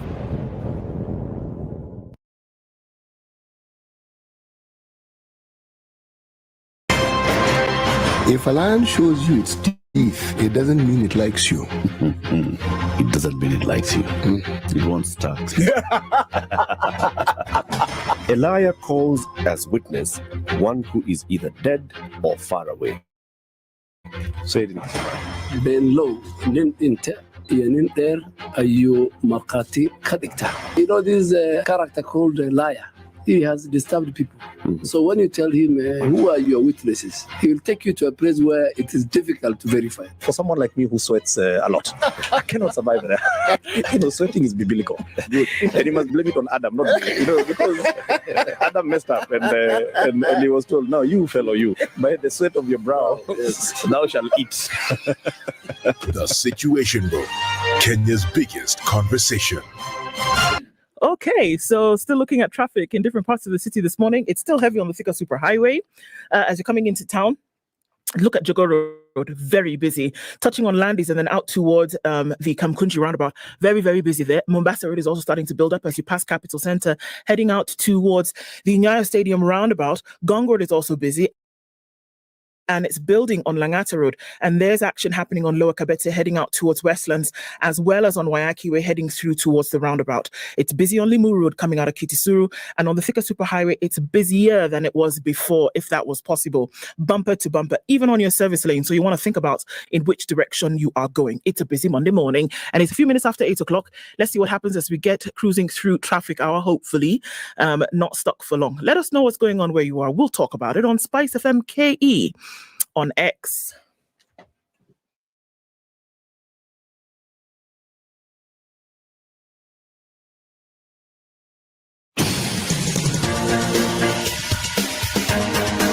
This is The Situation Room, the home of hard-hitting political commentary and penetrating insights about the state of the nation. This is a talk radio experience like no other. The Situation Room, a place for hard truths, debates, and elevated conversations. The Situation Room, witty, political, engaging, deep, controversial. In the room, we have C.T. Muga, researcher, academic, seasoned political observer, a fountain of wisdom in these politically uncertain times. Ndu Oko, Nigerian by birth, Kenyan by choice, communications expert, Pan-Africanist, a truth seeker and believer in people power, and Eric Latin, agent provocateur, the man in the chair, seasoned journalist, news hound, a man who believes in punching up, not down. This is the Situation Room. The only way to time for Kenya's biggest conversation to get into the third hour. This is the Situation Room. Are you looking for the kiwi? We'll look for kiwi. This one. I found it already. You did? I did. I found kiwi already, and I did like that. I'm waiting for my name to be called so that I can pay school fees in January. And you ask exactly how will that be done? Well, if you find it like me, then what you did is that you bought your tin with the new logo on it, and then you dialed *459*5#, and I got airtime. I did. And then thereafter, what you do is that you then go to your you then also enter into the draw whereby you can win 35,000 shillings. 35,000 shillings goes towards paying school fees. It makes sure that you get a step up when it comes to what you'll be able to then do with your shoes, right? And also then what you'll be able to do with your school fees come January. If you don't have it, that's the way to go. Walk into any supermarket today, purchase kiwi, and then win a chance, or rather get a chance to enter into the draw where you can win school fees. So step up and shine with kiwi. Indeed, you should. And then when you think of flying, and now this is the time for holidays, and you think about going to your next holiday, what should you think? We all have a holiday, don't we? But with a long flight ahead, you need plenty to keep you entertained. So once you see the endless entertainment on board Emirates, you might wish your flight was just a little longer. Imagine this. You get on board, you sit back, you relax, and you choose from up to 5,000 channels. 5,000 channels. Yep. It could be the latest blockbuster out of Hollywood, a comedy box set, or even live sports. It could be any one of those things. And then you can watch it on the biggest screens in the sky. Or if music is your thing, create your own playlist from your favorite artists or your good old classics. All of this while on board. You get so much more in Emirates economy. Find out more on emirates.com. Indeed. Okay.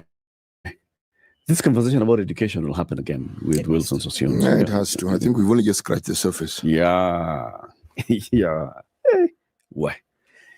Anyway, so our next conversation will be about unions and trade unions and the job that trade unions have, especially in looking at the plight of workers, not just in Kenya, but across the continent. So we saw what the employers said on Friday. And the employers spoke on Friday. They said, all right, we're going to shida. Our big issue here is on the state of, the economy and the effect that the state of the economy has had on jobs. Because when manufacturers are having problem, the first thing that they think about is, okay, how do we cut costs? How do we even optimize efficiencies? If you're optimizing efficiencies, then if our production has reduced, then our producers need to reduce. And that then has a big impact on what exactly is happening.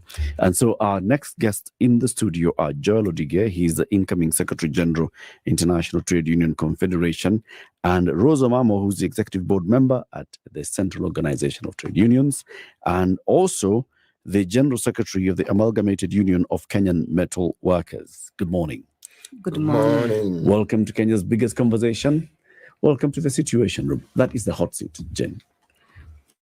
Thank you. Of the Situation Room. And Rose. And what Joel is sitting on is also the hot seat of the Situation Room. Thank you. To welcome you to this conversation, C.T. Muga has the day's proverbs. Every week he gives us proverbs from one country. He selects the country. He selects the proverbs to give us. Yes. This week? We are in the Republic of Southern Sudan. Mm-hmm. Yes. Now, did you know that their motto, they actually have a motto, all countries do, but theirs is justice, liberty, and prosperity. What's ours? I have absolutely no idea. Does anybody have an idea what the Kenyan motto is? No. And it's not peace, love, and unity. No. It's not, huh? It's not Harambe. Forget it. Justice be our shield and defender. You know, that is a really good attempt. That one, it means that you have an active imagination. Thank you. It's very good. So the one for South Sudan is? Justice, liberty, and prosperity. Okay. Let our audience come up and tell us what it is they think the Kenyan motto is. Okay. Okay. Mm-hmm. And then they have an anthem. And the summary, the title of their national anthem, the one you're speaking of, theirs is South Sudan Oye. South Sudan Oye. Yes. Really? So what is that? That's the starting line of the national anthem or the end line or the chorus or what? I think this is one of those situations where you decide. You've heard of a democracy, haven't you? Aye. This is it in operation. You figure out. I've told you it's a national anthem. Where it fits in exactly, you decide. Aye. Okay. What is the proverb? Thank you so much. An animal with a long tail should not step over fire. An animal with a long tail should not step over fire. But Rose, when you hear this proverb, what do you think the South Sudanese are saying? What's your interpretation of it? I think what they're basically saying is that you must guard where you step, because if you have a long tail and you step in fire, it will get burned. So you must be careful. Watch where you step. Watch what you do. Okay. Joel, what's yours? Okay. It talks about, being careful, being circumspect. Just be mindful of your environment. Be mindful of your environment. Okay. There's fire lingering. Fire will burn you. Especially if you have a long tail. Especially if you have a long tail. Joel, what is the International Trade Union Confederation? Thank you very much. It's actually the African Regional Organization of the International Trade Union Confederation, ITUC Africa. So we have ITUC Africa being a continental organization that represents workers. When we put it in terms of figures, we talk about those who make contributions to their organization. We will put the number at 18 million working men and women in 51 of the 54 African countries. Then the international is because as an African organization, we're a part of a global trade union movement that is called the ITUC, that represents workers in over about 196 countries and territories, with over 230 million global membership. So the ITUC Africa is the organization, the voice of working men and women on the continent, headquartered in Lomé, Togo. And so who are the members per country of ITUC? Like in the case of Kenya, Excellent. Is it COTU? Excellent. It is COTU. So not individual unions, but the confederations. National centers. The national centers for unions then join the ITUC Africa. Excellent. And then are they also automatically members of the ITUC, or do they have to be ITUC Africa members and then ITUC as a corporate entity then becomes the member? a good question. So you you try to do a bit of your research on our organizations. That's good. They are member first of the international organization. Then they are also member of the ITUC Africa. And then in terms of their contribution, they also contribute to the global organization and the continental organization as well. And as you have rightly put it, these are organizations at the sectoral levels that are joined together nationally, and then they affiliate to a continental organization and an international organization as well. Rose Omamo, for instance, is General Secretary of Amalgamated Workers Union. So she's from the extractive industry wide sector. The way we organize ourselves is that Rose will be with a global union. We call them Global Union Federation. And Rose is the vice president of Industrial All Africa. And then, of course, Rose Union is affiliated to COTU. So it is COTU we will deal with. When we see Rose, we see COTU. We don't see Amalgamated Workers Union. I see. Yes. Why is it important to be a member of all these things, Rose? It is very important to be a member of all this because first, we look at defending workers' rights. And when we are defending workers' rights, we do not only defend at the country level, but we want to defend workers' rights at the regional level and even at the global level. And therefore, it is only imperative that you affiliate to international organizations so that you can have a voice at the regional level, but also at the global level. We realize that workers' issues are the same everywhere. What a worker in Kenya is experiencing is the same as what a worker in maybe South Africa is experiencing. And it is the same as what a worker in Germany is experiencing. So you must enter or affiliate to these international organizations so that you are also able to champion workers' rights at that level. As he has rightfully said, my union is affiliated to Industrial Global Union. It's a global union that represents 50 million workers in 141 countries. And so at that level, being a leader, I'm able to give my voice. I'm able to champion what workers in Kenya are facing. And if we need a global voice, then we come together, ITUC at the global level, at Africa level, industrial together, and we stand together in unity and in solidarity and defend workers' rights and articulate their issues, but also make sure that we are there as a voice to the voiceless. So if I understand what you're saying, what the two of you are saying, you're saying that this employer who employs these workers doesn't necessarily look after the interest of the workers. They do look at the interest of the workers. But remember, we have something that we call tripartite, where the employers, the workers, and the government come together to look at the interest of these workers.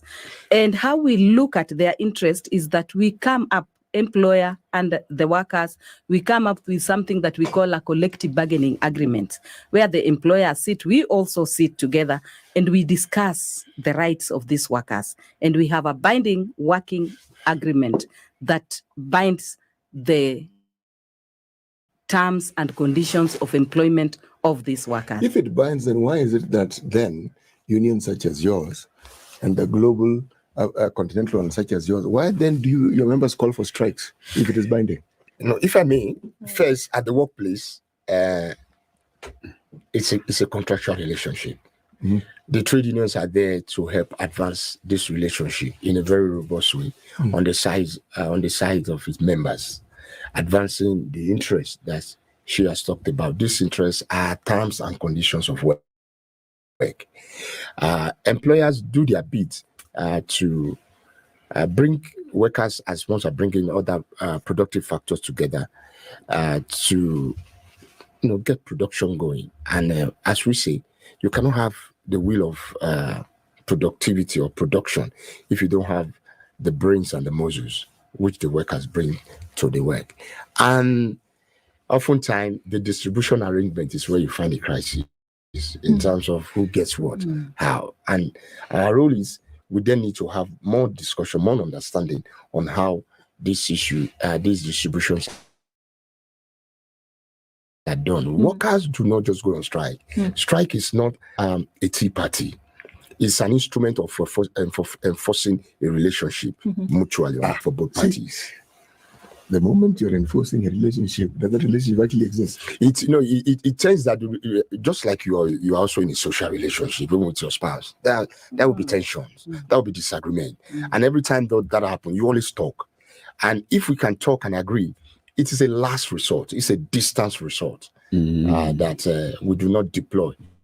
Okay. At whims and caprice. And what he's saying, even within the country, we have machinery, we have regulations that guide.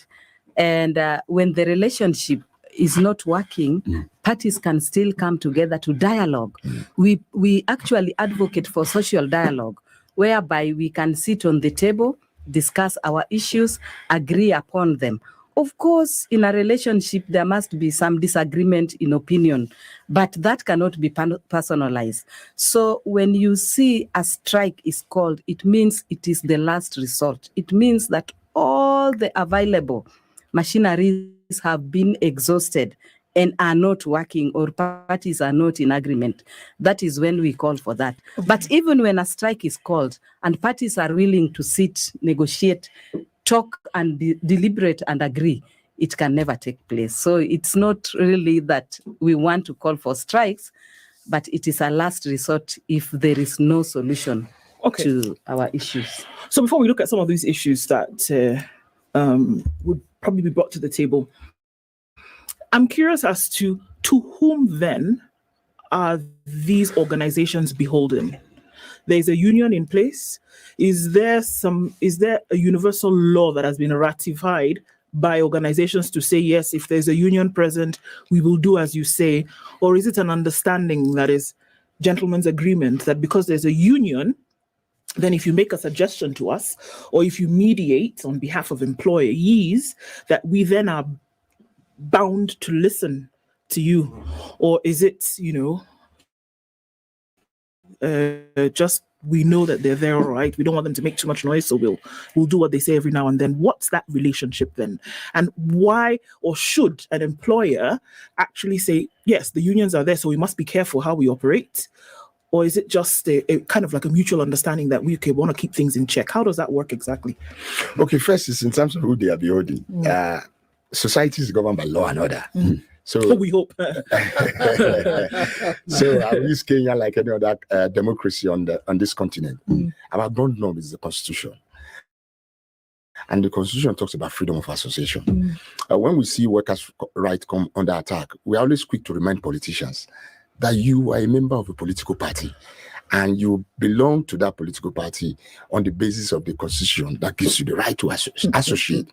So when there is freedom of association for all, then the basics is that you must be able to, govern your own internal processes the way you want. In terms of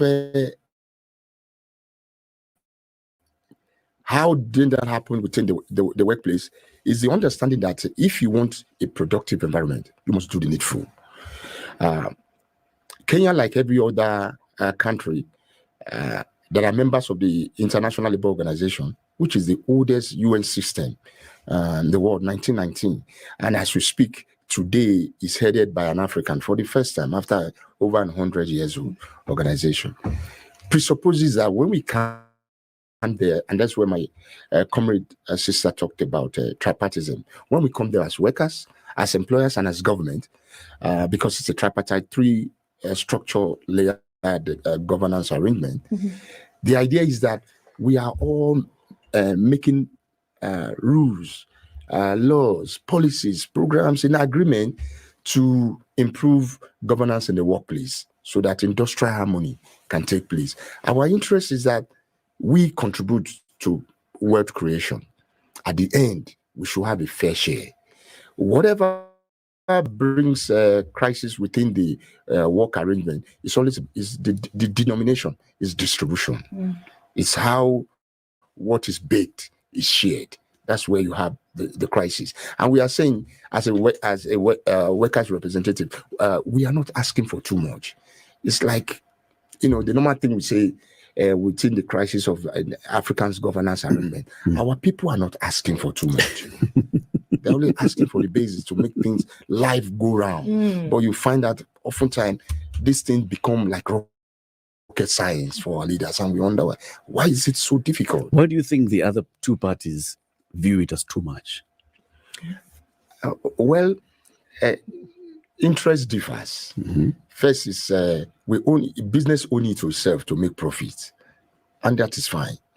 But at the point of crossing the red line is when you begin to see profiteering as an interest, and then you want to grab everything, and then you see those who really make the contribution, you see them as just a tool, as your beck and call, that these persons are just mere commodities. And we are saying labor is not a commodity. These are humans, and they have needs that must be attended to. For government, oftentimes, as a player, if the state is not captured, you might see a government that is fair. But when you see state captured, not the way I hear it in Kenya, because I've come here in the last few days and I hear state capture, and the narrative I get is not for the way I see it, understand. I don't want to be misunderstood within my state capture in the Kenyan context. I'm saying when the state is then seen to be independent and protective of all, then it becomes a fair arbiter for industrial relations space. And don't forget, the state itself is an employer. It's actually the biggest employer. And so the state is expected on its own vision and what it needs for itself to also be seen to be responsive to the needs of its own employees so that it can continue to effectively oil its own machinery to get its desired outcome for its people. And also maybe to bring my sister to speed, just to come to local, where we are in Kenya. We have 5 sets of labor laws that guide the kind of agreements that we make. But we also have the Industrial Relations Charter that also guides this kind of agreements. And when we talk of parties coming together, they do not just come together on blue, that they woke up in the morning and the union is there and is demanding A, B, C, D. We do something that we sign a recognition agreement, where it is a kind of a marriage, entering into a marriage between the union and the employer, and saying that the two parties have come together to agree on how they will work together. So that then sets the rule of some of the things that we do when it comes to collective bargaining agreements, when it comes to setting those terms and conditions, but also based on what Comrade Joel has just alluded to, which is the setting up of international labor standards.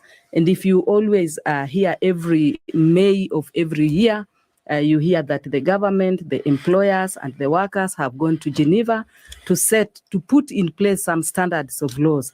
And those are the laws that also guide all this relationship that we are talking about. Let's take a break. It's an interesting conversation at 8:30. Kenya's biggest conversation is hosting Joel Odigie. He's the incoming Secretary General of the Africa bit. The African Regional Organization of the International Trade Union Confederation. Yeah. ITUC Africa. The African Regional Organization of the International Trade Union Confederation. Okay. Rose Omamo is first the General Secretary of the Amalgamated Union of Kenyan Metal Workers, and by that, she then becomes a board member, an executive board member of the Central Organization of Trade Unions. Today, we are talking about the role that trade unions have and the approach that they have to take to the challenges facing Africa workers. Kenya's biggest conversation. We'll be back shortly. Good morning. This is the Situation Room, the only way to start your day. Looking for that perfect Christmas gift?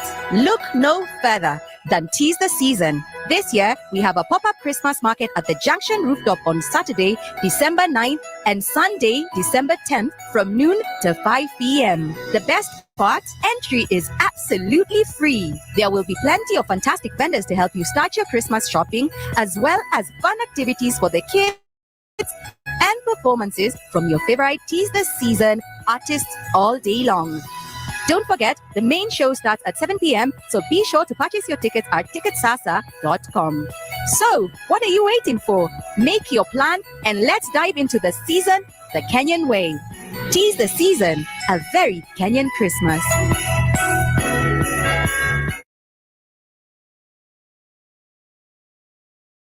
Safaricom has introduced a youth platform which is giving customers freedom to choose what products they prefer, how much to spend, and surprisingly, even the validity period. Join me, Yolanda Mulwa, and DJ Absolute every weekday from 11 a.m. to 3 o'clock to find out more. Get hooked and tap into Vision Yako. Connect, grow, and do more. Cloudy conditions, a chance of a drizzle in Nairobi this morning, 17 degrees. We'll see highs of 24 through Monday. Sunny at 17 in Nakuru with highs of 24, and we'll see highs of 25 as well. And a mostly cloudy Nyeri at 15. Partly sunny conditions in Eldoret with highs of 23 and lows of 12. And we're looking into a mostly sunny Mombasa, 25 with highs of 31.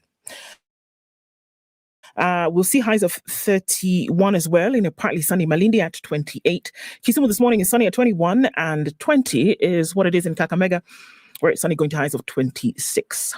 Looking into a mostly cloudy Kampala at 20 with highs of 26, and Dar es Salaam will see highs of 32, where it's mostly sunny at 25.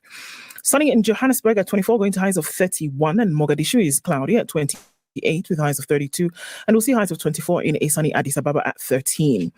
It's mostly cloudy in Lagos at 24 with highs of 30, and we'll see highs of 31 in a cloudy Kinshasa at 24.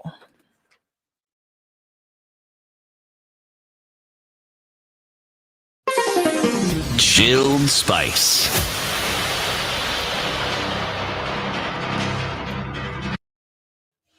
All right, quite busy in the city this morning. On the Thika Superhighway, bumper-to-bumper traffic, it is heavy all the way through to Survey, out then towards Murang'a Road. Most of it seeping towards Murang'a Road for now. Wangari Maathai is free and clear. You want to use that. Getting the long way through the city past museums and then out towards Huru Highway. You want to think about that because it's a mess in the other direction. Waiyaki Way coming up through Westlands, that looks okay for now. And we're not looking at too much happening on James Kisho Road. There's some traffic as you get over the drift. Past Strathmore and Zima Springs, and then out towards Waiyaki Way at the junction. So that's pretty busy. Lower Kabete is also piping right now, as it is on Kitisuru coming through towards Limuru Road. So that's all pretty busy. Let's keep an eye on things. Still moving at some point. Let's talk Spice FM KE on X. Welcome to Spice FM, the best exclusive radio station bringing you the best mix of the best music ever. Mature, intelligent talk every morning. Spice up yourself.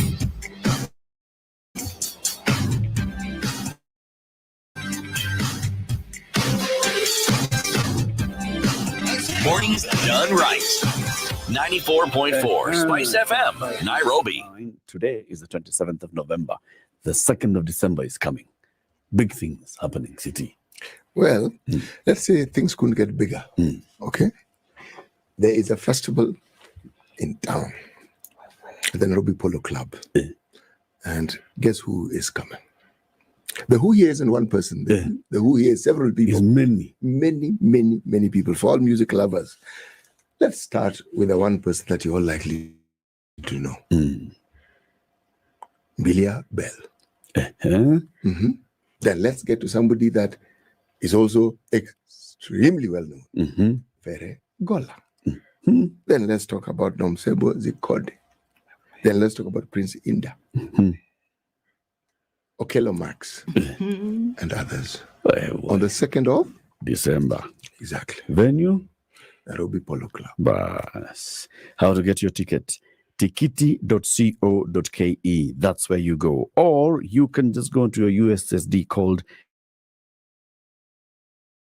code, dial star 519 star 55 hash. That's star 519 star 55 hash. And you get your tickets. Sawa.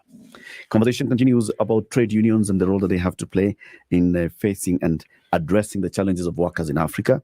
Rose Omamo, Executive Board Member of the Central Organization of Trade Unions, and Joel Odigie, who's the incoming Secretary General of the African Union. Again, say again. You know, it's better when you say African Regional Organization of the International Trade Union Confederation. Yes, bringing together the various national national centers, trade centers, would then come to trade union centers. Trade unions. Yes, it's trade centers. Union. The union is important. The union is very important. This international confederation. Okay, first of all, I can see the value of a union to its workers directly. For example, your union, the Amalgamated Union of Kenya Metal Workers, represents workers directly. Yes. Goes to the employer, and you sign the recognition agreement. And so you are representing your workers directly to their employer in the context of the employer. At what point does COTU come into that relationship? And then at what point does ITU Africa come in and ITU come in? Thank you. As I shared with you initially, is that, first of all, let me say, Amalgamated Union of Kenya Metal Workers, that is a union that represents workers in the automotive sector, tire and battery manufacturing sectors. So as we negotiate with the employer having signed the recognition agreement, how does then COTU come in? Amalgamated Union of Kenya Metal Workers is affiliated to Central Organization of Trade Unions. The reason why it is affiliated to Central Organization of Trade Union is that we need a solidarity voice and a voice to the voiceless, as I said earlier. So when Amalgamated Union of Kenya Metal Workers has a dispute like what we have said, that cannot be resolved between us and the employer, COTU is able to come in to also interject on the same. COTU will also highlight so many issues which are of the national interest, looking at the overall. So COTU is like an umbrella for other trade unions. We are 47 affiliates that are affiliated to COTU. Therefore, when Dr. Francis Atwoli speaks, he speaks for all the trade unions, not unlike when Rose Omamo goes to speak and speaks only for Amalgamated Union. Of course, my being at the board level, I would also speak for the other unions. But we believe in individual voices and we also believe in collective voices. So when it comes to collective, we come together as a body, which is now the umbrella, which is now the Central Organization of Trade Unions, that will now is the most represented organization for workers in Kenya, that will now speak for the entire workforce in Kenya. Broadly. So broadly. Then COTU also now, the reason why it affiliates to ITUC Africa is because there are instances that things happening at the regional level. And we need a collective voice at the regional level. That is how the 17 or 18 million that Joel talked to would come together to voice together as a region, because these are matters that pertain the region. And it goes to that level, to the global level. So that is how we link, and that is how we affiliate. Can you give us an example of where ITUC Africa has come in to help the Kenyan worker, by that continental voice, influencing whatever continental policies that would then impact on the Kenyan worker working at a battery manufacturing company in Kenya? ITUC Africa has given their voice in many instances, not specifically in my sector, but I can cite the sector of Wilson Susioni, who just left the studio earlier before us. When the teachers were on strike and the government could not respect the collective bargaining agreement that they themselves had signed with the teachers union, ITUC Africa came very strongly to that issue and spoke and even wrote a letter to the government of Kenya, citing the agreement that they had signed and telling them to respect workers' rights. So they did that, and they have done many. We have had issues with the Salaries and Remuneration Commission, and every day you hear us on television complaining about Salaries and Remuneration Commission. We have even escalated it to ITUC Africa level, where they have joined us in also speaking to the government and telling the government that we need freedom for workers. For example, when an employer and a union agrees, Salaries and Remuneration Commission need not to go to court to block the agreement between two people, because we know that their role is to advise, but not to block the collective bargaining agreements that have been agreed Rosa, upon. I have to ask. Yes. Give us an instance where they blocked. I'd like to understand why they would go about. I and the employer would agree that this is the percentage of amount that we can give to the workers. I believe by the time the employer agrees, the employer has looked at his budget and seen that he has the ability to pay.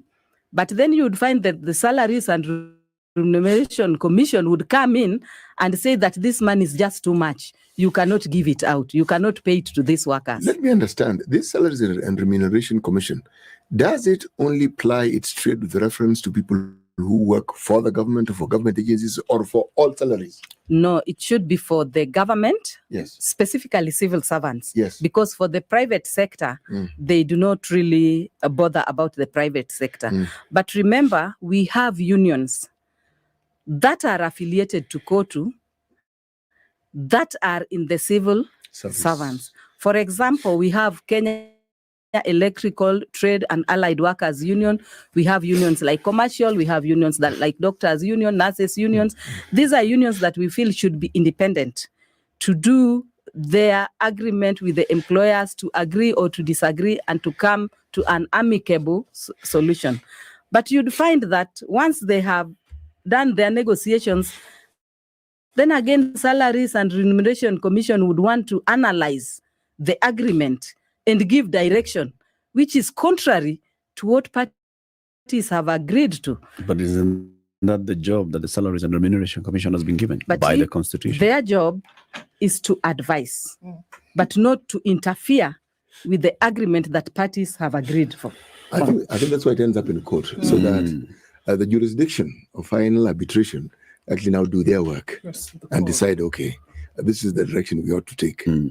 What are some of the issues then that we see? Because one of the things you mentioned, I think both of you mentioned earlier, was that you'll find that a lot of the issues, or rather that unionizable organizations or individuals then run into the same kind of headwinds. And I'm interested as to what those could be from country to country. One of them obviously is remuneration. That's a big one. But what are some of the other issues that we see then?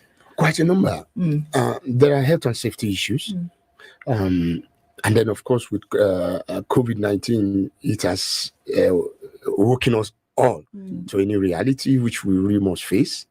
There are issues around workplace violence and harassment. And then, of course, as a workers' organization, we have reacted very spontaneously, consistently to this issue of GBV at home, community and workplaces by siding with the adoption of Convention 190. That's an ILO, International Labour Organization standard instrument to be able to deal with these issues. There are issues of beyond wages, conditions, promotion, training, opportunity to be able to grow in the workplaces. There are issues of family life. It's not all about work. How much do I get holiday? How much am I supported to regenerate myself to be more productive at workplaces? But beyond all of these, there are also issues of development. There are, in other words, we see our support, our role, not just bread and butter, but our role that is linked to how this continent develops, how this continent is effectively integrated, how this continent grows prosperity, and more importantly, how this continent can share it in an equitable manner. So there are issues for trade unions for us, issues of trade. The African Continental Free Trade Area. We've been here in the last 4 days. We've been discussing this issue as organized labor. How do we contribute to this?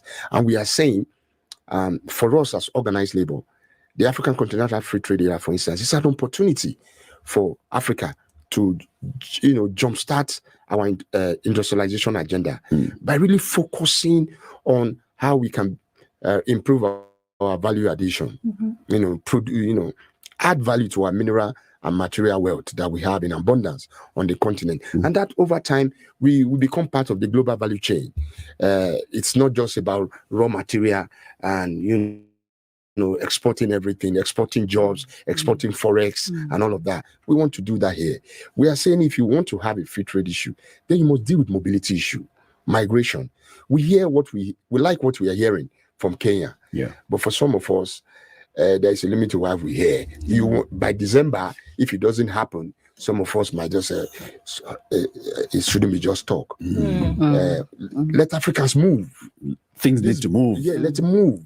When people move, ideas move, initiative move, enthusiasm move, culture move, and you integrate, you diffuse better. So the issues they are women issues, they are children issues, child labor. These are issues, forced labor issues. These are issues we don't want to see in workplaces, in communities. So the issues are diverse, they're various, and they're of different complexities. If you say all over Africa, let me use Swaziland, former Swaziland for you. The issue is a simple issue about representation, democracy issue. Workers are saying, why should we have a country where people who represent you are not elected by you? In some ways that are different. How do you have that? And then by just simply filing a protest to say, no, let's reform this process. People are shot and killed, over 100 just shot and killed. And we are still asking, why? And then let there be justice. This action should be investigated and should be brought to book. And who perpetrators should be brought to book. There are issues of the environment, climate change. I've just seen the part of the papers talking about flooding and what is happening. We are all concerned. If our environment is taken over, there will be no jobs. Our easy slogan is that there are no jobs on a dead planet. So we shouldn't kill this planet. We should contribute to keep it alive. And to do so, we think we have a voice, we have a role to play to bring this to bear. If we must industrialize, it's an issue about energy. How do we contribute to energy production and distribution so that it can help grow our economy? So the issues are diverse, and we are all as organized labor interested. With the involvement of unions, can we see, if we look at a timeline, can we see that issues addressed have taken on a different shape and form over the last, use whatever time period you want to, and that we can see as a result of the involvement of unions concerning issues at the workplace, then have actually changed or taken on a different face because of that involvement that then one could not do without? Yes. First, I just talked about climate change. Yeah. The trade union movement brought what we now call just transition. When we are saying, let's move towards a sustainable way of doing things. And over time, we have seen everybody queuing behind a just transition. And on the just transition, we have seen increased consciousness on the question of how we should address climate change crisis. That's one. And a lot of persons are beginning. Of course, we are not happy. At some point, we see hijack of that. But in terms of what we have done to bring that is one. On the issue of democracy, and in this country, we are proud of the Central Trade Union Organization. When this country had its crisis, 2016, 2017, if I'm not right, or 2007, if I'm saying, thank you. We saw the role of COTU, trying to bring parties together. Let's talk. Let's dialogue. We have been the merchant of social dialogue, and we have been pushing it to say, no, by the time we fight, we always end up at the table. So why do we fight if we can talk and have solutions? And we have consistently been pushing for that to happen. I've just talked about GBV. No constituency like the workers' constituency, has accentuated its voice on the issue of gender-based violence because we know who the victims are. They are more of women. The power relation, the asymmetry of power does not favor them. And we are saying, how do we protect them better? On the issue of child labor, we have been the champion because first we are parents. And of course, as workers, we are saying, no, it is wrong. It is the dog. It is the tail wagging the dog. If the child is working to feed the parent, that is a misnomer. We have been saying, how do we reverse this situation? So these are issues. Very many issues, actually. And if you can remember, even here within the country, you've seen Dr. Francis talking about the ratification of Convention 190, which he has alluded to, and its recommendation 206 to eliminate violence and harassment against men and women in the world of work. These are some of the things that trade unions really speak to and champion. And if you can remember, on May 1st, His Excellency, the President of the Republic of Kenya, Dr. William Samoei Ruto, agreed that we really need to ratify Convention 190 and also Convention 189. Convention 189 is on domestic workers, because as trade unions, we also look at the challenges that the domestic workers are going through within the country. And we are saying that they need protection, you know. And then we also agitate for their rights, the rights of domestic workers. So that is how trade unions would, come up to champion for and make things work within the country. Because we do not only look at the workers' rights at the industry level, but we also look at the society. We look at the bigger picture, issues to do with the elimination of child labor and forced labor, because we feel that those are violations to human rights and to their dignity. Yeah. And you're also looking at the economic development of the countries across Africa, like you've just mentioned, the Continental Free Trade Area and such, and how they would contribute to Africa actually then rising. Now, if you look at the stories of industrialization, say of Asia, of China, one of the things that will stick out to you is the movement of foreign capital into those economies was following what we call cheap labor. Let's call it affordable labor. Are unions in Africa balancing that, making sure that the labor in Africa is still affordable but attractive enough to attract that FDI into Africa, so that then you can then have industrialization? Well, first, I would disagree with that. To say that's not what happened. If we talk about China, for instance, China closed itself.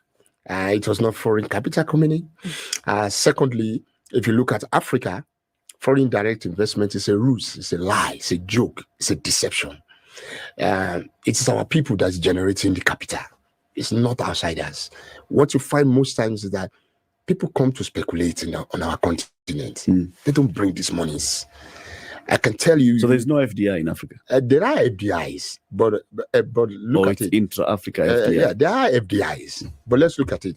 Remittances from workers, migrant workers all over, diaspora, Kenyans, Nigerians, Senegalese.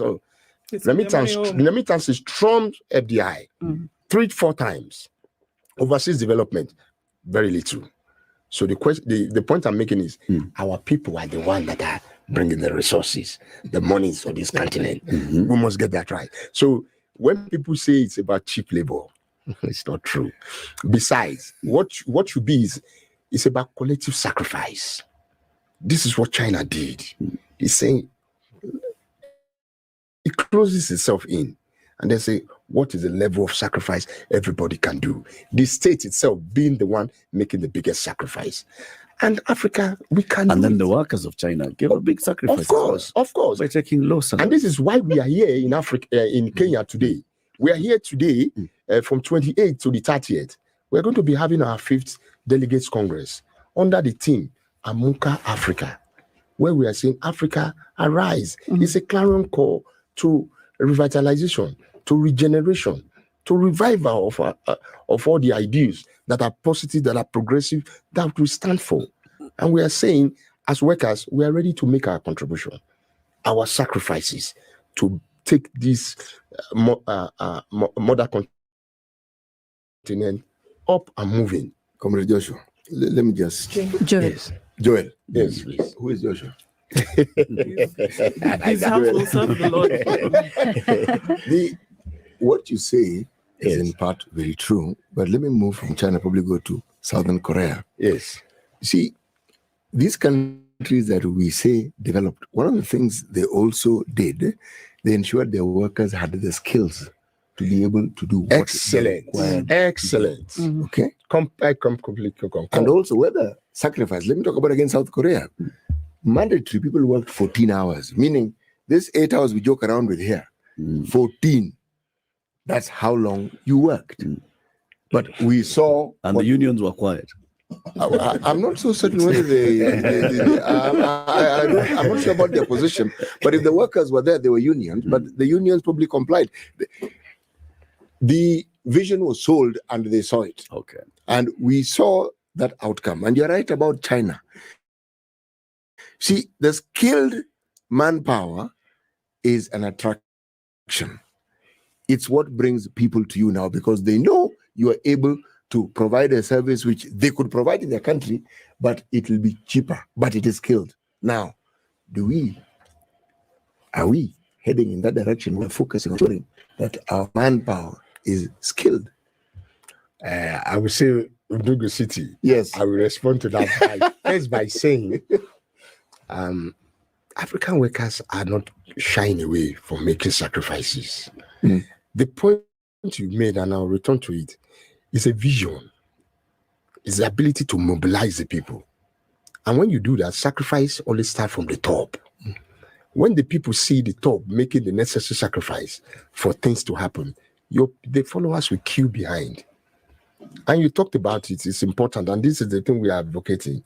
Let us train our people. Let's give them the opportunity to be able to contribute. We have the energy, we have the numbers. This continent is the youngest. And it's going to be so for the next 30 years. Even beyond. Beyond. But let's take opportunity. Joel, you're right, but then let's take Kenya. We killed technical schools. We didn't give the emphasis that we should to the technology and science colleges. That's skilled manpower. And you need that for industrialization. So very fundamental. So even as Kenya, when you talk of industrialization, when are we going to achieve it? When the very foundations we ensured we did not protect. When I say we are advocating for that, we call it vocational technical training and education. We continue to advocate for it. Yeah. These are the things, SMEs are the fulcrum for the growth. And in fact, right now, when you look at what National Industrial Training Authority does, it has focused much on vocational training. And right now, you see, they have even developed a curriculum for matchmaking so that people can be upskilled and skilling the people and to skill the people. Actually, we need to trace our roots. Where did the rain start beating us? That's true. Well, thank you very much for joining us today. 1 hour is a short time, but it's an interesting conversation that we've had with Rose Omamo, who is an executive board member at COTU, and Joel Odigie, who is the incoming Secretary General of ITUC Africa. More conversations in the next hour, 9 a.m.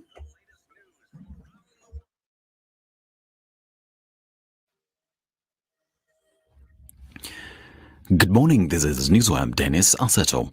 Form 1 placement exercise kicks off today amid protests from disgruntled parents and candidates of alleged errors in the 2023 Kenya Certificate Primary Education Examination results.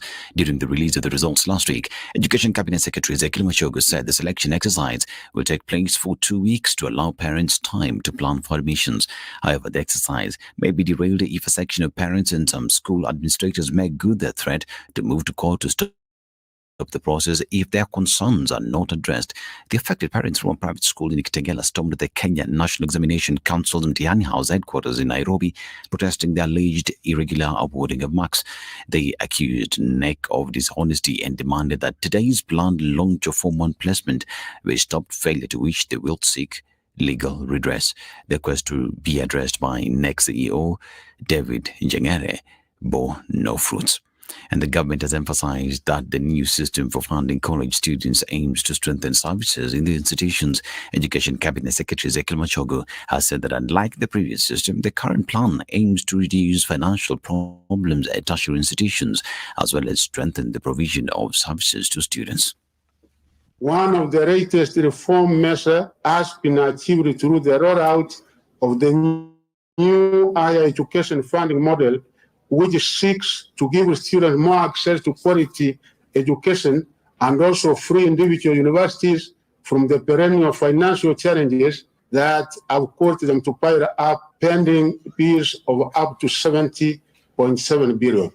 Machogu has also pointed out that the government has already provided funds to finance first-year students who recently joined their tertiary institutions. The government has just completed the disbursement exercise of 5.2 billion in loans to first-year students, a first step in confirming the government's commitment to ensuring that the new funding model is implemented methodically and seamlessly. The ministry will do all it can to ensure that the scholarship kit of the new funding model is dispersed in time to allow universities to run their programs smoothly. Machogu's statement comes despite some stakeholders in the education sector opposing the new system, saying it discriminates against students from poor families. And just a few days after the National Dialogue Committee presented its official report to President William Ruto as a new leader, has come out to oppose the report, saying the committee failed to highlight important issues.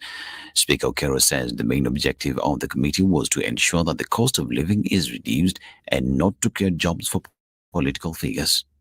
Ile mambo inayohusu mwananchi, ile mambo ya gharama ya maisha, ile mambo ya taxes hawakuweza kusuluhisha. So tunaomba wakirudi pale ile maneno wasuluhishe, sababu hatukuunda ile jobo iende kuangalia mambo ya maofisi kupea watu vyao, lakini kuangalia mambo ya maisha na gharama ili watu wetu waweze kusaidika hapa kijijini, sio mambo ya kazi. So tukienda mbele tutakuwa tayari tufanye maandamano hadi tuone gharama ya maisha imekuja chini, mambo ya ofisi ifuate baadaye.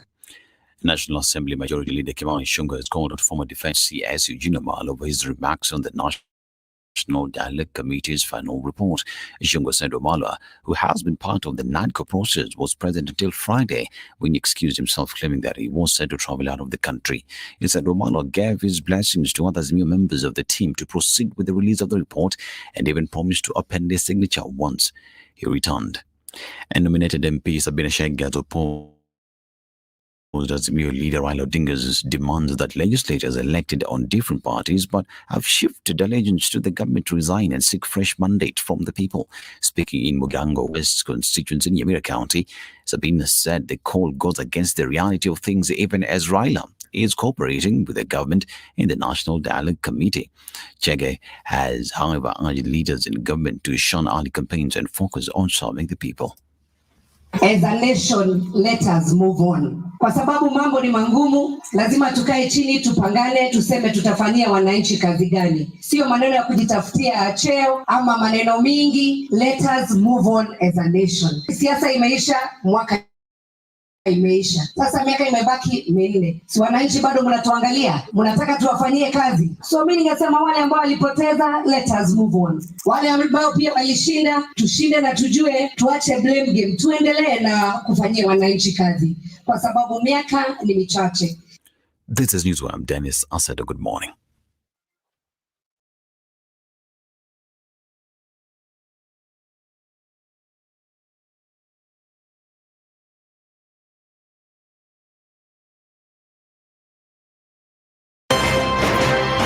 It's critical that people pay taxes. But then taxation has to have a limit. When you start overtaxing people beyond certain limit, then this is now we call robbery with violence. We are all struggling, but we don't show. If you're not doing well, shame on you. But you have to say, I'm broke and I'm struggling. We are not okay until everybody is okay. We are pretending to have political parties. Why don't we just be honest? And we say, these are the Luyas, these are the Kambas, these are the Kikuyus, and we find ourselves in Kenya. You know, with politics and leadership, no matter what you do, there will always be a complaint. There will always be the assumption that you're either stealing or you're not doing things right. As a dear, don't fear. If you know you're doing the right thing, you've thought about it, you've got an expert advice, do it, then understand later. This country, we don't need prayers. Prayers is between you and God. Good governance and thinkers who care about the country and not their stomach. That's what we need. 94.4 Spice FM, Nairobi. All right, so traffic, that's continuing. Let's look at what's happening on Limuru Road. Coming into the city is ebbing and flowing, but still pretty heavy as you're coming from your different junctions, coming from United Nations Avenue. But then most of it you'll see as you then approach the city. But it's not too bad. Where it is still pretty heavy is coming off of Thika Superhighway past Utali. And in that whole Survey Valley area, bumper to bumper. It's quite crazy, actually. As you approach the city, it's also heavy then still coming off of Kiambu Road. Where else is there drama? It's busy coming off of Langata Road, so you can watch out for that as you come past the Nyayo Stadium roundabout, heading towards Aerodrome. And also on Rilo Dinga, where it's going to meet with what's coming off of Gong Road. So it's busy, busy, busy where everywhere you look. Well, for most parts for now. We'll get out of traffic hours soon enough. We should be able to get out without too much of a scratch. But we'll keep an eye on things. Help us out here as well. We'll talk on Spice FM KE on X.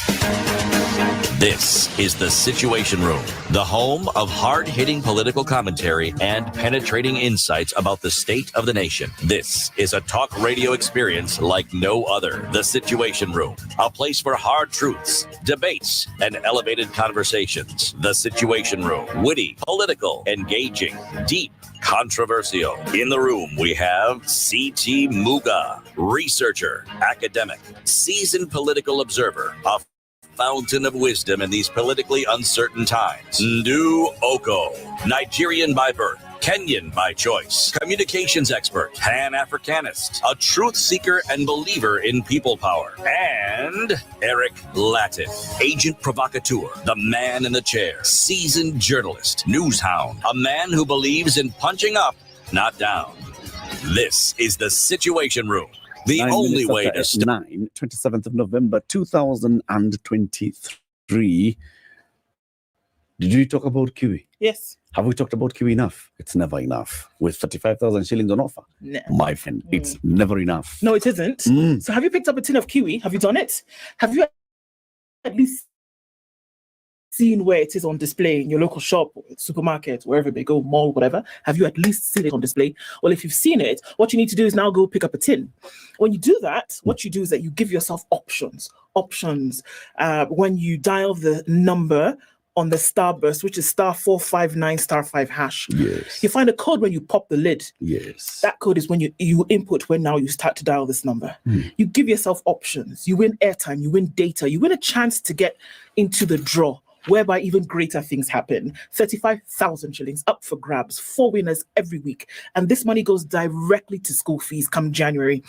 And you don't even have to worry about a thing. You buy a tin, you get the draw, you win the money. They will send the money to school. And so you rock up to school with your shoes shining when school fees have been paid. None of that. Surely. None of that. All because you started by taking action. And the action was you walked into a shop and bought Kiwi. And then you just didn't do that. You actually sent the code. Because you buy Kiwi, if you don't send the code. You sit down at home and wait for somebody to send the school fees. It ain't happening. Unafikiri unapata hii pesa bila kulipa ushuru? Ushuru lazima utalipa ushuru bwana. Kama namna gani nani? We have a guest in the studio. Abdusalam Ahmed Sheikh is the founder and CEO of Climate Governance Movement. He'll tell us what that is all about. He's our guest for the next hour. Good morning, Abdusalam. Good morning. Thank you so much. I've wanted to be in this show one day because watching you, like without watching you guys one day, it's a dull day for me. What? Yeah, I watch you guys every day. Right. Yeah, exactly. Karibu sana. And you've wanted to be on that seat. Exactly. That is the hot seat of the situation. Are you sure you wanted to be on this seat? Yes. Kabisa, kabisa. The day has come. Yeah. The day has Karibu come. sana. This is your day. Yeah. Okay. Prepare yourself for the day's proverb. This week's proverbs are from the Republic of South Sudan. Yes. And City Gold. Niendelea Southern. South is Southern. South cannot be Western. It cannot be. It is Southern. Okay. Sawa. South Africa is Southern Africa. And Southern Korea. Yes. Does anybody have any other question? All right. No. An animal with a long tail should not step over fire. An animal with a long tail should not step over fire. You know, I'm a Gen Z. Let me just try to just. We want that Gen Z interpretation. Do Gen Zs know fire? No animals with tails. Do Gen Zs know animals with tails? Okay. Bas, you qualify. Tell us. Pardon, please repeat. Let me. That is very true. I will repeat. An animal with a long tail should not step over fire. Oh my God. Don't belabor it. Just say the first thing that comes to your mind. Simple thing. Simple. The first thing that comes to your mind. What do you think will happen to that animal? Okay, that animal will just get the fire. Yeah. So if it steps over fire, its long tail is likely to to get the caught fire. up in the Yeah, fire. Exactly. Okay. So why should it not? Oh, good. Preparedness. Yeah. You should prepare yourself before coming into the show. For example, yes. You have a long tail. Yes. That's a hot seat. But you have understood it well. Yeah. You see the beauty of an interpretation, especially if we ask for your interpretation, you cannot possibly be wrong. Exactly. How it speaks to you is what you're telling us. And we are grateful because you've given us perhaps an interpretation we couldn't have thought of. That's true. Sure. That's true. Yes. So congratulations. Asante sana. You're right. Yes. Absolutely right. Absolutely right. Kabisa. So who's Absalam? Who are you and what do you do? Abdisalam is I'm called Abdisalam Ahmed Sheikh. I'm from Garissa County. I do international relations. I'm 3.2 at Kemu University. And also I'm an advocate for climate. As you see, my organization, it's called Climate Governance Movement. We do, it's a youth-led organization advocating for climate governance and attainment of climate justice at all levels. We engage, youth people, in meaningful ways to address climate change through policy advocacy, communication, community action, and educational initiatives. That is what we do. Yes. What drove you into this? Because where I come from, we normally face climate change. Right now, what's happening, the El Nino is happening, it's a climate change effects. So that's what drives me to be in this stage. Yes. So I'm interested in sure, there's climate change, there's everything, it's everywhere, isn't it? Yes, exactly. But what was that thing that struck the match for you that said, you know what, I can be here and I can talk about this, or I can actually do something about it? What was that then made you make the decision? Climate action, when we are talking about climate action, is a vast topic. The reason as to why I've chosen climate governance is that, for example, I've attended the Africa Climate Summit. There is a money that was pushed to county governments. So we need to, put the government into and actions. Asking them how they're doing with that money, if they're going it's going in the right trajectory of doing climate, forming Department of Climate Change, all those stuffs. Yeah, that is what made me to be in this stage. Yes. Yes. You grew up in Garissa County. Where in Garissa? Garissa Township constituency. I see. Yeah. The river passes just exactly there. Yes. And now the river has burst its banks. Yes. What's the situation like from what you hear? Oh my God, situation is dire. Even the bridge right now lost one pillar, so it's almost like So it can Garissa is collapse. cut off. Yeah, cut off. Example, right now it's cut off from the rest of the country. Even not only Garissa but the entire region is. There is no intervention from the national government until now. It's only the CS defense that, I think the first 2 weeks have done something, distributing foods to Wajir County. We haven't seen any other, actions from the national government. Yes. There are those who will argue he is the government. So if you see a CS, you don't get more government than a CS.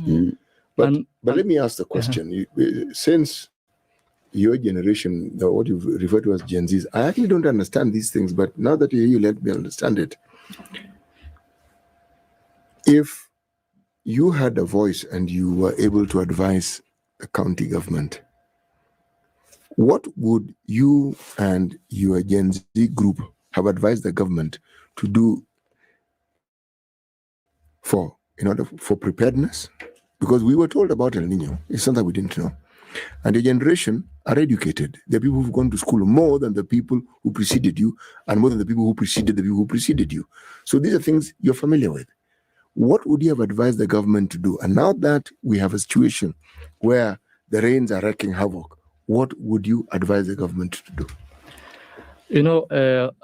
Right now, El Nino, it happened. Water is everywhere, submerging, everywhere in the northern, region. But now what we need is the action. We don't need, to push the waters into sijui bla kufanya hiyo kitu ingine hapana. We need, the right actions. Like, this is a national government project. It shouldn't be a county government. I think that is the reason I'm asking you is these people live in a county. The county has a governor. Yes. The governor has a government. Yes. He has ministers. There are MCs. He has an assembly. When people are elected during peacetime, there isn't much for you to do. But when problems arise like now, you are still the leaders. The question I'm actually asking is, what would you like to see them do? Because it's not that they can't do anything. It's not that they're completely incapacitated, because county governments do get money. But it isn't the money for now that I'm talking about. That's why I prefaced it and said preparation, because we knew about it. Because this is not the only disaster. When you have a disaster like this occurring, rest assured others will come. The consequences of of these damages right now, the next level ni kukosa maji, Yes, normally long prolonged periods of drought are followed by what we're seeing now. Exactly. And this will be also followed by another prolonged. Yes, exactly. Yeah. So if you are to advise, because your age group are the majority, you are more than everybody who's older than you. How would you advise the government of the county? Because county government is the people's, it doesn't get closer than that. You have MCs, you have MPs. These are people you can talk to. What would you like to see them do? For example, most of the counties don't have department of that particular, for example, let's say disaster management. For disaster management and climate change. They don't have, most of the majority of them. So if they form that kind of, department, then facilitation will just go on and, curbing the problems of climate and this havoc that we are seeing, El Nino. It can be curbed, it can be stopped. Because there'll be a department that is charged with the duty of making sure that, like a finance, like the agriculture, education and all that. Yes. That is what I can advise. Yes. Should we be focusing our attention on the county government more than the national government, or the other way around? Yeah. Right now, as this disaster unfolds, it's with us. And what we are seeing, remember, government was warned, was cautioned that this is going to happen. And government is two levels of government. What action do you see that the county governments took? What action did the national government take? Where we are right now, who bears the bigger brunt? A bigger part of the blame. It is, I think, in my perspective and that is the national government, I think, because this kind of problems that comes with the natural disaster, it's for the national, government, and not only the national government. This kind of problems, it needs, even you can go to the neighboring countries to get help.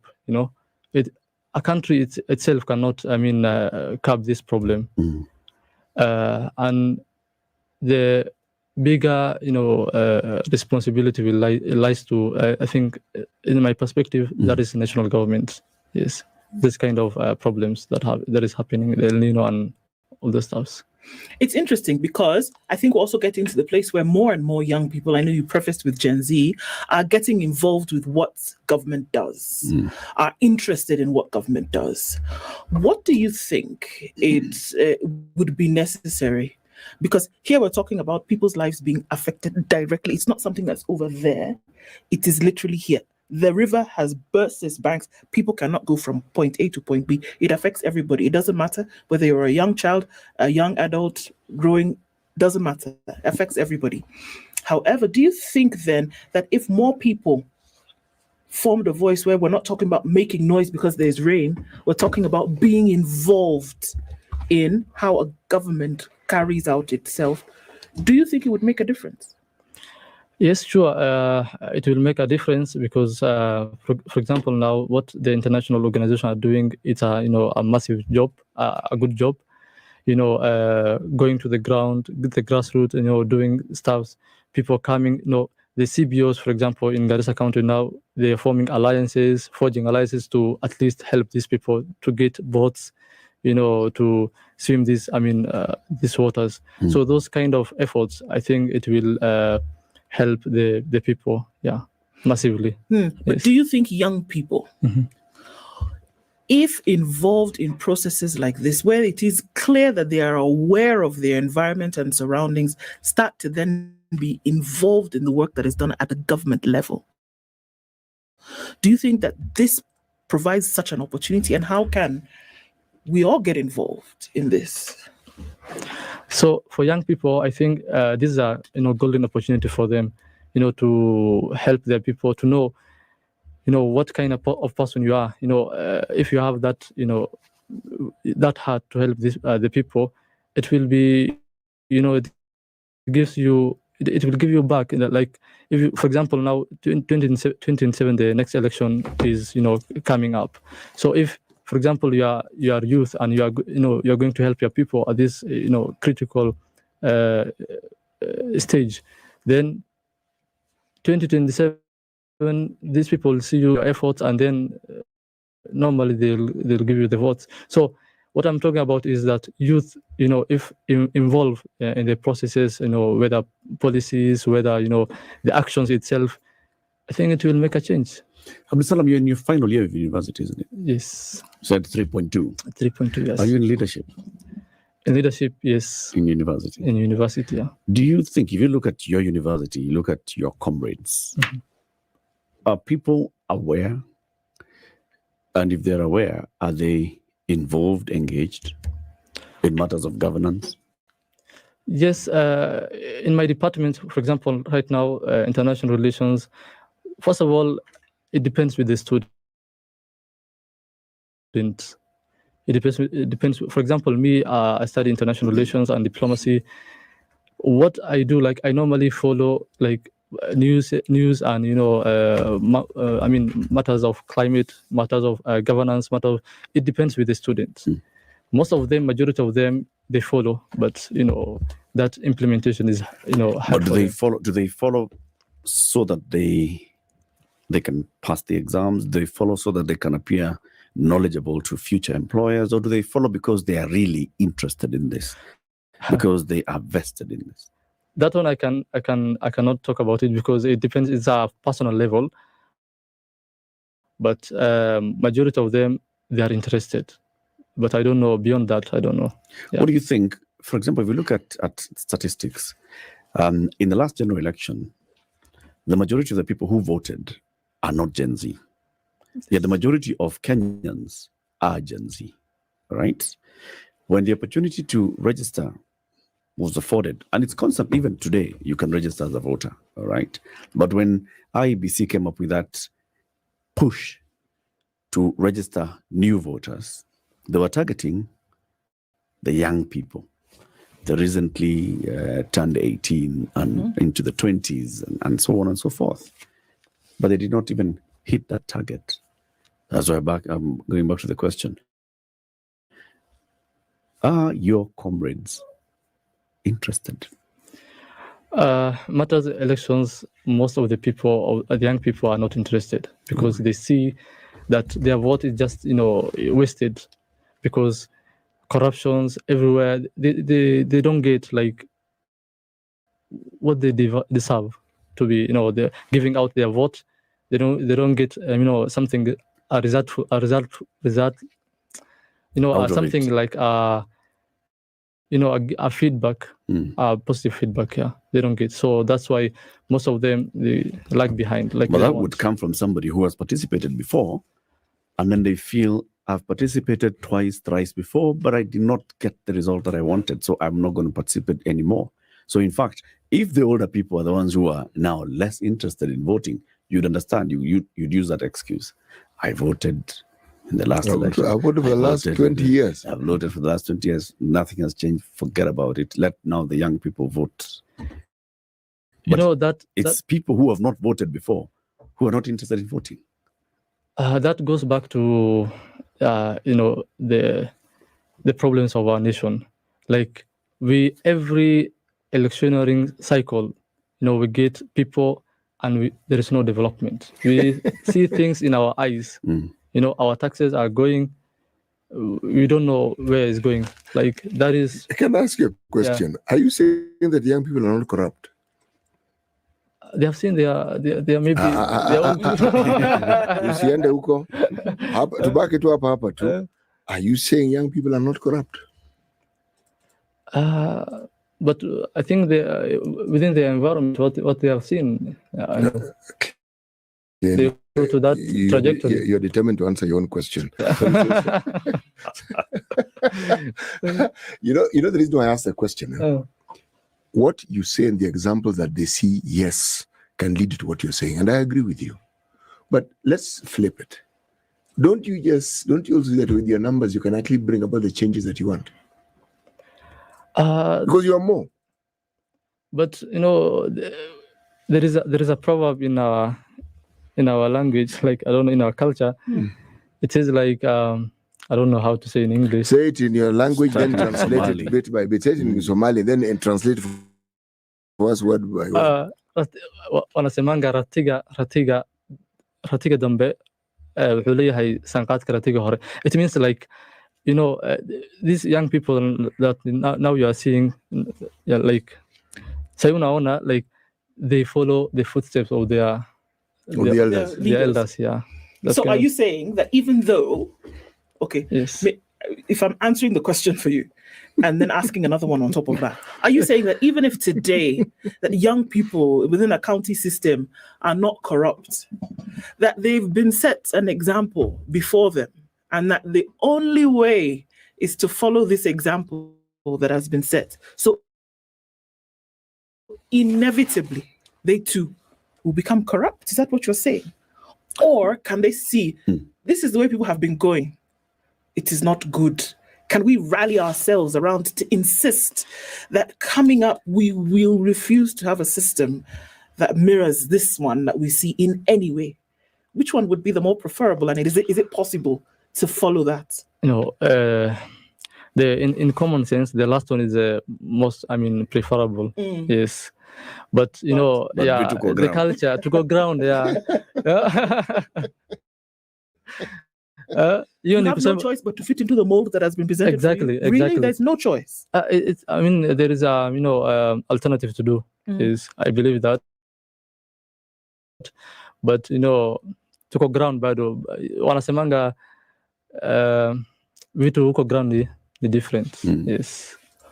Yes. Let's take a break. The conversation continues 9:30. Abdusalam Ahmed Sheikh is a university student. He's also a founder of Climate Governance Movement. He's here this morning talking to us about what young people are saying, and also from his own home region of the Northeastern. He'd like the government to do more with the ongoing drought and the escalating situation. He'll tell us more about that after this break.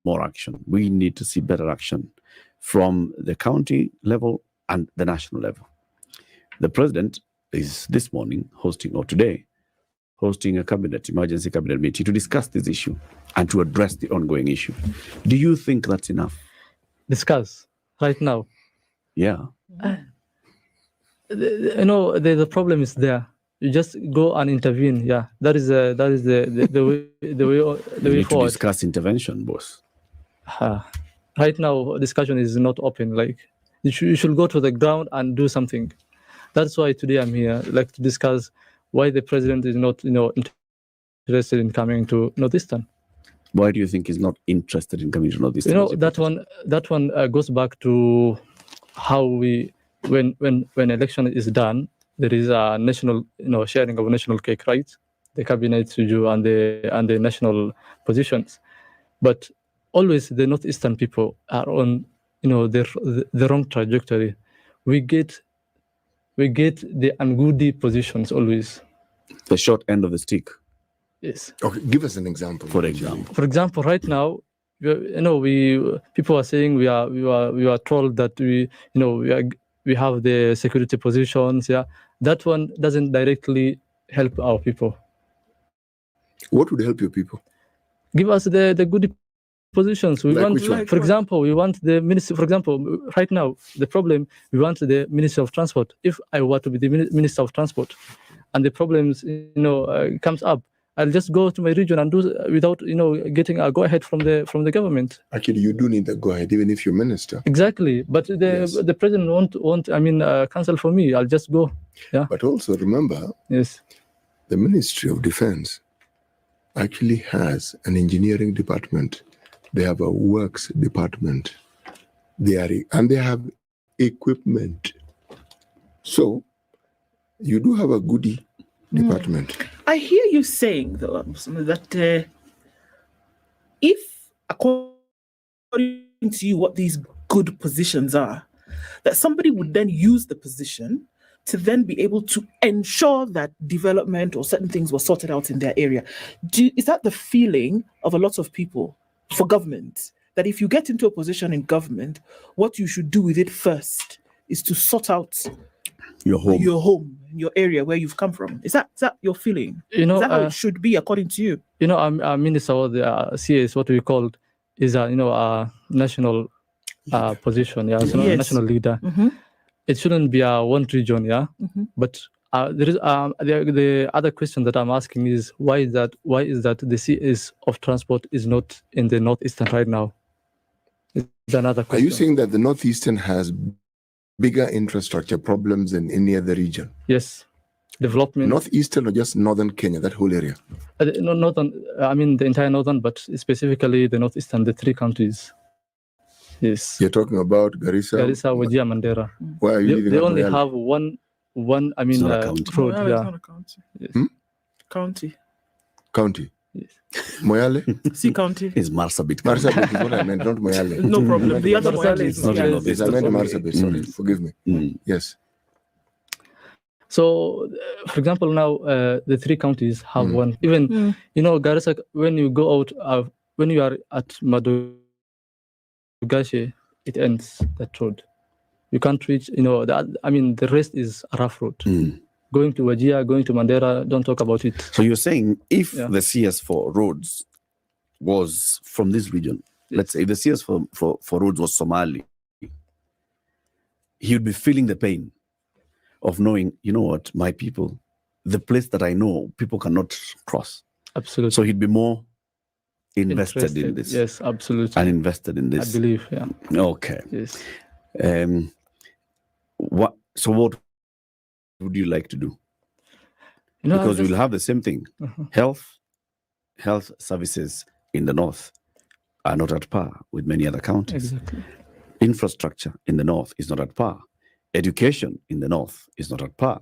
Security in the north is not at par. So would you like all these ministers to be from this region? So now, like we are being given the security positions until now, I feel like it's a manipulation. To me, that is in my opinion, I feel like it's manipulation. We are given the security dockets. At the same time, abduction is there, extrajudicial is there, and you cannot talk about it because you are the security. So how will you talk about it? That is, for example, if now extrajudicial happens and the person was being killed, whatever happens, you go, the CS defense or any other security sector goes to, on the ground. How will you revive that person to be in life again? You cannot help that person. So that's why I'm telling we want the good positions. Give us the agriculture. We have the arable lands. We will invest it. The people, the Somalis who are investing in Nairobi, will give them the hope that they go back to the Garissa County or maybe in the region. What happens to the individuals who've been elected and who are at a position of representation? Are they fully invested in making some of these happen? Because there's representation, there's agitation, there is insistence on certain things to happen. And constituencies, wards, they have development funds, they have all kinds of things that should happen. Because one would then ask, without the intervention, right, of somebody at a CS level, that there's certain processes that have already been set in place because there is representation at the very lowest level, the ward. What's happening there? And is there an understanding also that there's an element of governance that they're supposed to deliver? Is it happening? Or is it just stories? That one cuts across the entire country.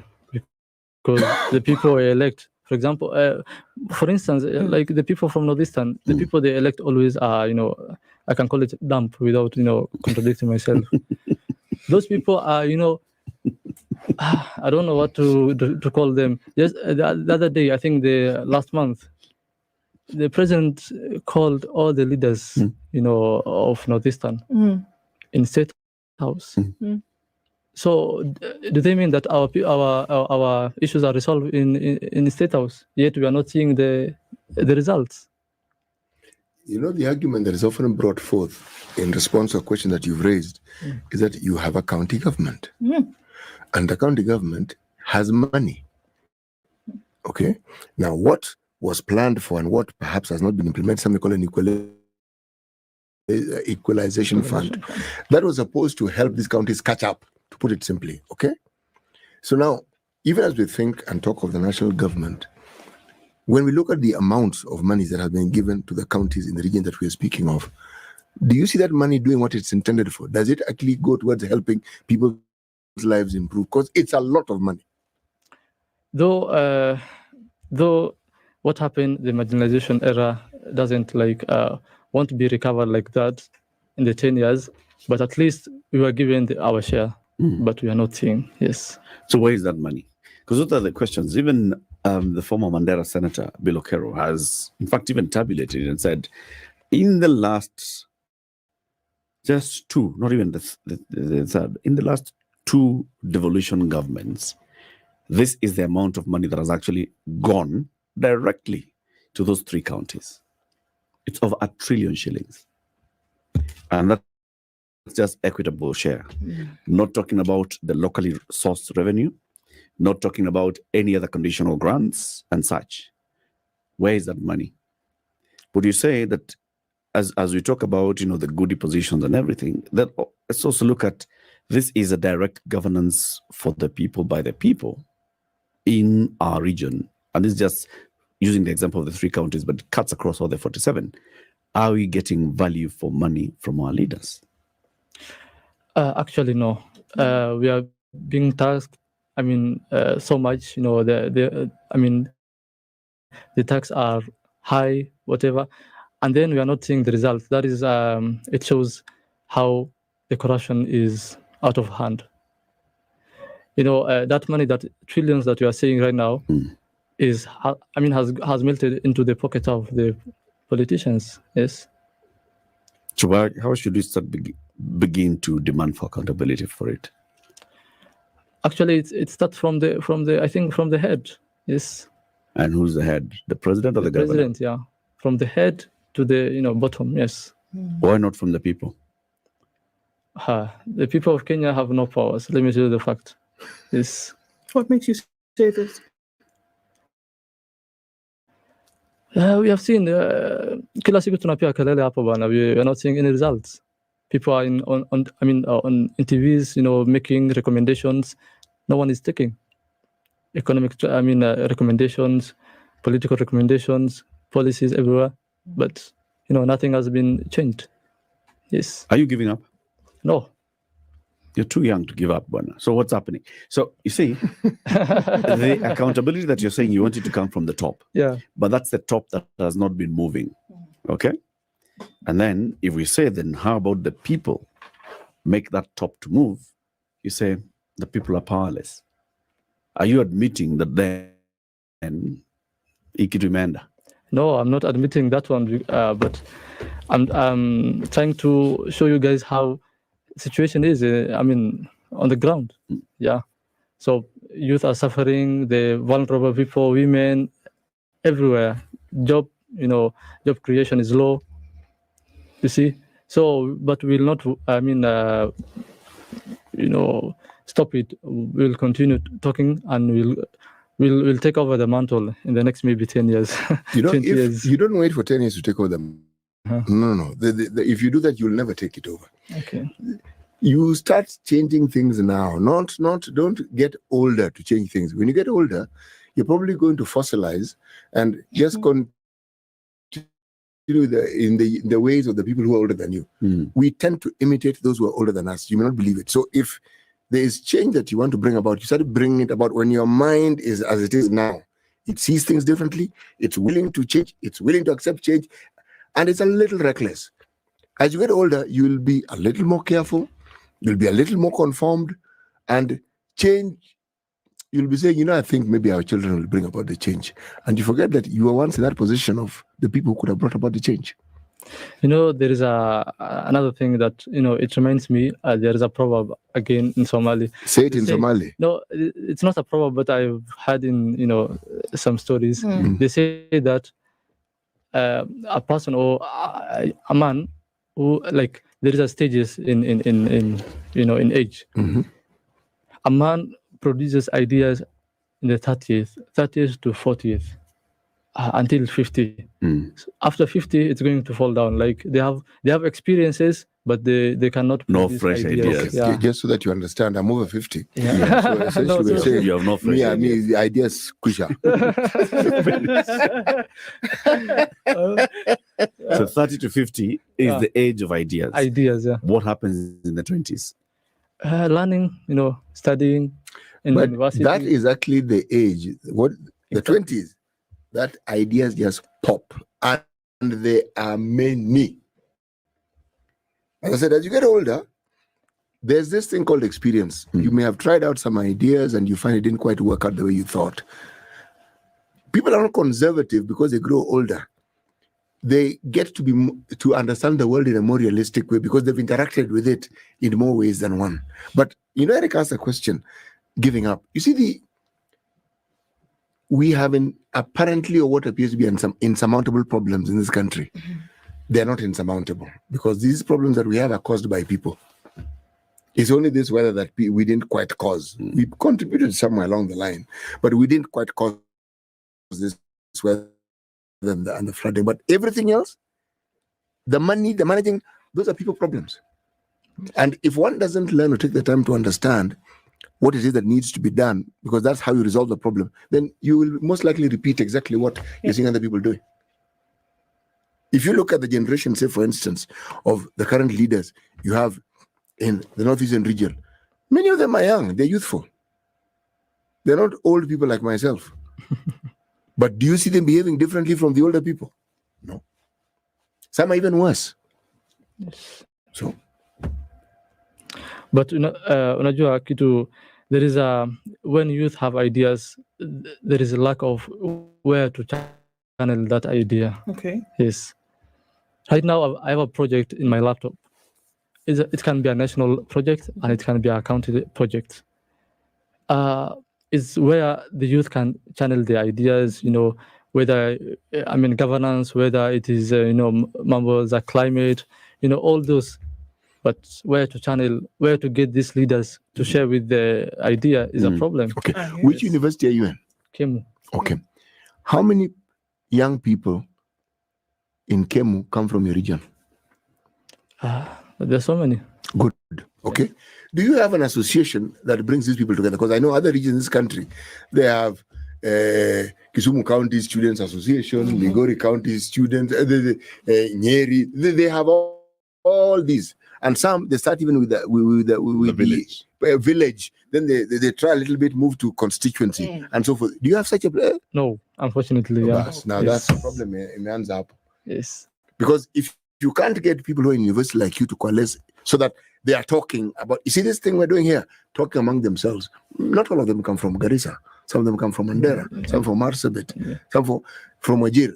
Now, if they are talking, then at least you are talking about ideas, and there's commonality in the problems you have. There's commonality in the leaders you have. You start there. You as a person, you will talk, there'll be limitation. If you're a group, it's different. In fact, what is strange about this country, if you're a caucus of university students, you're listening to more than just a collection of the universal collection of cattle dip chairman of Kenya. You will not be listened to as much. University students are actually listened to. Yes. Now, if you didn't know you had a voice, you do have a voice. So there's a platform, because I heard you saying last is you lack a platform. Even when you have an idea in your laptop, an idea that you feel could benefit the country, you lack a platform to present it. Yes. But do you really lack a platform, Abdi Salam? No, you don't.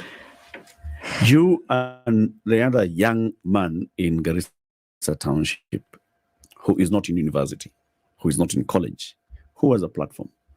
You know, the good thing with the leaders from the other regions in the country, I've seen interacting with the young people. But in Northeastern, you'll never see that person you have elected. Why? I don't know. When I go to Nairobi, you'll never see. And when you call, you have their number. Hawatashika. There's a problem. I'm in groups in WhatsApp, whether governance, whether so many. But I've seen senators are in there. Senators from different counties, particularly not Northeastern, other regions. I've seen them, participating, taking ideas from the young people, from the grassroots. You see, it's a different. We're lagging behind. So if you have access to a senator in the Republic of Kenya, why must it be a senator from Garissa? There is a difference when you know a person and when is different is coming from different regions. It shouldn't be. Yeah, it shouldn't be. It shouldn't be. Yeah. Because like the example you gave of the CS, and you correctly put it, that person serves the nation. Now, I understand it is important that you look after your own people. It's very understandable.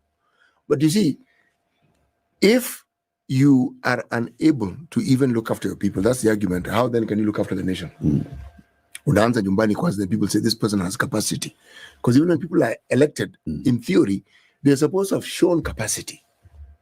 That's why they're given jobs feeling this person has capacity. But in our case, we have to ask, these people who are elected, what capacity are they given these jobs for? Because they clearly have capacity. It's just not visible to all of us. But and there is another problem in northern Kenya when it comes to when these people come, they are campaigning. Even these people, suffer, these politicians.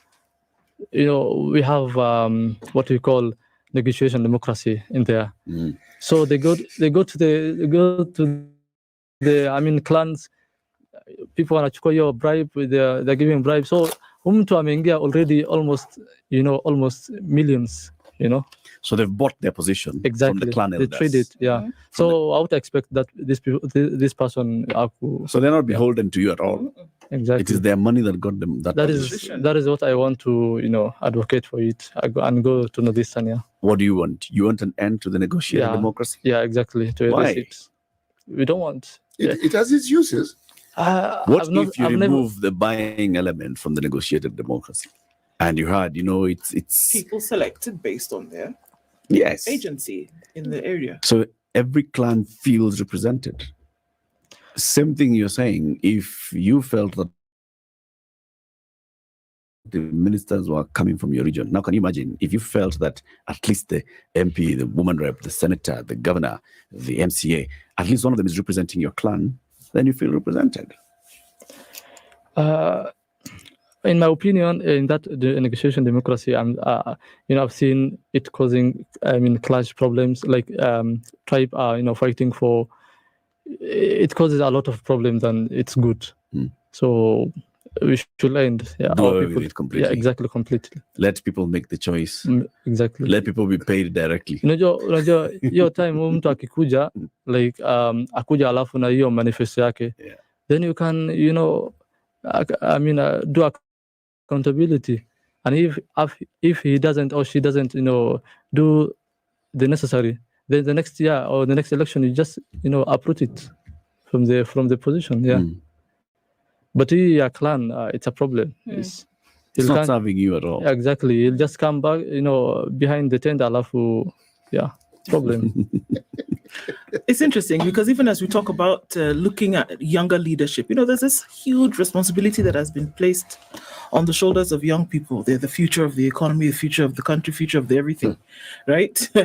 And then we have sentiments like what you're bringing here, that these traditional ways of doing things are actually not bearing the necessary results for today's person. That's what you're saying now. It had long been accepted. So what do you think ought to change, the doing or the thinking? If you change the thinking, obviously the doing, the money and the transaction will just end. First of all, the head, then the other thing will just follow. Yes, that is what I believe. So you do away with this negotiated democracy. Exactly. Then even the governors and the MPs will feel the pressure to live in your county. Exactly. They'll no longer just be living in Nairobi. Yes. Because they've brought the clan elders to Nairobi, wako sawa Nairobi. The rest of you are suffering back at home. Yes. How will you change that? You said you want to bring this. First of all, having a youth, forming an organization whereby we look for changing policies, coming up with policies of how our region should be doing the elections. We say in short words like revolution. We should do a revolution into that issue because we do give the knowledge to the young people. Educate them into that issue of governance, tribalism, advocate for good governance. Then we are good to go, I think. All these revolutions you hear of, it was never one person. They had friends. Yes. People who shared their ideas, people who they worked with. Let me take you back to university. Find like-minded people. They don't have to come from your place because very many parts of this country were exactly where you are now, where it was negotiated. Once there was this agreed, that was it. But it has changed. It's no longer there was this in the true sense of the word. So you live in a country where... Start a Kemu Pastoralist Student Association. I think that's wide enough, offer leadership at that point. Yes. But thank you for joining us today. Asante sana. How was it?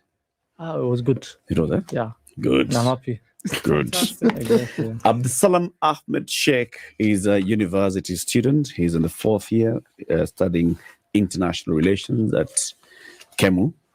And he's also founder and CEO of Climate Governance Movement. He's been our guest. Thank you for tuning in. See you again tomorrow. It's 10 a.m.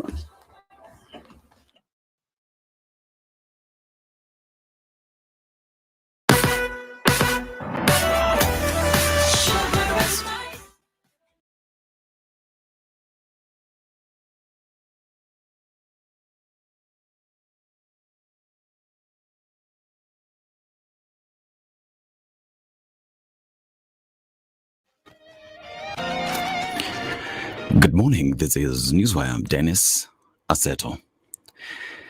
Deputy President Rigathi Gachagua has urged the residents of Samburu County to support President William Ruto's re-election bid in the 2027 general election.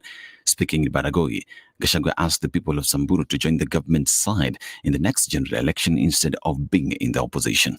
Hapana tupa kura yenu msituni. Weka kura yako pahali uongozi utapatikana.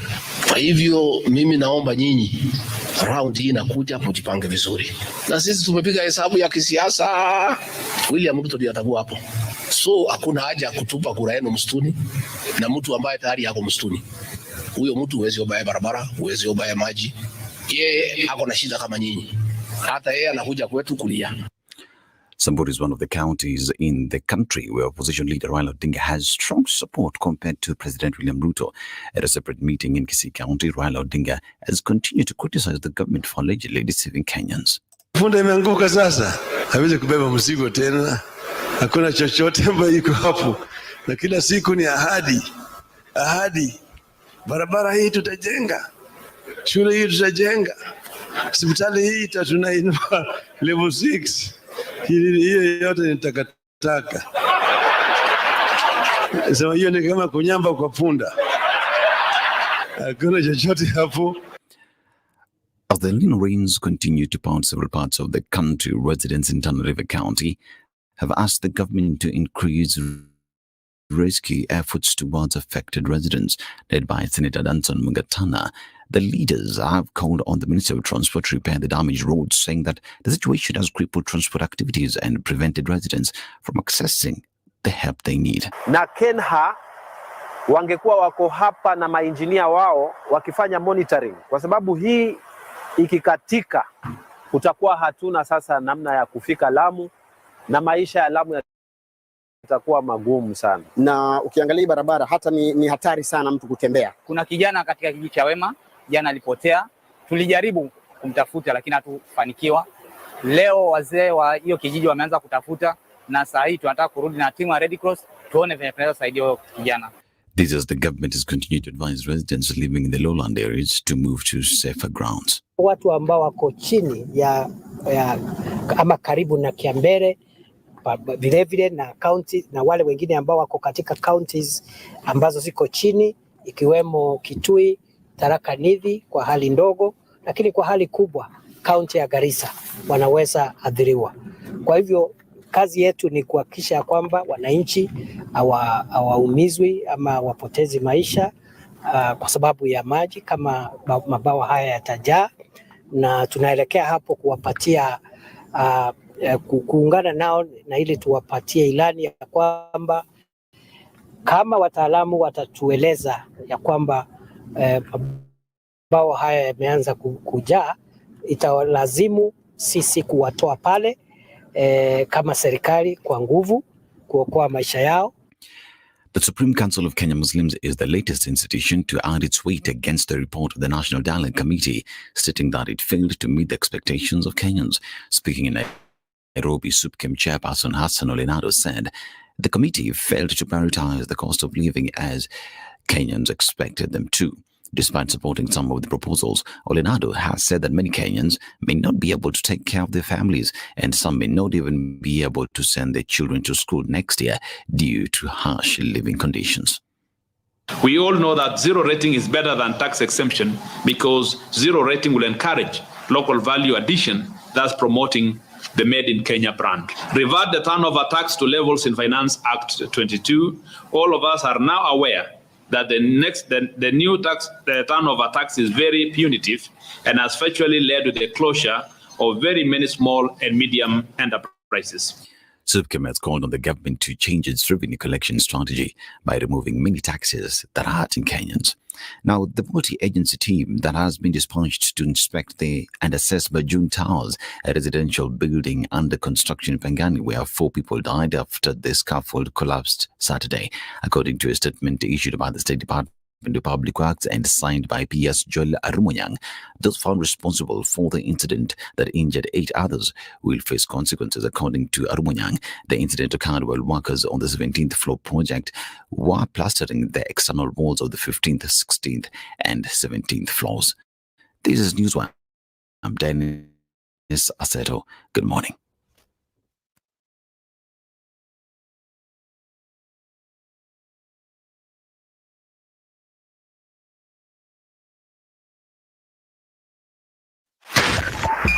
Spice FM, Nyeri.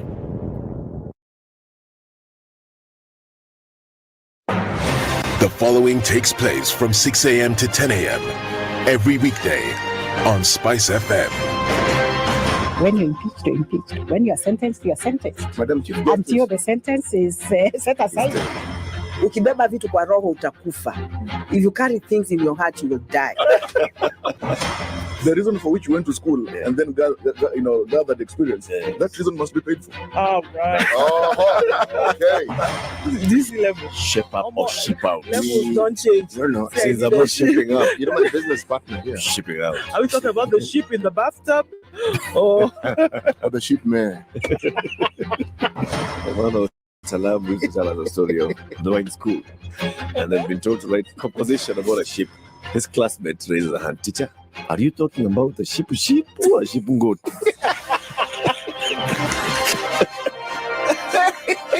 The Situation Room, Kenya's biggest conversation. 3.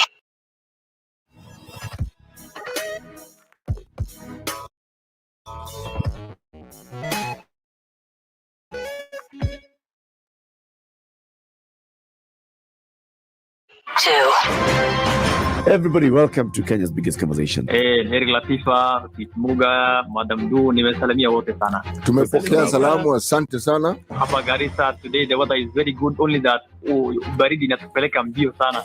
Baridi ni degree ngapi? Hata sijui lakini madam tunakauka sana. If you want to follow the money trail, you've got to think like a thief to be able to catch that thief. A slap from a friend is better than a kiss from an enemy. You remember the kiss of Judas Iscariot? Iscariot. Yes. Is the one that imetuweka kwa hii mashida yote na mataabu. Kwa sababu of that kiss. Yet the slap of Jesus Christ when he slapped those guys wenye walikuwa wanauza mboga ndani ya kanisa took them to heaven.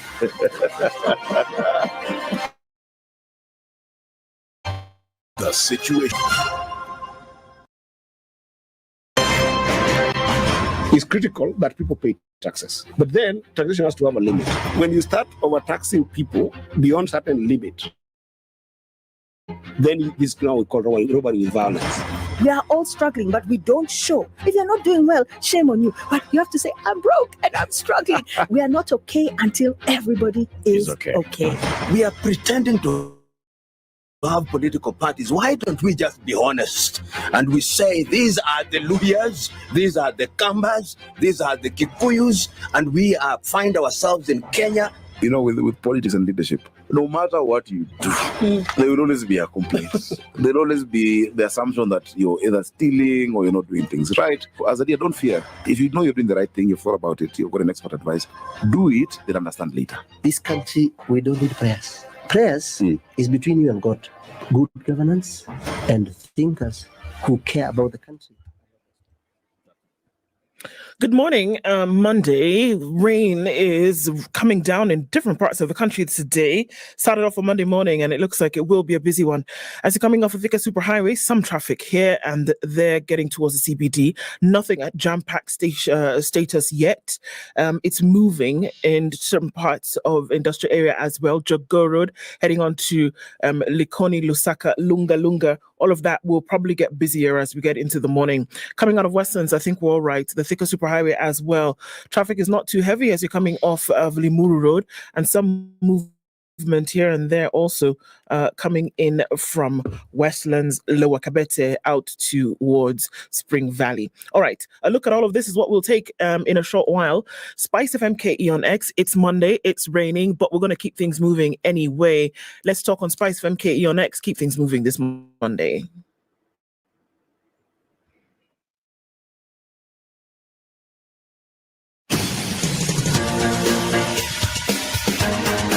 This is The Situation Room, the home of hard-hitting political commentary and penetrating insights about the state of the nation. This is a talk radio experience like no other. The Situation Room, a place for hard truths, debates, and elevated conversations. The Situation Room, witty, political, engaging, deep, controversial. In the room, we have C.T. Muga, researcher, academic, seasoned political observer, a fountain of wisdom in these politically uncertain times. Ndu Oko, Nigerian by birth, Kenyan by choice, communications expert, Pan-Africanist, a truth seeker and believer in people power, and Eric Latin, agent provocateur, the man in the chair, seasoned journalist, news hound, a man who believes in punching up, not down. This is the Situation Room, the only way to start your day. This Monday, December what? December what? 5th? 4th. It's the 4th of December, and here we are getting into it. And then the rain decided it's coming down already.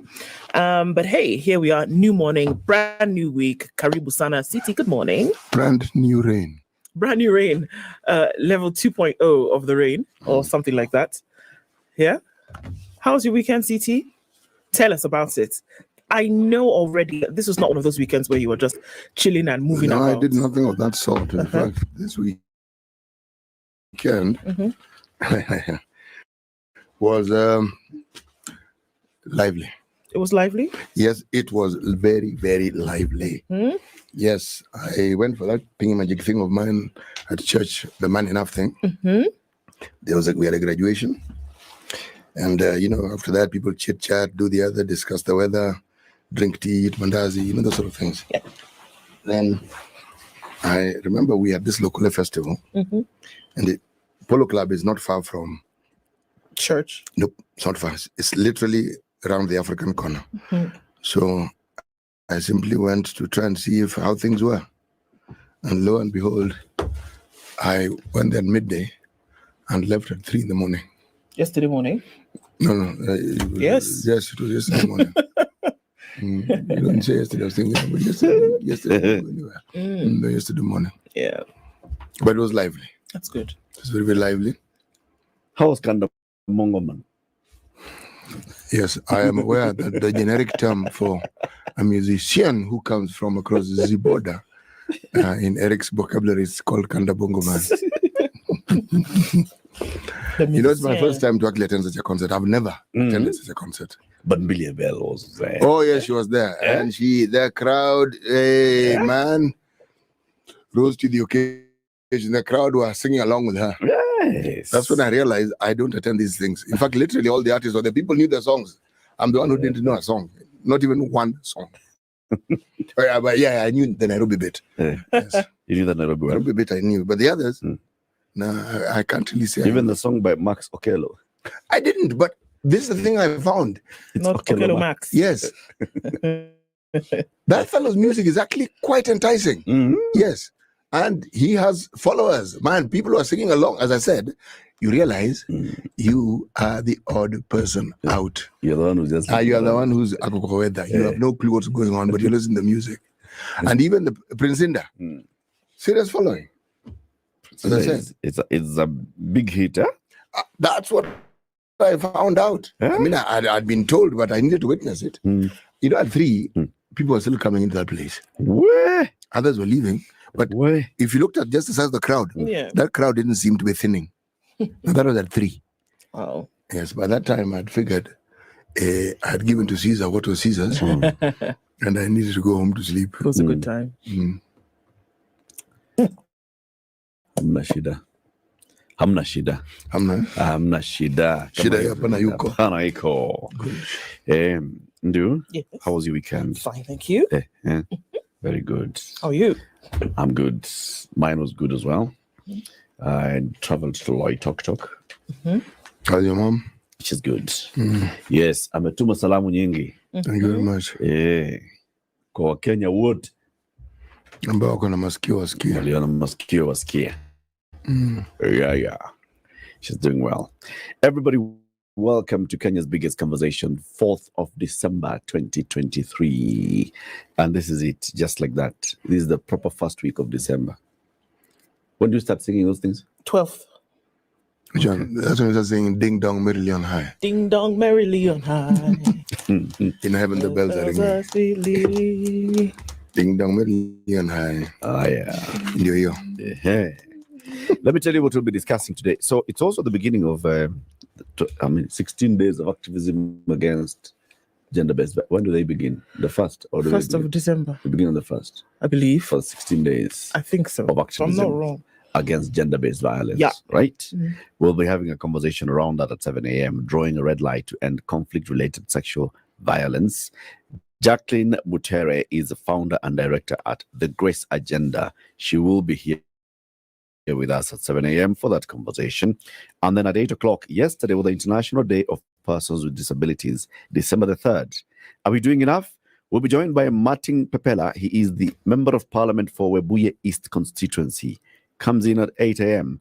And then at 9 o'clock, let's ask ourselves, is the law becoming a preserve for a few privileged individuals? Professor Nguru Mochofi, consultant and retired associate professor, will be joining us at 9 for that conversation. It's like that, like this and like this and like that, 25th November actually is when the 16 days of activism begins. That's when they Ends on begin. the 10th of December. At the every end year. of the 10th, and the 10th is because it's a which day? It's a day. It begins on one important day and then is on another important Ends on day. another important day. Yeah. Yeah, we check. Meanwhile, 16 minutes after 6. If you are online, we can see you and we'll be acknowledging your presence shortly. If you're not yet saying where you're tuned in from, please do so. We want to know. Voila. It starts on the International Day for the Elimination of Violence Against Women and That's runs on the until the 25th of 10th, November. which is Human Rights Day. And then 10th is the Human Rights Day. Yeah. Yeah. Okay. We'll be back shortly. This is the Situation Room, the only way to start your day. The rain is coming down in Nairobi this morning. 16 degrees, highs of 23 and lows of 15. Clear, cloudy later in Nakuru at 14 with highs of 24. Cloudy at 14 in Nyeri with highs of 23 and mostly cloudy at 13 in Eldoret with highs of 24. Mostly cloudy this morning at 26 in Mombasa with highs of 32 and we'll see highs of 31 in a partly sunny Malindi at 24. Kisumu is cloudy at 20 with highs of 28 and Kakamega at 18 is cloudy with highs of 28 and lows of 15. Looking into a rainy Kampala at 19 with highs of 26 and Dar es Salaam is partly sunny at 25 with highs of 30 down to lows of 25. All right, Johannesburg is clear at 17 with highs of 31 and Mogadishu is sunny at 26. Addis at 7 is clear this morning. It's 26 and clear in Lagos with highs of 33 and we'll see highs of 31 in a mostly clear Kinshasa at 22. We're looking into a mostly sunny Beijing Monday afternoon. It's 7 degrees with highs of 8 and lows of -4. It's a rainy, snowy, icy Paris at 4 degrees, highs of 9 and lows of 4, and London is rainy at 6 with highs of 8. Sunday night is mostly cloudy at 9 degrees in New York. Going into Monday, highs of 11 and lows of 7.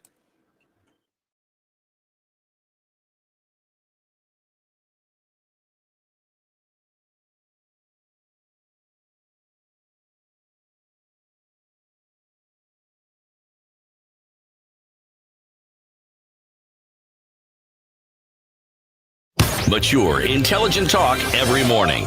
Spice up yourself. Good morning, Fred Otieno says, good morning, everybody. Have a fruitful week. R is listening from Alberta, Canada, and says, Wananchi mpo. Tupo. Okay.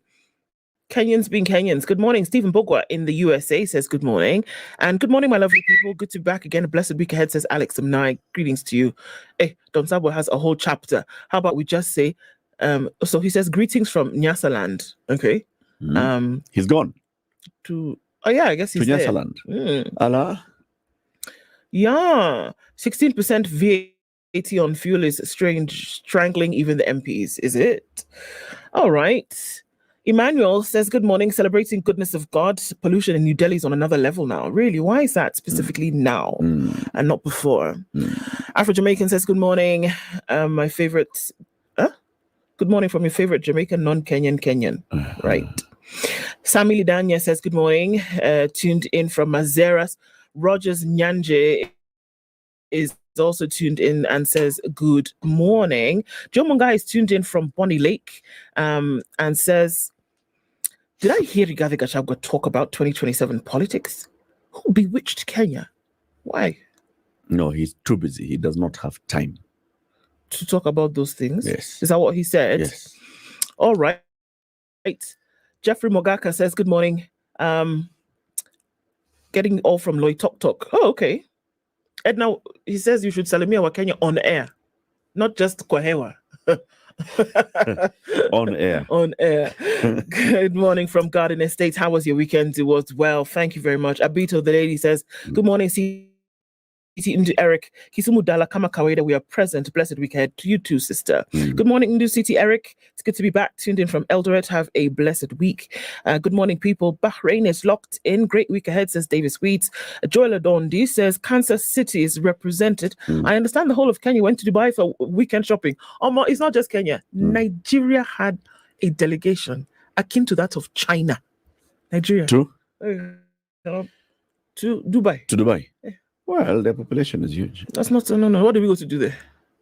Talk about but, climate. the population of Nigeria is almost 4 times our population. So Mara, what did you go to do there? The people who went, did they know what the inside of the COP? It's called representing. Do they know what the inside of the COP conference meeting hall looked like? Everybody in that Dubai will know there are Nigerians here. No, inside the meeting. Yes. My point is that the meeting is in Dubai. My point is that And they're in Dubai. Everybody in What they Dubai went will to be talking do- about the Nigerians. what they went to do is not what COP called them to do. Are you getting what I'm saying? No, first of all, let me just get you went for this COP thing.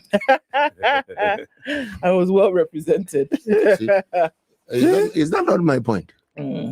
Crazy. Dubai. It can never be me to be left out. That's what they said. Moses Orinda says, good morning. Have a great week. Good morning, everybody. Now, Apenda Sana, Carol Nyambura is greeting. Yes. John Kangu says, good morning. Tuned in. Let the vibes flow. Good morning. Edna, Eric, Ndu, CT, Merry Christmas. Ndu, when do we start singing 12 Days of Christmas? Don't worry. We start on the 12th, or we start on the 13th, so that we finish on the 25th. Capiche? Yeah. Okay. Yeah. In the meantime, you can sing all those other things. Hark the herald angels sing, joy to the world, the Lord is come. Oh, come, Emmanuel. You see? Trio. Like that. Akiki says, good morning. Have a lovely week. Zeke says, good morning, y'all. Happy blessed week ahead. Sambaza Samsan, if you guys are freezing over there. Yeah, it's going to be a bitterly cold winter in the Western Hemisphere and also Eastern Europe. Already recording temperatures of -12, -20, and it's just the first few months of winter. Engineer Peter Tippi says, good morning, tuned in this morning, and have a lovely week ahead. Okay, I've just skipped a whole bunch of people. Where did they go? Kenneth Bushnell says, good morning. Sir George Gashoridi says, my weekend was cold. It was -5. I told you. Morning, Wadao. Mkofiti. Salamia, the guy with the red jacket. Situ Salamia. Thank you very much. Salamika. Thank you very much, please. Louis says, good morning. Louise, not Louis. Says, good morning. Tuned in. Have a lovely week ahead from Gong. Anthony Mboro is tuned in from Doha. Peter Katam is tuned in from York in Pennsylvania. County 032 is very cold and dusty. No rain. Which county is that, please? 32, do tell. The 2000 says, how was the weekend, people? Well, you heard it. Livinus Onogu tuned in from Nakuru, checking out how Kenyans are coping with the cost of living. I know. Gerald Nthiga says, great show, best show, always appreciate your valued conversation. Thank you, brother. Tuned in from New York City, taking a bite out of the Big Apple. Maggie Odengo says, good morning. It's evening here and you are in the morning. I'm watching from Washington State, Kirkland specifically. Paul Monari says, good morning. Brian Otieno is tuned in. He said he's attending COP tomorrow. Anthony Kamau is also here. Sylvester Daoud is tuned in. Polycarp Makabe, Jamal Ayub, Dr. Michelle Harrell. He says, you skipped me. I can never skip you, Dr. Michelle. Good morning. Amakolo Jeremiah is tuned in from Homa Bay. Everybody, we see you. Good morning. Kaiser Obed, as always, says he's locked in the morning. City, where do we go to this week? Eritrea. Okay. Horn of Africa. Okay. Where the president was denied a Nobel Peace Prize.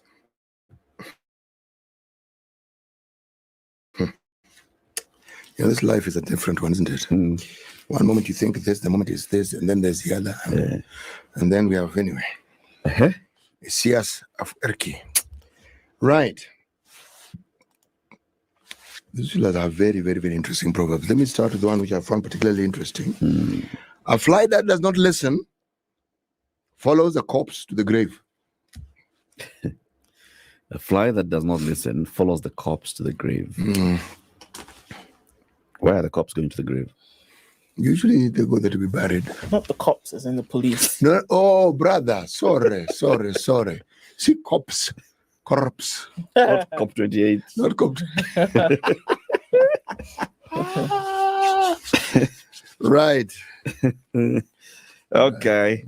So, headlines. All right. On the front page of the Standard this morning, it's an interesting one because it's told us that experts are refusing that Ruto's economics are the same as Kibaki's. Experts say Kibaki would be shocked at Rutonomics. Economists say President Ruto claims of copying former President Mwai Kibaki's economic playbook seem not to be working, as his policies and interventions point in the opposite direction, leaving Kenyans desperate and hurting. All right. We're looking at These are experts. These are experts. We don't know which ones they are, but we'll tell you in a minute. 10 point. I think you don't know. I do. I read the story. Okay. 10.5% is the central bank rate at which it's up from. So the central bank is at 10%, up from 7.2% in July 2022. Since then, it's been on a steady climb. So that's the interest rate at 10.5. Kenya's grain lifeline port, most protected. A tour of Ukraine's port city of Odessa unpacks the vagaries of war and fragility of food exportations during wartime. Raila tells the president, stop undermining governors. He says there's a threat to devolution, and he can see that threat coming directly from the executive. So he's wagged his finger and says, stop it. Okay. On the front page of The Nation this morning, looking again at Kenya's debt, Kenya's debt hole, and they've done a comparison between the most former president, the most recent former, and the current president of Kenya. It talks about Kibaki having found a 633 billion shilling debt and left a debt of 1.79 trillion, up by 182%. Uhuru Kenyatta found a debt of 1.7 trillion and left one of 8.7 trillion, up 386%. So far, President William Ruto found a debt of 8.7 trillion shillings. So far, in the last 12 months, it's gone up 21%, and they've said that the debt currently stands at 10.58 trillion. All right. Whereas new 2 trillion shilling loans from the IMF and World Bank have eased fears of the country's defaulting on the Eurobond. They are plunging the country deeper into debt, besides being saddled with tough conditions such as punitive tax measures and removal of subsidies that have only made life harder for many Kenyans. Right. All right. Higher fuel prices on the cards as Ruto pushes for new carbon tax. It's like a basket of gifts that keeps on giving. So, it's coming. Increase free school cash for each learner, according to the Kenya National Union of Teachers. It would be necessary to do this so that you can make sure school flows on well. Okay, River Nzui crossing still incomplete years after tragedy claimed 32 lives. Same bridge. Same bridge. Okay. Same bridge. The Business Daily. Bank dollar holdings rise to record 966.4 billion shilling worth. Dollar holdings by Kenyan commercial banks has shot up by 78% to hit a record $6.32 billion in September as lenders stack up the units amid the dollarization of the economy and a growing greenback black market. The increase in similar months last year shows the dollar shortage that Kenya has battled for the past year is starting to ease. The dollar shortage is starting to ease. MPs launch law changes for cryptocurrencies taxation. A parliamentary committee has backed a bill that will allow the taxation of more than 4 million Kenyans who are estimated to be trading in cryptocurrency. 4 million Kenyans are trading in crypto. Hiya. As MPs accuse the central bank of dragging its feet on regulating the industry. The Finance Committee of the National Assembly has approved publication of the Capital Markets Amendment Bill, sponsored by Mosop MP Abraham Kirwa. Other headline, Kenya Power blames fake forex rate for 23 billion shilling loss. A fake forex rate.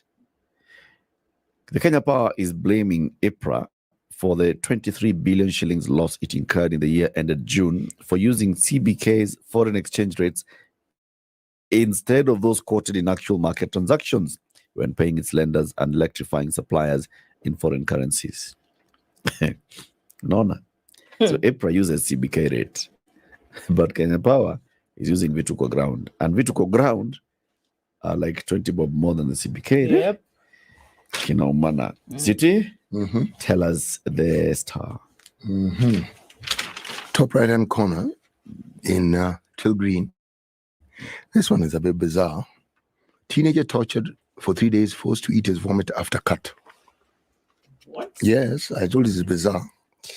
This happened in Naivasha. It was a circumcision ceremony that clearly went wrong.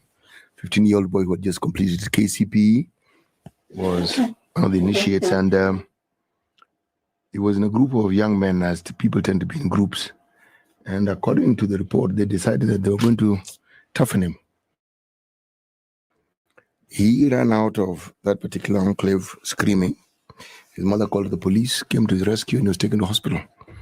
The clinical officer in charge says that his condition is serious but stable. There's a picture of his leg and some of the injury that has been caused to it. How are those injuries called? What's that? They were beating him up. I don't know what they were using to beat him up, but they were beating him up.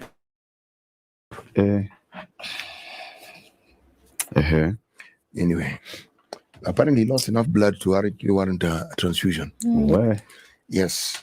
This is how people take cultural practices to an extremely wrong direction and gives it a completely horrible, terrible name. People will likely now forget all the ceremonies that have been held that were successful and people are generally happy with. This one now. I'll pick on this one. Yeah. Right. Law Council. Race for top law society of Kenya Job Hots Up as polls date set for February 22nd. That's next year. They've started now. Yes, now. All right. Second evaluation trip. Mudavadi leads a 3-day fact-finding mission of violence to violence. He's looking for violence. No, I need to read this again. Fact-finding mission to violence. Mudavadi leads a 3-day fact-finding mission to violence ravaged Haiti. Oh, Mudavadi is going to Haiti. Okay. All righty. But even as he's going to Haiti, fact-finding. Even as we have people going to Haiti, something roll from DRC, and there's a picture of the army chief Ogola visiting the troops, and a picture of members of the armed forces carrying some rather heavy-looking bags. Then bang in the middle of the paper, all is well. Raila Kalonzo have endorsed report and dismissed division talks. Karua walkout looms as Raila team is divided. This is a story on page 4 and 5. It was clear from the get-go. Yeah. Karua was going to end up with a short end of the stick or no stick at all. Walkout. What was coming? Twig. Tufanya 24 traffic. 26 minutes to 7. So Tufanya traffic. So, yeah. Evans Nyangano is asking, City, you're giving us a proverb without giving us the country. It's all right. Let me just repeat it. Our apologies if you didn't hear what we said. Let me just repeat it. Our proverbs for the whole of this week come from the country of Eritrea. Yes. This is the Situation Room, the only way to start your day. All right, where are you this morning? Are you stuck anywhere? Is the rain coming down making sure that traffic becomes a nightmare? Well, I hope not. There's not much movement coming off the Thika Superhighway, so that means folks may have bolted or have decided to stay in because of the rain. We'll see a little bit of it then building up right around Pangani at the underpass, and that will be traffic getting into the CBD, so you're going to be held up there for a while as you get out of that. So it's not too sticky as you get then towards Wangari Maathai. If you go the other way towards Maranga Road, you're going to end up at Ngara, where there's a little bit of traffic heading towards the Globe Cinema overpass. Limuru Road looks good. You'll be in and out like a flash. And then coming in from Wayaki Way, Westlands, all of this looks all right for now. Let's take a look at James Gishuru. Nah, nothing to worry about, at least not for now. Gong Road also flowing free into the CBD. And then touching on Haile Selassie is not going to be an issue until you get after railways. And there's in and outbound traffic coming in from Kamkunji at the roundabout and going towards Kamkunji at the roundabout. One towards for Jogo Road as well. All right, we're starting off Monday morning. It's not too messy, at least not for now. Hopefully we can keep it just so. Let's talk in the meantime on Spice FM KE on X. Mature, intelligent talk every morning. Spice up yourself.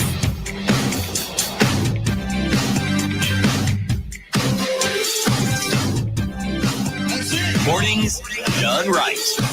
94.4 Spice FM, Nairobi. So, as all this money is being borrowed and this, that, blah, blah, blah, Kenya, rather, the Kenya National Union of Teachers is saying what we need right now to fix the problem is that we need you to increase the allocations for primary, junior, and senior schools. We need more money to be able to make sure that these kids stay in school.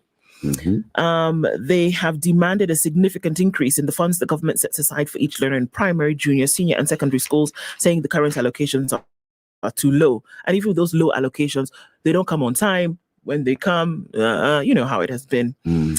Secretary General Collins Oyu said yesterday that the current allocations for pre-primary school, primary, junior, and senior schools are, as well as special needs education, which are either delayed or insufficient, hinder the learning institutions from effectively implementing their programs due to financial distress. Free primary education funds and free day secondary education allocations are either delayed unnecessarily or allocated rather in small bits that cannot enable schools to carry out their programs. They've started to sound the alarm bells maybe, early. We're in December. Actually, maybe not, because in a few short weeks, going back to school on the 9th of January, this will happen, whereby there will be delays. So they've started to say, look, what happens is that financial crises in the affected institutions then become rife. Schools are ever in financial crises because the heads of institutions are not trained in financial management. So if you give them less now, they're having to, play icky-picky ponky between should we do this one or this one? And it really is unfair. They were speaking at the union's head office yesterday, and for pre-primary learners who currently receive 1,170 per pupil per annum, the union proposes an increase to at least 5,000 per pupil. For primary schools, the unions want each pupil allocated 4,000 up from the current 1,420.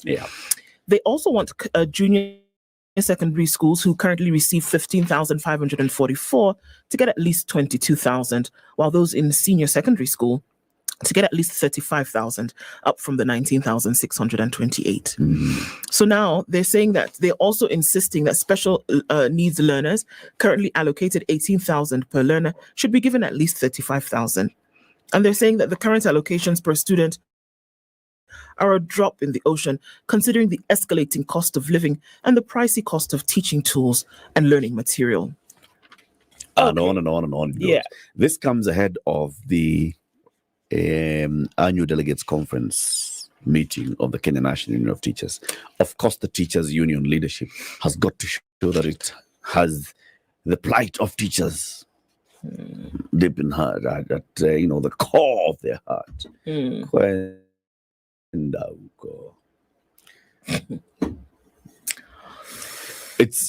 I see these two things as very well calculated.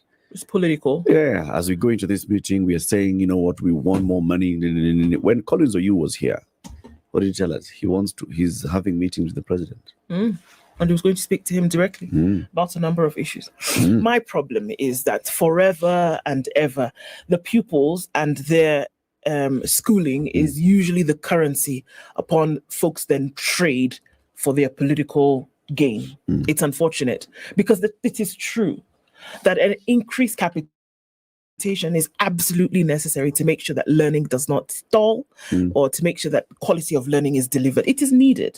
But the thing is that what push are you going to see to actually make sure that such things happen, or that it's even a conversation beyond this delegates conference? you know, and that's the thing. And I think it's very sad.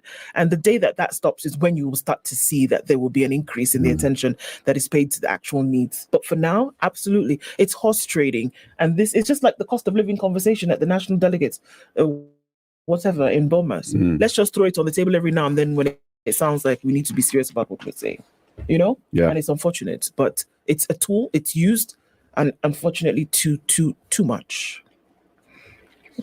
Today is the 4th of December, 2023.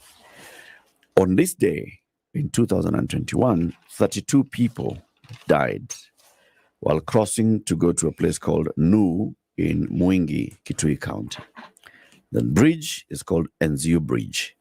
We saw the outpouring of emotion from local leaders, from national government leaders, from the minister in charge of roads and infrastructure, then the principal secretary, the bosses of the Kenya Rural Roads Authority saying, this bridge, we've been working on this bridge, you know, because of the rain, because of this and the other.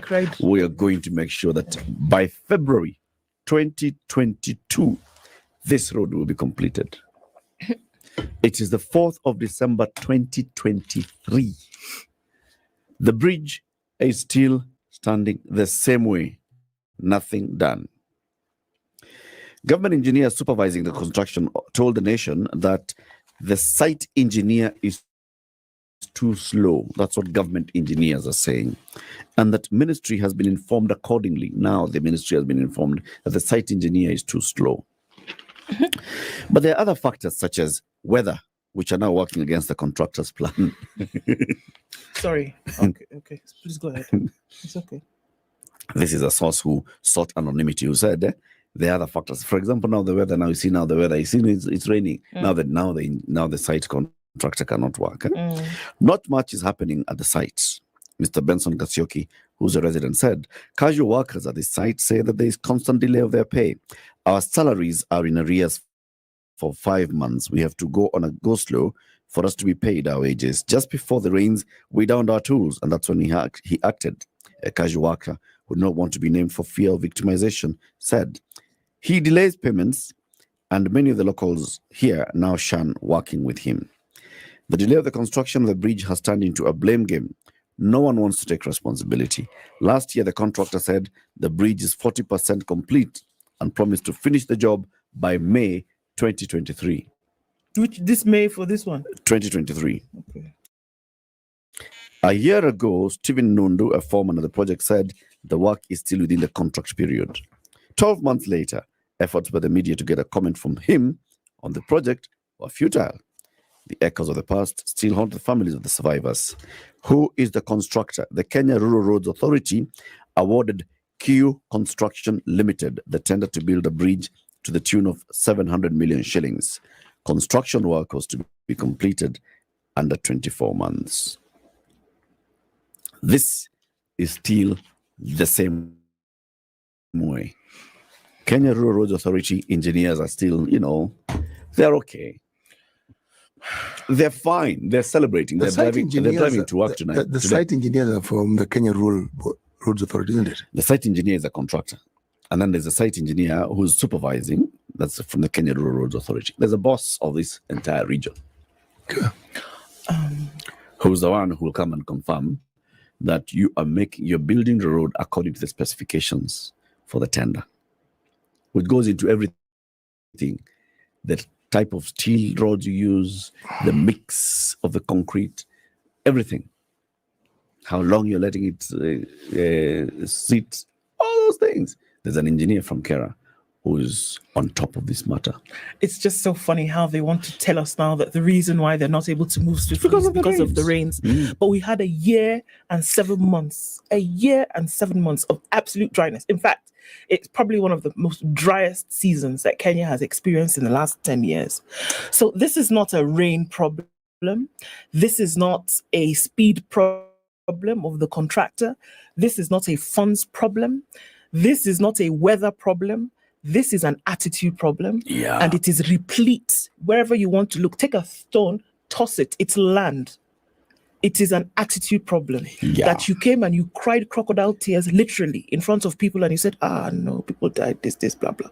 Okay, we're going to do something about it. Anybody who would have heard the officials speaking the way in which they spoke in 2022 would have said, no, this one, very fast, this bridge will be up to atone for the lives of those who were lost, right? Okay. It didn't happen.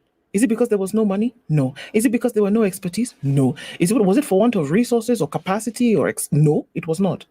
The weather conditions were perfect. It was dry, completely dry. This rain that we're talking about, guess what? It started at the end of September. It is an attitude problem. It's bad manners, and those are the things that need to be shunned. The 32 people theft. who died meant nothing. It is to anyone. crime against humanity. It is a crime, actually. It is a big thing. Nonsense. We start with the Kenya Rural Roads Authority, the bosses at Kara. Surely, this is something that exposed you, and you ought to have gone ahead and finished it on time. Okay? You get funding from the Kenya Roads Board. Let's even say that in 2021, there's something that happened, and the budget money was moved, like we heard from Gadoni Mushomba. Money had been moved from this road to something else. Let's even say the politicians had done that stupid thing. Okay. Now, after this tragedy happened, where 32 people were swept away, and they were going for, what are they going for? Was it a wedding? Going for a wedding. Yes. Most of the people who died were away. members of a choir. It got national attention. This was your moment. If money had been reallocated and reassigned, this was your moment to actually say, you see, we can't take that money away, bring it back, and let's complete. The Principal Secretary for Infrastructure, Professor Maringa, came and said, we will complete this road in 2 months' time.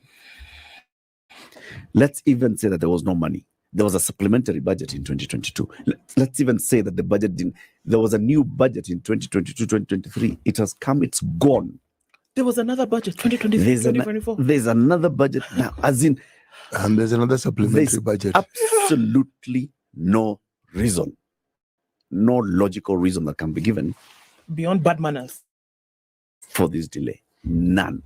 It is going beyond bad manners. This is now direct and utmost incompetence. Period. It's like the disaster provided an opportunity for more funds to be sought. Yeah. We are not even asking what happened to the funds that had been allocated earlier. Yeah.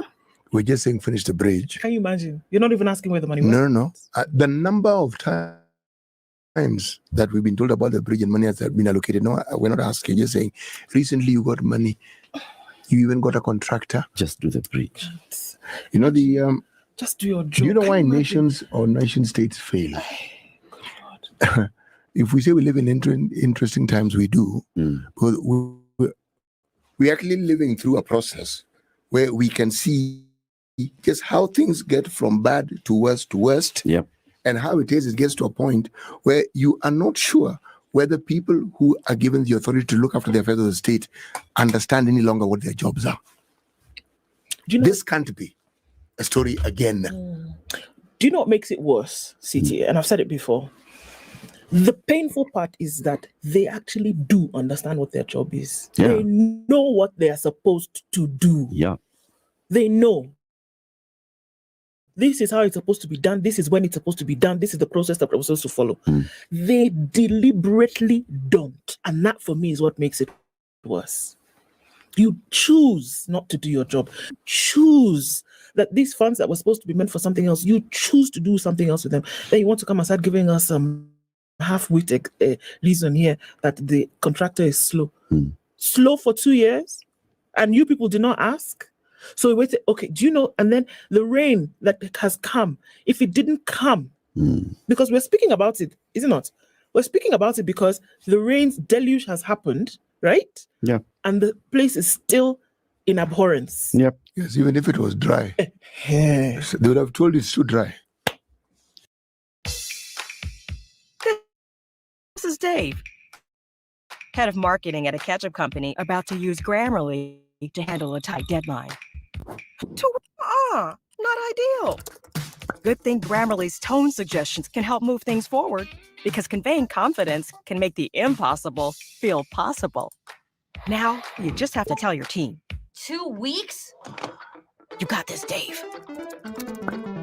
The right positive tone can quickly motivate them. Because there's work to do and a new product to launch. Now look at y'all. Looking good, team. And here we go. With a big pitch, you need a little charm. A more personable